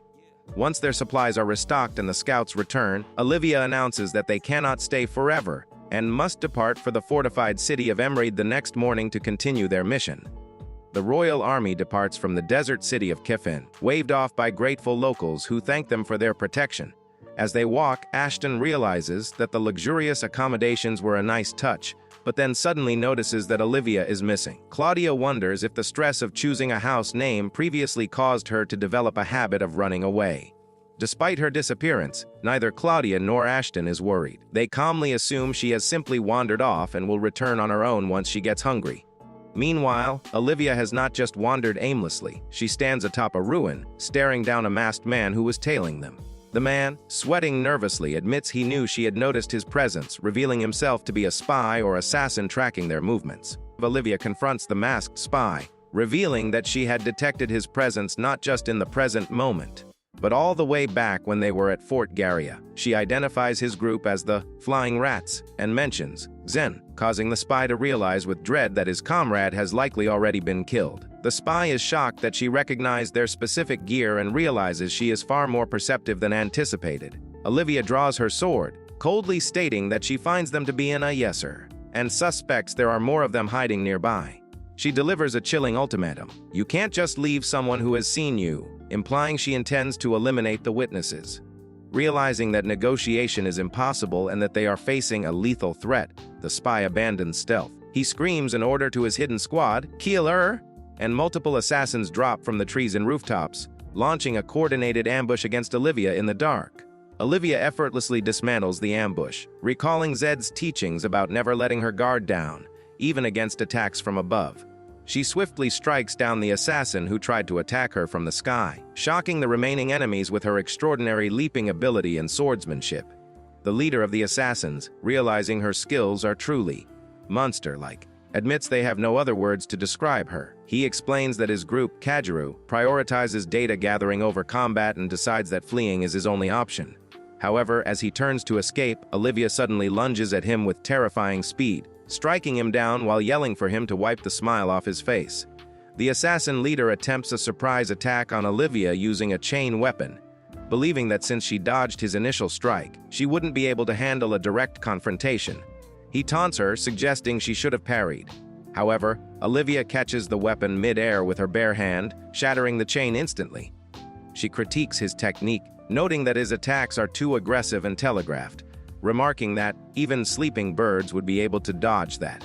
The assassin is left in shock, unable to comprehend how she sensed his attack coming from behind. Olivia effortlessly defeats him, leaving him sprawled on the ground in disbelief at her power.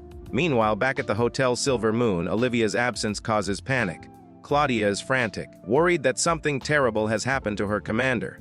Despite a staff member's attempts to calm her, Claudia drags Ashton along to go search for Olivia, rushing out of the hotel and alarming the other guests. Olivia returns to the hotel, cheerfully announcing her arrival while dragging a beaten assassin behind her. Claudia and Ashton are shocked, with Ashton noting the man is barely alive. Claudia frantically checks Olivia for injuries but realizes the blood covering her belongs to someone else. Olivia introduces the captive as Kageru, of the Cutting Rats, which Claudia identifies as a legendary Imperial elite intelligence unit, realizing their fears of being spied on were correct. Olivia orders Ashton to tie Kageru up, leaving Claudia stunned and asking how she managed to capture such a dangerous spy. Claudia confronts Olivia, asking why she didn't reveal earlier that she knew they were being watched. Olivia admits she did mention it, referring to the spy as a rat in the gutter. This choice of words enrages Claudia, who yells at Olivia for her terminology. Olivia explains that while she initially planned to kill the entire spy unit, she realized halfway through that capturing one would allow them to gather valuable intelligence. To appease Claudia, Olivia decides to rename the captive from Gutter Rat to Fly. Just then, the spy Kageru groans and begins to wake up, prompting Ashton to alert the group. Kageru, bound and tied to a post, calmly acknowledges his situation, stating, "It seems like I've been caught." Standing before him, Olivia demands, "Now, let's hear your story," initiating the interrogation of the captured Imperial spy. The interrogation of captured Imperial spy begins. Kageru questions why Olivia spared his unit, labeling her a monster. When asked for his name, he attempts to bluff with the name Zoe, but Claudia instantly calls him out. She reveals that Olivia has Heaven's Gift eyes, an ability to discern lies. Intimidated by this revelation, Kageru admits his real name is Alvin. Olivia then proposes a deal. If he answers her questions honestly, she will let him go. Alvin remains wary, skeptical that she truly intends to release him. The interrogation of the captured spy, Alvin, begins in earnest. When Olivia asks why the Empire is pursuing them, Alvin reveals that the Imperial High Command is furious over the 7th Army's recent successes, particularly the destruction of their southern forces at Fort Caspar. He sneers that their commander has consolidated control of the north and ominously predicts that the entire 7th Army will be killed. Alvin's repeated use of the word monster to describe Olivia sparks immediate outrage. Claudia is furious, shouting that she can't let him speak that way about her commander, while Ashton also glares with anger. Olivia, however, remains completely unfazed. She smiles and cheerfully asks if he means a monster that is good at winning over human hearts, completely deflecting the insult. Suddenly, the usually mild-mannered Ashton makes a chilling suggestion. "Wouldn't it be better if we kill him right here, right now?" This unexpected ruthlessness catches Olivia off guard. She laughs, telling Ashton that such words don't suit him at all, and playfully draws her sword while saying, "Ah." The casual threat of execution terrifies Alvin, leaving him sweating and staring in shock at the unpredictable Major. Olivia listens intently, her Heaven's Gift eyes, confirming that every word he speaks is the truth. Satisfied, she signals for Ashton to cut the ropes. Alvin, trembling and confused, asks why she is letting him go after he revealed he was a spy. Alvin is stunned as he sits free from his bonds. He admits that he never expected Olivia to actually keep her word and release him. Olivia simply replies, "I already told you I keep my promises." However, her generosity comes with a request. She explains that she is actually more interested in sending a message to his commander. With a calm gaze, she asks Alvin if he understands and instructs him to deliver her words. And she said she will going to kill him herself, and she will slit his throat wide open and he should wait for her. Olivia turns to Ashton, praising him for being on point, regarding his earlier assessment that the enemy was waiting for them. When Ashton questions why she sent such a provocative message to the released spy, fearing it would only enrage their foes, Olivia reveals her true intent. She explains that since the enemy commander is seemingly obsessed with them, a taunt will force the Imperial forces in the north to clear out their uncertainties and advance toward the center. By provoking them, she forces the enemy to reveal their movements, turning a simple message into a powerful tool of war. Ashton is left in awe of her strategic depth, realizing she used provocation to gather intelligence. With the business concluded, Olivia's demeanor instantly shifts back to her usual self. Declaring that the fight has made her hungry, she demands dinner and specifically requests, Ashton's special mustard bread, leaving the young strategist flustered but touched. Claudia, playing the role of the responsible aide, asks to borrow the inn's kitchen for Ashton but insists that Olivia change out of her blood-stained clothes so as not to disturb the other guests. The narrative then shifts its focus to the imperial capital of Allstade. In the imperial capital, a dark, swirling mist manifests before a hooded figure kneeling on the floor. The entity discusses the black sword wielded by the kingdom's forces, noting that the black haze it emits is not a form of magic. When the subordinate speaks, the entity lashes out, paralyzing him and scolding him for his insolence regarding humans. The entity commands the subordinate to use the power it was given to prolong the war, ordering them to lure as many people as possible to their deaths. It is revealed that the Emperor is merely a puppet under the entity's control, with no real power over the war. The entity speaks of an underworld grail, noting that a third of the fluids have already been poured in. It promises a soul-binding cursed potion to Akatsuki if they successfully fill the cup. Finally, the entity reveals its ultimate ambition to rule the continent of Debedrica for eternity, utilizing a drug linked to the Grim Reaper that turns humans into immortals. The story shifts focus to the true antagonist lurking in the shadows, the hooded figure Xenia. He stands in a dark room, consumed by an obsession to obtain the power of the Black Sword. Regardless of whether it belongs to a Reaper or a demon, he reveals a chilling disregard for human life, stating that humans are born in swarms, and that he is willing to sacrifice tens of thousands or even hundreds of thousands of people to achieve his goals. To him, a new empire built on countless corpses is exactly my kind of thing. The final pages reveal the twisted nature of his master plan. A vision shows Olivia standing atop a mountain of defeated foes, while Xenia smiles sinisterly. He explains that the war was actually on the verge of ending, but thanks to the girl the world calls a monster, the conflict is continuing. Far from being upset, Xenia is delighted. He views Olivia as an unwitting pawn who is prolonging the war to generate the necessary sacrifices for his ritual. He mockingly cheers her on, urging her to continue wielding your jet black sword with all your might, as her bloodlust and the resulting death pave the road to hell for his own gain. And the next morning, the captain of the guard in the desert town of Kafin is shocked to learn that Olivia's unit is departing so soon. Olivia reassures him that they have gathered the necessary intelligence and that the likelihood of an imperial invasion in that specific area is now slim. With their supplies restocked and their intelligence gathered from the captured spy, the 7th Independent Cavalry Regiment sets off for their next objective, the walled city of Emreid. Olivia notes that Major General Hosman's troops have already advanced to Emreid as the first line of defense. She realizes that by choosing the route through the imperial capital, Hosman has inadvertently drawn the enemy to that location, meaning the 7th Army won't need to hunt for the enemy. They will come to them. Meanwhile, at the walled city of Emreid, the atmosphere is tense. Scouts report that the Imperial Army has been sighted just north of the Almheim Plain. Inside the command post, officers debate their strategy. One suggests staying defensive within the city walls and waiting for the arrival of the independent cavalry regiments, Olivia's unit. However, the mood shifts drastically when the enemy vanguard is identified. The approaching force is the Order of Red, an elite Imperial Guard unit clad in crimson full-body armor. These knights are feared throughout the kingdom for having decimated the 3rd and 4th armies on the northern front. The sight of them strikes fear into the hearts of the officers. Despite the terror and the pleas of his subordinates to wait for reinforcements, the commander of Emreid makes a bold decision. He notes that the enemy force is roughly 3,000 troops, the same number as his own garrison. Declaring that they are going all out, he orders his troops to sally forth and engage the enemy in the open field. He believes that if they can eliminate this elite, Red Knight unit, they will level the playing field for the rest of the war, ignoring the extreme danger of facing such a renowned force in a fair fight. The commander of the walled city of Emreid, facing the dreaded Imperial Order of Red, makes a bold and risky decision. Despite his officers' terror and advice to remain defensive until reinforcements arrive, he orders a full sortie. He notes that the enemy force numbers around 3 others, the same as his own garrison, and argues that eliminating such an elite unit would level the playing field for the rest of the war. However, despite his orders to prepare for an all-out attack, the Imperial forces remain curiously stationary in the Almheim Plain. Across the battlefield, the Imperial commander, Lieutenant Volmer, is growing impatient. Bored by the lack of engagement, he yells for someone to go knock on the city gates and pull out the monster.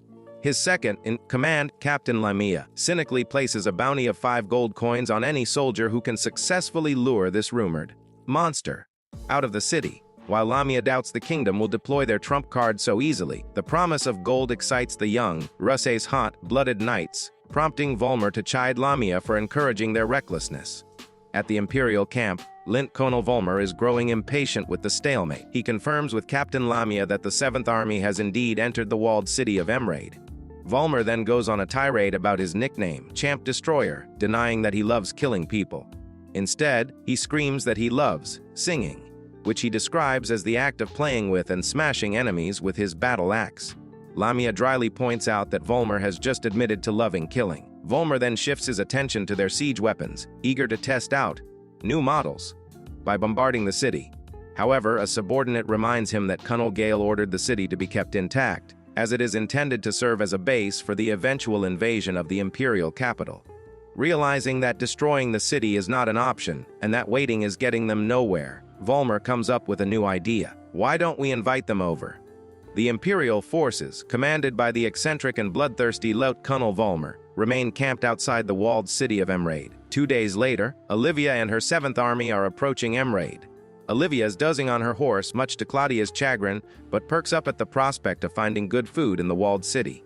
Suddenly, a lone rider approaches their ranks. The soldier, Private Rise from Major General Hosman's forces inside the city, halts their advance and announces an emergency, confirming he has found the independent cavalry regiment. The narrative continues with a desperate messenger arriving at the 7th Army's position.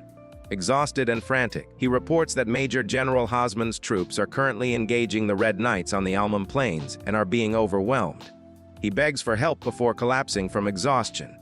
Ashton and Claudia are alarmed by the news. Ashton urges immediate action to save their comrades before they are wiped out, while Claudia notes that the Order of Red Knights are formidable opponents. Olivia, however, stops them. She acknowledges the strength of the enemy and realizes that the raw recruits in her regiment would likely be slaughtered in a chaotic battle. Ashton panics, realizing they need a concrete survival strategy. When Olivia asks for a plan, Ashton admits he cannot formulate one quickly enough. Olivia briefly muses about going alone so she can do whatever she wants, but then devises a tactical solution. She announces her plan. Her troops will fight in groups of 3 to take down a single Red Knight. She explains a trinity formation consisting of 1 attacker, 1 defender, and 1 supporter. She believes this coordinated teamwork will give the inexperienced recruits a fighting chance against the elite knights. Olivia questions Claudia's hesitation regarding the trinity battle plan. Ashton explains the logic behind it by assigning specific roles, attacker, defender, supporter, to groups of 3. The inexperienced recruits can focus on a single task and have a fighting chance. However, Claudia remains deeply skeptical. She expresses her doubt that it is even possible for raw recruits to defeat a single Red Knight, citing her perspective as a knight who values and respects the strength of her enemies. Olivia bursts into laughter at Claudia's seriousness. She reminds her subordinate that this is war and the recruits are not knights yet, implying that honor and fair play are secondary to survival and victory. Playfully teasing Claudia for her rigid mindset, Olivia accepts the plan, saying, "Let's go with the plan." The narration notes that while Olivia finds Claudia's seriousness funny, Claudia is still internally struggling with the heavy decision of sending untrained soldiers against elite knights. The narrative takes a dark turn as Major General Hosman's vanguard arrives at the Almum Plains. They are immediately confronted with a gruesome psychological warfare tactic: the mutilated corpses of soldiers, some dismembered or skinned, displayed as a warning. Despite the horror, the kingdom forces charge forward. Unaware they are walking straight into Colonel Volmer's trap. The Order of Red ambushes them, and the battle is instantly one-sided. Volmer, wielding a massive battle axe, tears through the kingdom soldiers with terrifying speed and power. He slaughters a soldier named Selim and mocks the troops, laughing maniacally as he crushes their defenses.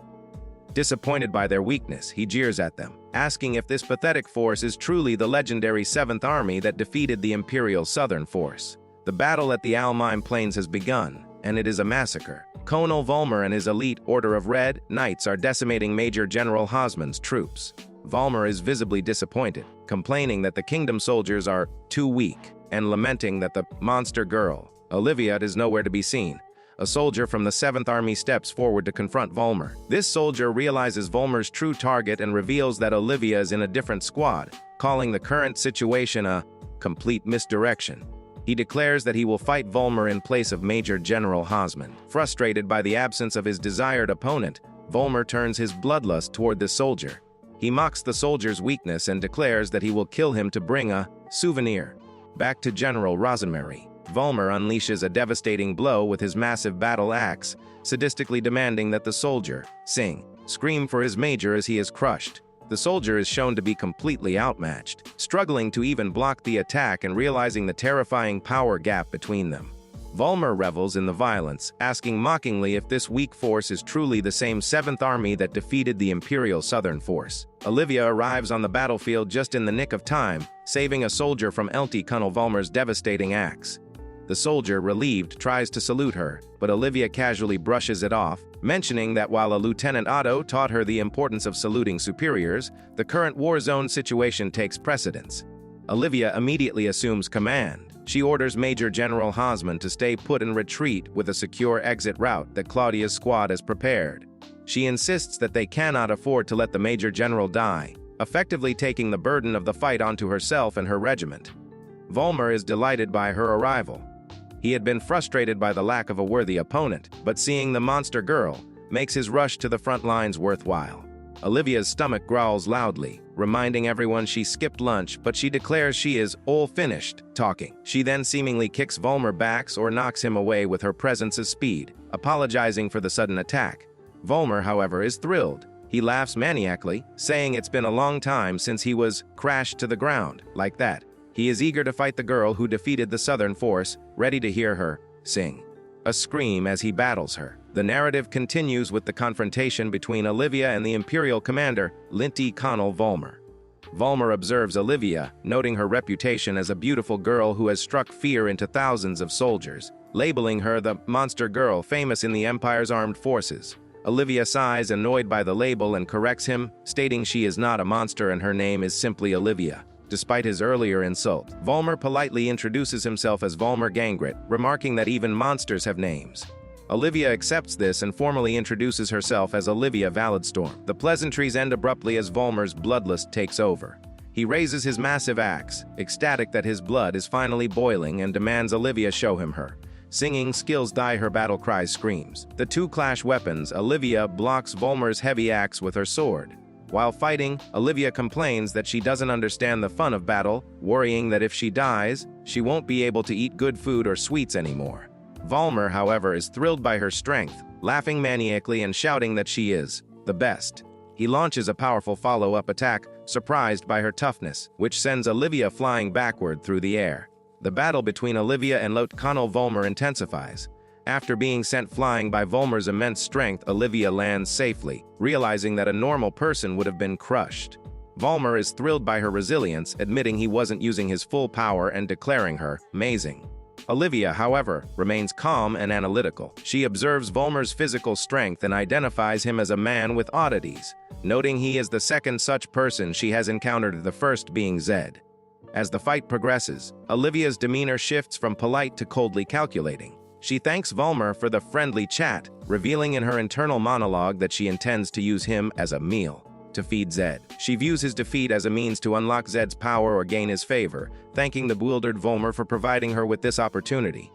Meanwhile, the rest of the battle rages on the Almine Plain. The kingdom's forces are struggling against the elite Crimson Knights, who are attempting a pincer maneuver. Claudia takes charge of the 2nd Cavalry Company, fighting desperately to hold off the enemy and create a secure path for the wounded soldiers and Major General Hosman to retreat. In the heat of the combat, an enemy officer named Captain Lamia intercepts Claudia and asks if her reinforcements are led by the rumored silver-haired girl. The scene splits into two intense duels on the battlefield. On one flank, Claudia confronts the Imperial officer Lamia. After a brief exchange on horseback where Lamia deduces her connection to the silver-haired girl, Olivia, they clash swords. Lamia realizes they are evenly matched, and after a fierce exchange that seemingly knocks him from his saddle, he laughs and compliments her skill with a thumbs up, showing a strange, playful respect for her strength. Meanwhile, Olivia faces the monstrous Colonel Volmer. Volmer is baffled by her earlier mention of a meal for Zed. As he questions her, he senses a shift in her aura. Olivia's expression darkens, and she prepares to unleash a devastating attack, her silhouette becoming menacing as she grips her sword, signaling the end of their conversation and the start of her true assault. The duel between Olivia and the Imperial Colonel Volmer intensifies. Volmer initially tries to psyche himself up, acknowledging that Olivia is a formidable foe with strength to withstand his attacks and speed like a jester. He reminds himself that General Rosemarie appointed him specifically for this task, believing he is the only one capable of handling a monster like her. He boasts that while average soldiers couldn't touch her, he can counter her movements. However, the battle takes a sharp turn. As they clash weapons, Volmer exerts all his strength to push forward but finds himself completely unable to move. He is locked in place by Olivia's blade. Panic sets in as he realizes he is immobilized. Overwhelmed by anxiety and fear, Volmer comes to a terrifying realization he is not a match for her. The hunter has become the hunted. Olivia, maintaining a calm and eerie smile, declares that it is now her turn to attack. The battle between Olivia and LT. Colonel Volmer ends in a brutal and one-sided display of power. Olivia effortlessly overpowers the massive commander, tossing his heavy body into the air with ease. She then proceeds to systematically dismantle him. First, she targets his right arm, severing it cleanly. Before Volmer can even process the injury, she vanishes and strikes again, slicing off his left arm. Panicked and unable to track her movements, Volmer screams in agony and confusion. Finally, Olivia delivers the finishing blows to his lower body, slicing off both his left and right legs. The once feared Red Knight is left a mutilated wreck on the ground, unable to think straight or move, completely neutralized by the girl he had underestimated. The battle reaches its gruesome conclusion as Lieutenant Colonel Volmer lies on the ground, completely mutilated with his limbs severed. In his delirious final moments, he looks up at the sky and hallucinates that Olivia is pure beauty, his mind breaking under the trauma. Olivia, maintaining her cheerful and unsettling demeanor, asks him, "How was it?" She coldly remarks that she was once turned into a limbless, Daruma, doll by a royal soldier when she first arrived in the kingdom, implying that she has simply subjected Volmer to the same fate he likely inflicted on others. Checking to see if he can still hear her, Olivia raises her black sword high into the air. She happily declares, "Have a nice meal, Zed," offering the defeated commander as a sacrifice to the entity residing within her blade. As a terrifying black haze begins to wrap around Volmer's body, consuming him, he realizes the horrific truth. He wasn't fighting a human, but a real monster. His final thoughts are filled with regret, realizing he should never have gone near her or touched her. The battle between Vice, Captain Lamia and Claudia continues. Lamia, impressed by her combat skills, attempts to recruit her to the Empire, suggesting that the Farnest Kingdom has no future. Claudia firmly rejects his offer, stating she is proud to be a Knight of Farnest and would never switch sides just because she dislikes the enemy's flag. Calling her a fake knight for her stubbornness, Lamia attacks, but he finds himself unable to land a hit. He observes that Claudia's eyes are glowing slightly and realizes that while she lacks raw physical strength, her superior vision and spatial awareness allow her to dodge his attacks with ease, making her a difficult opponent to pin down. The battle between Vice Captain Claudia and the Imperial Vice Captain Lamia continues. However, Claudia quickly analyzes his swordsmanship, predicts his moves, and counters him, pinning him to the ground with her sword at his throat. She calmly declares, "I already won." Defeated, Lamia tries to get under her skin one last time. He taunts her, saying she will die soon anyway and calling her commander a rumored monster, hoping to disturb her mind with anger. Claudia reveals his first mistake. Her commander, Olivia, has already defeated the enemy Lieutenant Colonel and left for the underworld. Then screaming that her second mistake was calling Olivia a monster when she is actually a hero. Claudia slits Lamia's throat, ending the duel. The battle reaches its climax as Claudia delivers the final blow to the Imperial Vice Captain Lamia, silencing his taunts about her monster. Commander simultaneously, the kingdom's troops realize that the formidable Commander Volmer has been defeated by Olivia. The battlefield erupts in cheers as the enemy leadership is decimated. Standing amidst the aftermath, Olivia looks up at the sky and wonders if the entity within her sword, Zed, has already received the offering she just provided, referring to the defeat of the enemy commander as a gift. For him, battle is far from over as a new Imperial commander, Captain Gordo Crisis, steps up to take command after the defeat of the previous leaders. He confronts Olivia, who has transformed her black sword into a massive scythe, evoking the image of the Grim Reaper from fairy tales. Gordo declares that he has realized the truth: Olivia isn't a monster, but the Grim Reaper itself. Olivia cheerfully corrects him, clarifying that Zed, the entity within her sword, is the Grim Reaper. However, the conversation is cut short as Olivia swiftly strikes Gordo down with her scythe. As he falls, she casually wonders if he knew anything useful about Zed, showing her single-minded focus on her goal. The battle concludes with a decisive victory for the kingdom's army. Olivia single-handedly disrupts the Crimson Knight's formation, but she is later seen lamenting that she killed Captain Gordo instead of taking him alive, likely realizing she lost a potential source of information. Later, at a training facility in the walled city of Mermaid, Jer is seen practicing intensely. When Ashton approaches, Jer explains that his encounter with the Crimson Knights made him realize he needs to be much stronger to fight alongside Captain Olivia. He feels a vast disparity in power between himself and Olivia, comparing them to ants and beasts. Ashton attempts to comfort him by saying swordsmanship isn't just about raw strength, but this only irritates Jer, who yells at Ashton for treating him like he needs pity. The narrative continues in the training facility, where Jer is venting his frustrations to Ashton. Feeling inadequate compared to Olivia's monstrous strength, Jer argues that his own power is negligible. He insists that Ashton is the true indispensable member of the regiment as its brain. He tells Ashton that while his own death would be inconsequential, losing Ashton would be a major loss that they cannot afford. He reveals that the true reason they must protect Ashton is to prevent Captain Olivia from grieving, noting that she is almost always smiling unless she is deprived of sweets like cake or cookies. He calls Ashton an idiot for not realizing how much his well-being affects Olivia's mood. Suddenly, Olivia appears at the door, having arrived just in time to hear the commotion. Flustered, Jer tries to play it off, claiming he would have rushed to her instantly if she had called. Olivia, cheerful as ever, ignores the tension and immediately asks about vampire birds in the area, lamenting that she hasn't had that tender meat in ages. Jer realizes she is consulting her War Maiden Handbook, a meticulously researched book of her favorite foods. Eager to please his captain, he checks the book, updates it with her craving for vampire bird meat, and informs her of reports regarding emerald hunters on the west side of Metibona, setting their next course of action. The story continues with Olivia expressing a sudden craving to hunt vampire birds near Fort Lamberg. She recalls that Jaras, referred to as Jair in the text, is a former hunter and is skilled at plucking feathers, making him the perfect guide for the task. Jer explains the terrifying nature of the vampire bird to a horrified Ashton.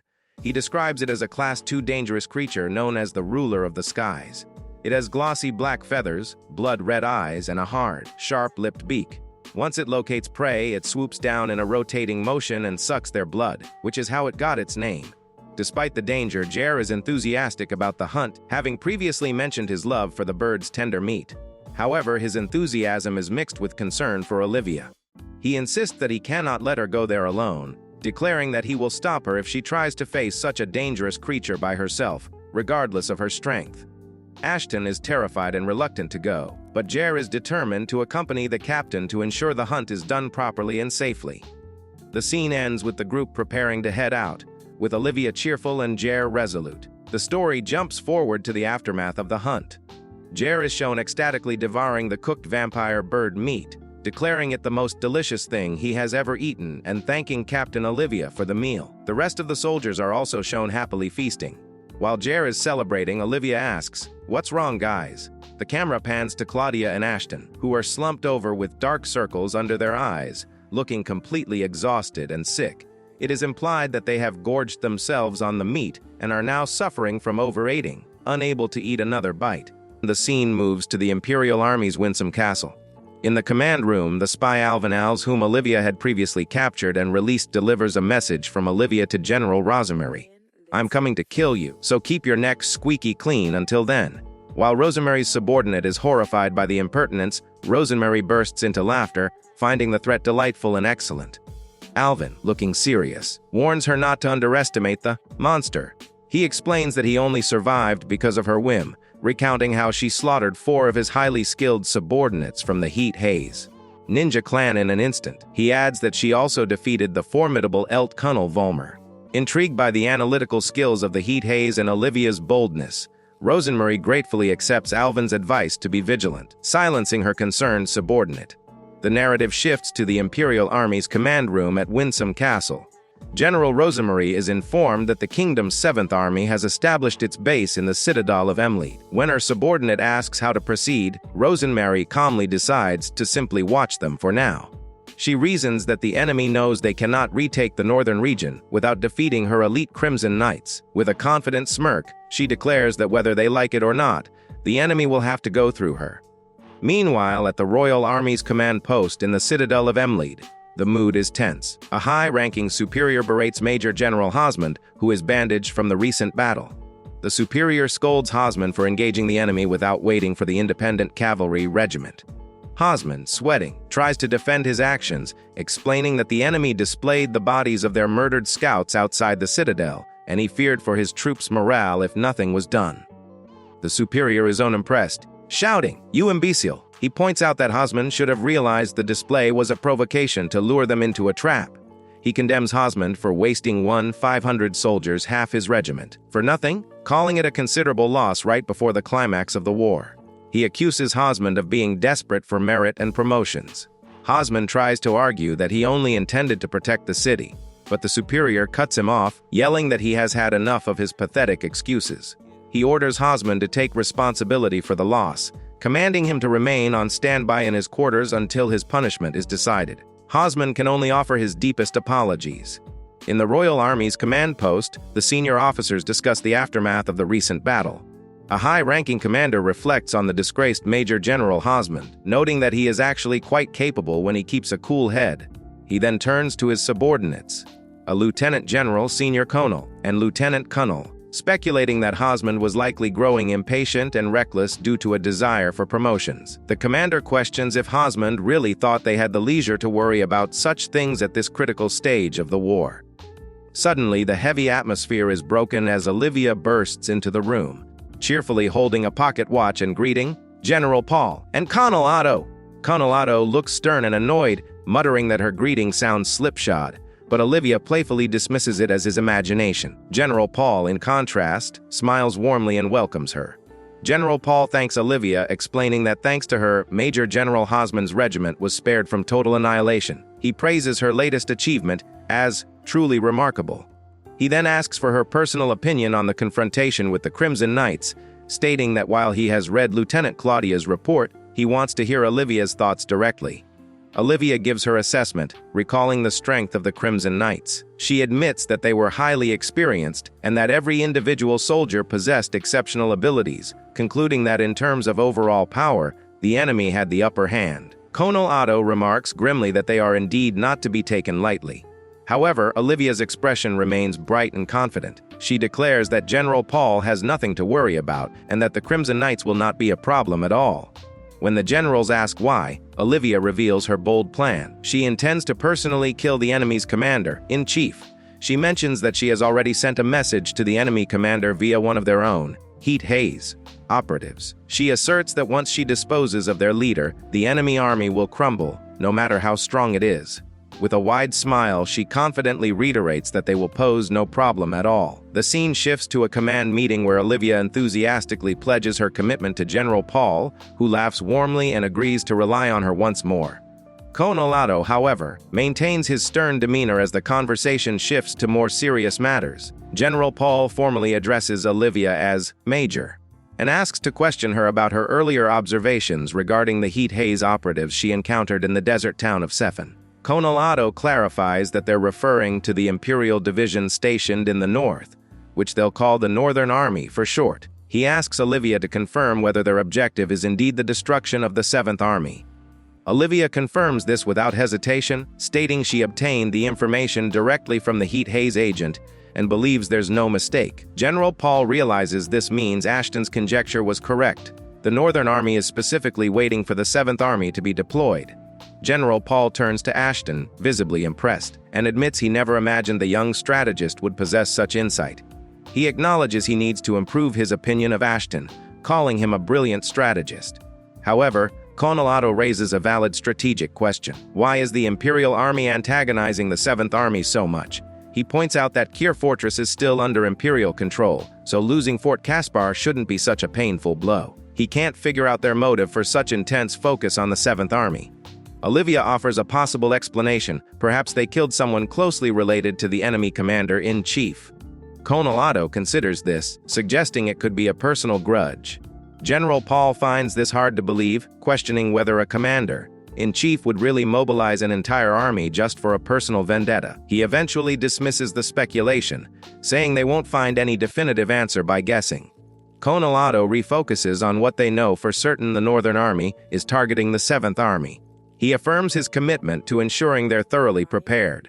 He believes the first unit was acting as a reconnaissance in force and that the real attack could come at any time, so they need to formulate their next strategy with that in mind. General Paul turns back to Olivia for one final matter, and she responds with eager attention. General Paul formally asks Olivia to play a central role in the 7th Army's upcoming operations. Olivia responds with explosive enthusiasm, saluting sharply and shouting, "Yes, sir! Leave it to me!" with her eyes wide and sparkling. Colonel Otto and General Paul watch her leave, puzzled by her unusually high energy. Colonel Otto remarks that she seems awfully excited and asks if something specific happened, to which General Paul replies he has received no such report.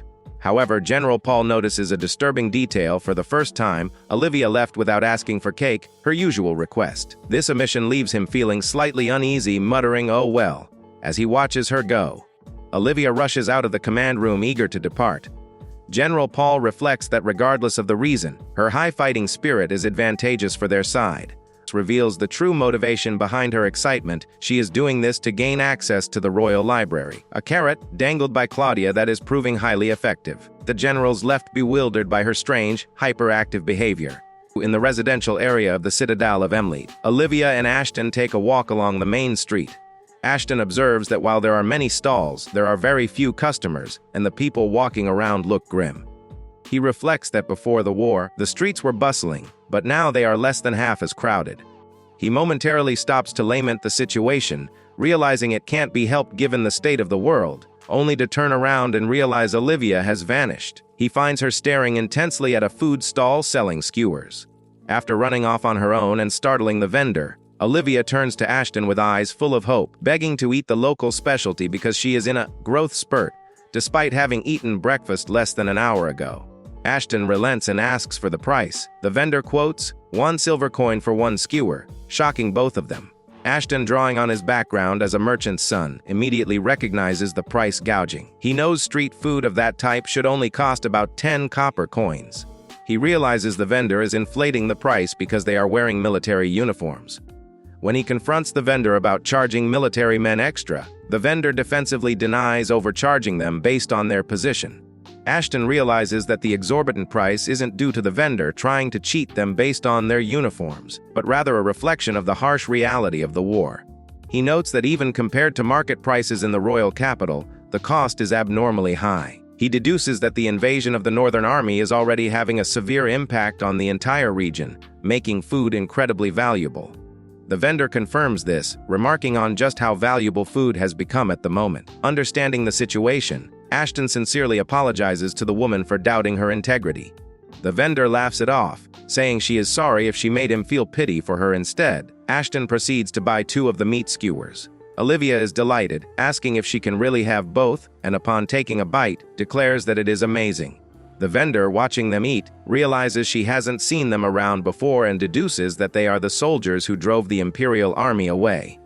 She admits that when she heard the Empire had invaded the Citadel, she thought they were done for. Ashton points to Olivia, modestly saying it was mostly her. However, the vendor's expression turns somber as she asks if this means their nation is on the verge of falling. Noting that the major is still just a child, Ashton is struck by the gravity of her words. He realizes that having a young girl like Olivia on the battlefield is normally unthinkable, and that the vendor's statement about the country falling would be considered a violation of military order and regulation decree, grounds for the military police to lock her away. He senses her growing fear of the impending crisis. The vendor asks Olivia if she would feel sad if the country fell, and Olivia asks if she would be crying a lot. The vendor replies that while the country has its problems, it is where she was born and raised, and she would surely shed a tear or two if it fell. Hearing this, Olivia beams with determination, promising that everything will be fine because they are going to chase the Imperial Army away from the northern region, ensuring the vendor will have absolutely nothing to cry about. The vendor, heartened by Olivia's confidence, laughs and says she will eagerly look forward to the day the major drives away the Imperial Army. Moved by the interaction, she insists that Olivia take all the remaining skewers with her. Olivia is surprised by the generosity, but the vendor asks for a promise in exchange. When Olivia assumes it's a promise to defeat the enemy, the vendor clarifies she means something else. She pulls Olivia into a tight hug and whispers a heartfelt request. "Promise me you won't die, no matter what." She explains that Olivia still has her whole life ahead of her. Touched, Olivia promises she absolutely won't die, reasoning that if she did, she wouldn't be able to eat tasty food and sweets anymore. With the skewers in hand, Olivia and Ashton realize they got completely sidetracked from their original plan to go outside the marketplace. Olivia and Ashton walk through the streets, with Olivia happily munching on the meat skewers. Ashton leads her to a small cottage with smoke rising from its chimney, revealing it to be a blacksmith shop. Inside, a large, muscular blacksmith is working at his forge. He initially gruffly tells them he isn't taking new orders, but upon turning around, he recognizes Olivia and Ashton.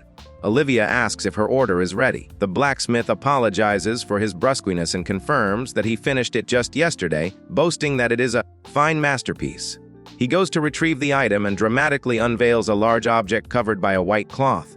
Underneath is a suit of jet black armor featuring a skull emblem on the chest. Olivia stares at it in amazement, letting out a whoa as she realizes what she is looking at. The blacksmith, clearly proud of his craftsmanship, tells Ashton to praise him all he wants but insists on being paid the rest of the bill. Ashton agrees. Olivia asks if this is the armor, and Ashton confirms they are preparing for the decisive battle against the Crimson Knights, noting that no matter how strong she is, there's always a chance she could get hurt. The blacksmith explains that he made the armor by stacking layers of thinly stretched steel, guaranteeing it can withstand any regular attack. He admits that when Ashton first described Olivia, he was skeptical, but seeing her in person, he understands. He senses something special about her, something that would have made him run away instantly if he had encountered her on the battlefield during his mercenary days. Olivia asks to touch the armor. Ashton explains that he chose the black color to match her jet black sword. He also adds a humorous, practical reason blood doesn't show up as much on black, which tends to frighten the new recruits when she shows up drenched in it. Olivia is overjoyed, thanking Ashton profusely and declaring that it looks really cool, and that she likes it a lot, leaving Ashton flustered but pleased. After Olivia excitedly accepts her new jet black armor, the blacksmith acts strangely sentimental, mumbling about appreciating the joys of youth while blushing. Unfazed, Olivia happily grabs Ashton's arm and drags him away, eager to return to the barracks and show the armor to Claudia. The scene then shifts to Fort Larswood, an Imperial Army outpost in the Wells region. Two guards on duty are on edge, hearing strange noises in the grass. They discuss a terrifying rumor that has been circulating for nearly a month, the infamous Death God. This entity is described as a silver-haired girl clad in jet black armor who attacks Imperial troops one by one, wipes them out, steals their supplies, and vanishes into the darkness. The guards are particularly shaken because it is a dark, moonless night, the exact conditions the rumor says the Death God appears in.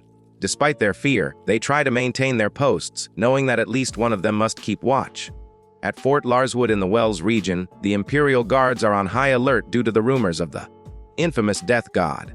One guard, having gone to investigate a strange noise in the grass, fails to return. His partner calls out nervously into the darkness, demanding an answer and trying to reassure himself that silence means safety.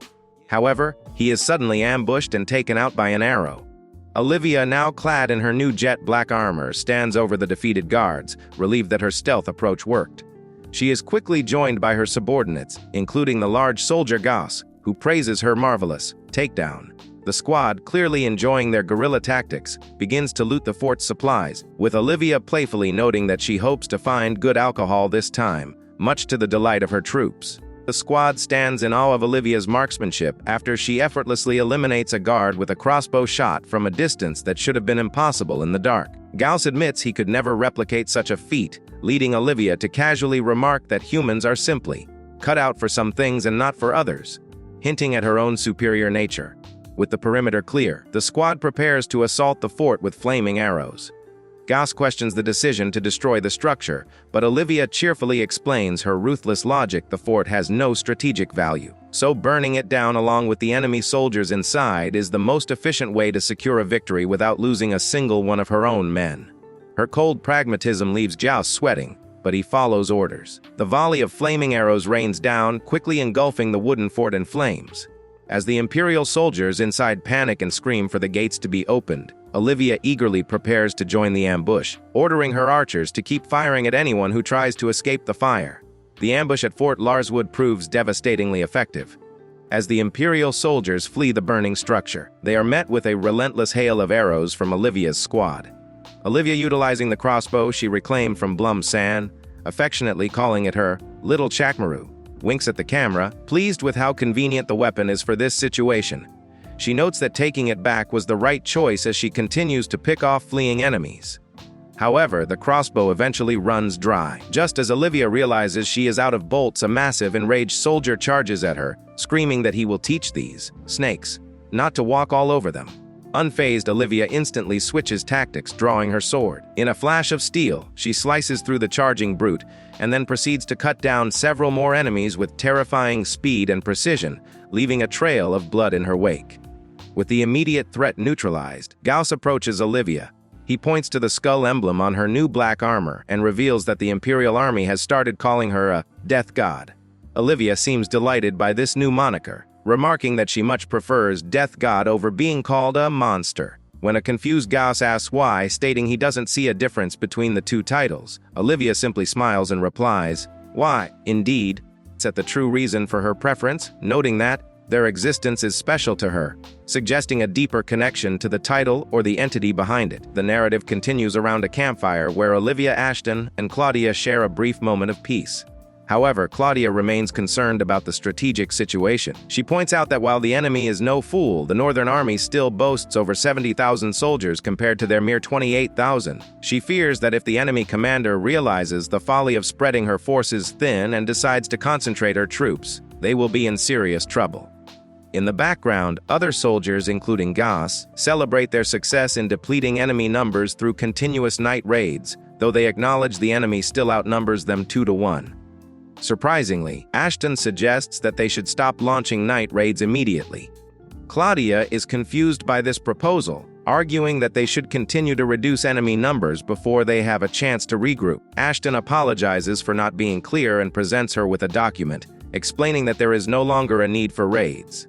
Upon reading it, Claudia realizes the truth. Ashton has been manipulating information behind the scenes. Ashton reveals that the night raids served a dual purpose. While they did inflict casualties, their true goal was to provide cover for spies to infiltrate enemy ranks and spread a specific rumor that the local citizens are planning an uprising. Claudia realizes that this rumor preys on the enemy's fear of being stabbed in the back. The strategy is brilliant. By fostering suspicion, the Imperial Army is forced to divert its attention inward to police the citizens. Ashton explains that this invisible chain of suspicion has effectively rendered 30,000 Imperial soldiers stationed across the region useless for the main battle, as they are too busy guarding against a rebellion that doesn't exist. Claudia acknowledges the brilliance of the plan, seeing how they have neutralized a massive portion of the enemy force without firing a shot. Ashton lays out the current strategic landscape to Claudia. He explains that by spreading rumors of a civilian uprising, they have effectively tied down 30,000 enemy soldiers who are now forced to guard against their own people. This leaves the main force of the Crimson Knights at Winsome Castle with 27,000 men. Against the kingdom's 28,000-strong 7th Army in Emlead, Ashton calculates that they are now practically tied in terms of military force, giving them a fighting chance. Claudia is impressed, calling Ashton a frightening man for his desperate but brilliant survival tactics. However, Claudia remains realistic, noting that they are still at a disadvantage because they are facing the elite Crimson Knights. She tells Ashton that he has done a great job with the strategy and can leave the actual fighting to them.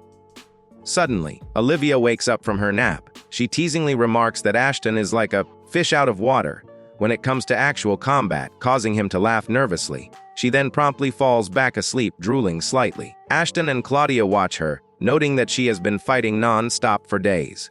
Claudia reflects on Olivia's nature, thinking that despite the enemy's terrifying nickname for her, Death God, she is actually a sweet and lovely girl. Claudia feels a surge of protectiveness, wishing people would call her an angel instead, to which Ashton awkwardly agrees. Claudia angrily confronts Ashton for his calm reaction to the enemy calling Olivia Death God, pointing out that he is the one responsible for engraving the ominous Valid-Storm crest, a skull, and crossbones onto her new armor. Ashton defends himself by noting it's customary for nobles to display their crests and points out that Claudia's own gear bears the crest of House Jung, an angel. Ashton admits the crest looks ominous but suggests it isn't the only reason for the nickname. When Claudia asks for the real reason, a flashback illustrates Olivia's terrifying combat efficiency, slicing through enemies so skillfully that even a soldier admires it as an ord of the finest order. Claudia vents her frustration, revealing that Olivia actually loves being called a death god, even cheering about it. This baffles Claudia, who notes that Olivia hated being called a monster, but seems to enjoy this new, equally terrifying title. Ashton theorizes that perhaps she likes it because a death god is a deity of sorts, which prompts Claudia to shout, "What kind of bullshit is that?" before both realize they've been speaking too informally and awkwardly correct themselves. Ashton teasingly notes that Claudia is getting comfortable enough to speak informally with him, leaving her flustered. Claudia catches Ashton off guard by calling him cute when he gets flustered, which immediately sends her into a rage. She yells at him to watch his mouth since he is just a warrant officer, leading to a loud argument. Their shouting wakes Olivia, who sharply tells them to be quiet before instantly falling back asleep. Realizing they need to focus, Claudia and Ashton share a moment of resolve. They shake hands, reaffirming their commitment to fight alongside Olivia and brace themselves for the difficult battles ahead. The scene then shifts to General Paul, who receives a critical report. The Independent Cavalry Regiment's strategy has been a massive success through their night raids and the spread of rumors about a civilian uprising. They have effectively neutralized 30,000 Imperial troops stationed across the region. These scattered forces are now too afraid of rebellion to move. Consequently, the enemy's main force, the Crimson Knights, is forced to march toward Windsor Castle. The 7th Army's plan has worked perfectly, setting the stage for the decisive confrontation. The narrative shifts to the Imperial Command, where the gravity of the situation is laid bare. A frantic messenger reports to General Rosemary, revealing that the enemy forces now include the Death God, the very entity that single-handedly dominated and defeated the formidable LT Colonel Volmer. The news strikes fear into the room, as the messenger emphasizes that this terrifying force is specifically coming for your life, my lady, targeting Rosemary herself. The tension mounts as the report hints at an even worse revelation about the identity or nature of this Death God, leaving the Imperial High Command reeling from the impending threat. The narrative concludes with General Rosemary's reaction to the terrifying news. Far from being afraid, Rosemary turns with a look of dark anticipation. Addressing the situation with a chilling calmness, they murmur, "My lady," before thinking to themselves, "Better make sure we welcome her in one hell of a bang." This response reveals that Rosemary is not just aware of Olivia's threat, but is actively eager for the confrontation, setting the stage for a violent and explosive showdown between the two commanders. The narrative concludes with General Rosemary's reaction to the terrifying news. Rather than showing fear, Rosemary seems amused and perhaps even flattered. With a tone of dark sarcasm, Rosemary remarks that it is the greatest honor to have the monster girl, now promoted in the enemy's eyes to a death god, traveling all this way specifically to visit little ol' me. This confident, almost mocking response signals that Rosemary is ready for the confrontation, viewing Olivia not just as a threat, but as a worthy opponent worthy of a grand welcome at Windsor Castle. The stage is now set for the decisive clash between the 7th Army and the Crimson Knights. General Rosemary standing with a subordinate, who reports that all of our units are in formation. This confirms that the Imperial Army is fully prepared and ready to meet Olivia's approaching forces in battle. General Rosemary stares intensely, her eye filled with malice as she silently vows, "Just you wait, Death God Olivia." Behind her, the vast Imperial Army stands ready in formation. "The time has finally come," she declares. In a chilling display, Rosemary is shown clutching a lock of white hair, screaming, "I, the great Rosemary, will personally rip your head off." She stands confidently with her subordinate, stating that all they must do now is wait for the 7th Army to show up. The scene shifts to the Karnak Valley the next day. The two massive armies face off: the kingdom's 7th Army, totaling 28,000 troops, against the Empire's Crimson Knights, totaling 27,000. Rosemary's mind is focused on a grave adorned with flowers. She vows to bring Olivia's severed head to General Osvan's grave as a decoration, along with a report of the 7th Army's total annihilation. The narrative highlights the contrasting motivations driving the leaders. General Paul fights to regain control of the northern region, while Rosemary fights to avenge General Osvan. With both commanders holding unyielding convictions, the Battle of Karnak enters its opening act as tens of thousands of swords clash. The Battle of Karnak Valley enters its second day with Olivia aggressively hunting for the enemy commander. She interrogates a captured Imperial officer, Major Mills, demanding to know the location of Rosemary's headquarters. However, her subordinate points out the obvious: given the severe state Olivia has put the prisoner in, he is physically incapable of answering. Unfazed, Olivia nonchalantly decides to eliminate the remaining soldiers in the area and move on to search for her next target. The narrative then explains the broader strategic situation. Rosemary has divided her forces into smaller units scattered throughout the valley. General Paul attempts to counter this with a hit-and-run strategy utilizing longbow archers, while the Crimson Knights hold the advantage in close quarters combat, and the battle generally favors the Imperial Army. Olivia's independent cavalry regiment is a terrifying exception, wreaking havoc wherever they go. By the third day, Olivia and Claudia are shown charging through the battlefield, cutting down enemies with ease. Their relentless assault successfully breaches the center of the Imperial formation. Major General Listerberg, an Imperial commander, is thrown into a panic as he reports the breach. He notes that the enemy has adopted a fan formation and is firing volleys of arrows. Realizing his forces are in danger of being pushed off a cliff, Listerberg desperately shouts orders to keep his troops from panicking and to fight back against the overwhelming pressure. The kingdom's forces execute a devastating trap against the Imperial Army. Major General Listerberg realizes too late that the enemy had positioned large quantities of oil on the ground, allowing a volley of flaming arrows to ignite a massive firestorm that engulfs his troops. Despite being outmaneuvered and facing defeat, Listerberg actually laughs and praises the enemy's tactical brilliance, admiring how they saw through his every move. However, his admiration is cut short when an arrow suddenly pierces his throat, killing him instantly and throwing his forces into chaos.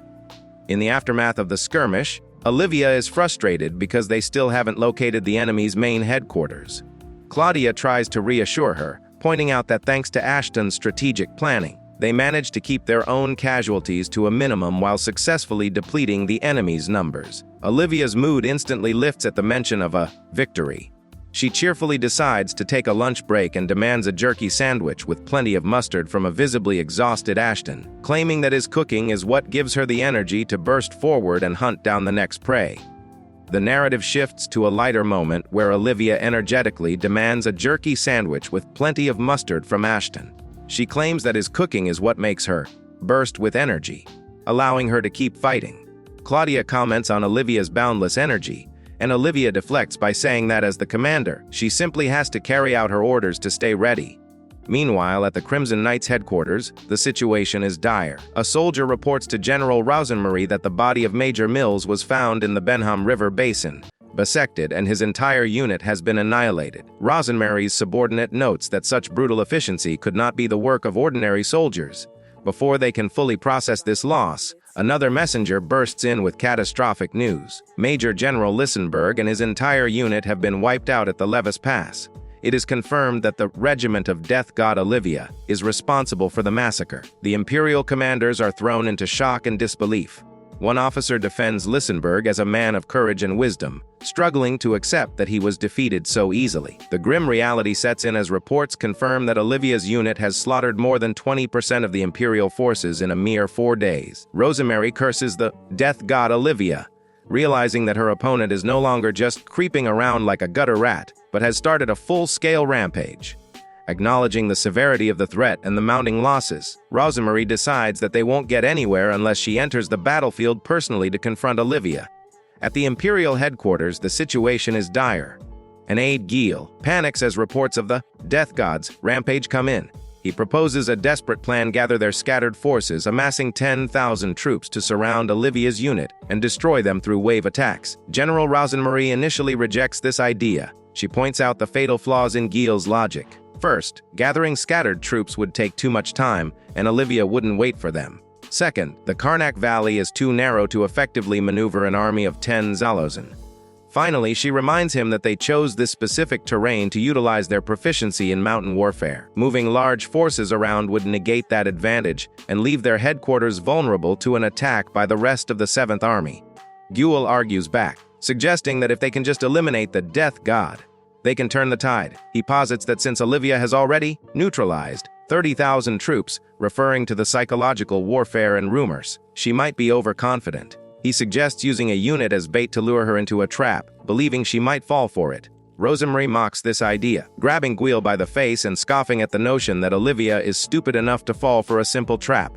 However, she finds the core concept interesting. She decides not to dismiss the strategy entirely.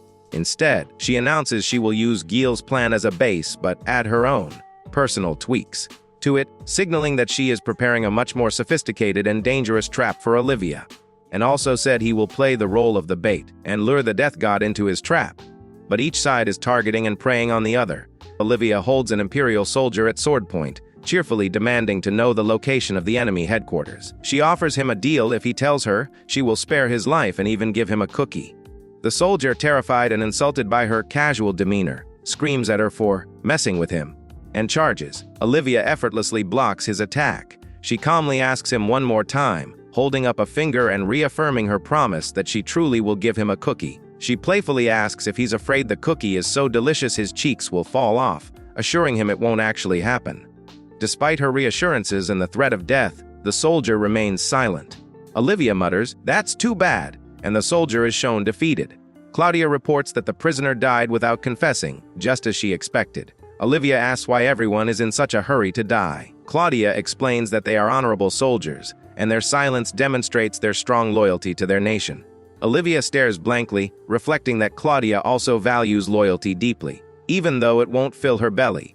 Her expression darkens slightly as she makes a silent vow if Claudia ever chooses to die for the sake of loyalty. Olivia swears she won't hesitate to kill that loyalty, save her from that fate. Just as this heavy moment occurs, Ashton runs up, shouting that they have received a recall order from General Paul. Olivia stares at him silently as he confirms the order to withdraw. Olivia observes Ashton and realizes she doesn't need to worry about him sacrificing himself for loyalty like the enemy soldiers did, noting he doesn't seem the type to die for such a cause. When a messenger arrives with a recall order because the rest of the 7th Army is struggling, Ashton tells Olivia to rest while they prepare to move. As Ashton and Claudia discuss strategy, Claudia feels a strange, warm sensation in her chest just looking at the two of them, wondering if it's like eating soup but realizing it's something else entirely. Olivia shares a similar sentiment, reflecting that this warmth is something she never felt even when living with Z. She decides to stay with Ashton and Claudia, hoping that one day she will figure out what this mysterious feeling is. The Independent Cavalry Regiment, led by Olivia, returns to the 7th Army headquarters. Despite Olivia's desire to tend to her armor first, General Paul immediately summons everyone for an urgent war council. During the meeting, Colonel Otto presents new intelligence. The main force of the Crimson Knights, numbering about 3,000 soldiers, has relocated to the lower reaches of the Benham River. Ashton notes that this unit includes the enemy commander Rosemarie, but curiously, none of her usual protective units are present. The kingdom's officers are baffled by this move. The new location is a wide, open area of the valley, which negates the Crimson Knights' usual advantage in mountainous terrain. Furthermore, Rosemarie has left herself exposed with a relatively small force and no bodyguards. While some officers suspect madness or a trap, the majority see this as a golden opportunity. They enthusiastically agree that this is the chance they've been waiting for. If they storm the base immediately, they can assassinate the enemy commander-in-chief and end the war. During an urgent war council, the kingdom's officers are eager to seize what appears to be a golden opportunity. Reports indicate that the enemy's main force, the Crimson Knights, has relocated to a wide open, defenseless area with only 3,000 troops and no bodyguards. Most of the commanders, including General Paul, believe this is the perfect chance to storm the base and assassinate the enemy commander-in-chief, Rosemarie. However, Warrant Officer Ashton stands against the consensus, declaring that he believes the situation is most certainly a trap. Despite the skepticism of the other officers, he is given the floor to explain his reasoning. Ashton uses blocks on a map to demonstrate his theory. He argues that the enemy's decision to expose themselves in such a vulnerable location is suspicious. He hypothesizes that the enemy has hidden several ambush units about an hour's march away from the main base. This would explain why the kingdom's scouts found no enemy troops in the immediate vicinity. Ashton warns that if they march forward recklessly, Ashton elaborates on his hypothesis, using blocks on the map to illustrate the enemy's strategy. He posits that enemy units are lying in ambush roughly an hour's march away from the main base. He warns that if the kingdom's army advances recklessly, these hidden forces will converge in unison to surround and annihilate them in a single fell swoop. The officers discuss the implications. One questions the enemy commander's arrogance, wondering if they truly believe a mere 3,000 elite troops can hold off the entire 7th Army for an hour. Lord Paul suggests that the enemy commander is indeed that confident, convinced their elite warriors at the main base can stall the main force long enough for the trap to spring. Olivia chimes in to explain why the enemy would take such a risk. She points out that while the 7th Army as a whole is struggling, her independent cavalry regiment has been a massive thorn in their side, racking up smaller victories and even killing a major general. She cheerfully applies the proverb, "When a nail sticks out, you gotta hammer it down," realizing the enemy wants to eliminate her specific unit, or the double. Ashton confirms this, stating that the enemy regards Olivia's group as a far greater threat than anticipated, and that the trap was likely designed specifically to wipe them out. General Paul agrees that the regiment's strength stands out too much. Accepting the danger, he calls upon Colonel Otto to help devise a counter measure to turn the enemy's trap against them. Colonel Otto proposes a counter strategy to the assembly. He suggests that if the enemy plans to ambush them, the best course of action is to pretend to fall for it while secretly luring the enemy forces into a trap of their own design. General Paul agrees with this assessment and orders Colonel Otto and Warrant Officer Ashton to devise the countermeasure immediately. As the council concludes, Claudia observes that Ashton has grown significantly, noting that his once timid disposition has largely vanished. However, a humorous moment follows as Ashton is shown nervously saluting, sweating profusely. Despite his growth, Claudia realizes he is still terrified of the strict senior Colonel Otto. The scene ends with Colonel Otto sternly asking Ashton if he has any complaints about working with him, leaving the young officer flustered. So this is the end of part 6. If you guys want to see part 7, write the word spider in comment. Also like and subscribe to the channel. Thanks a lot for watching.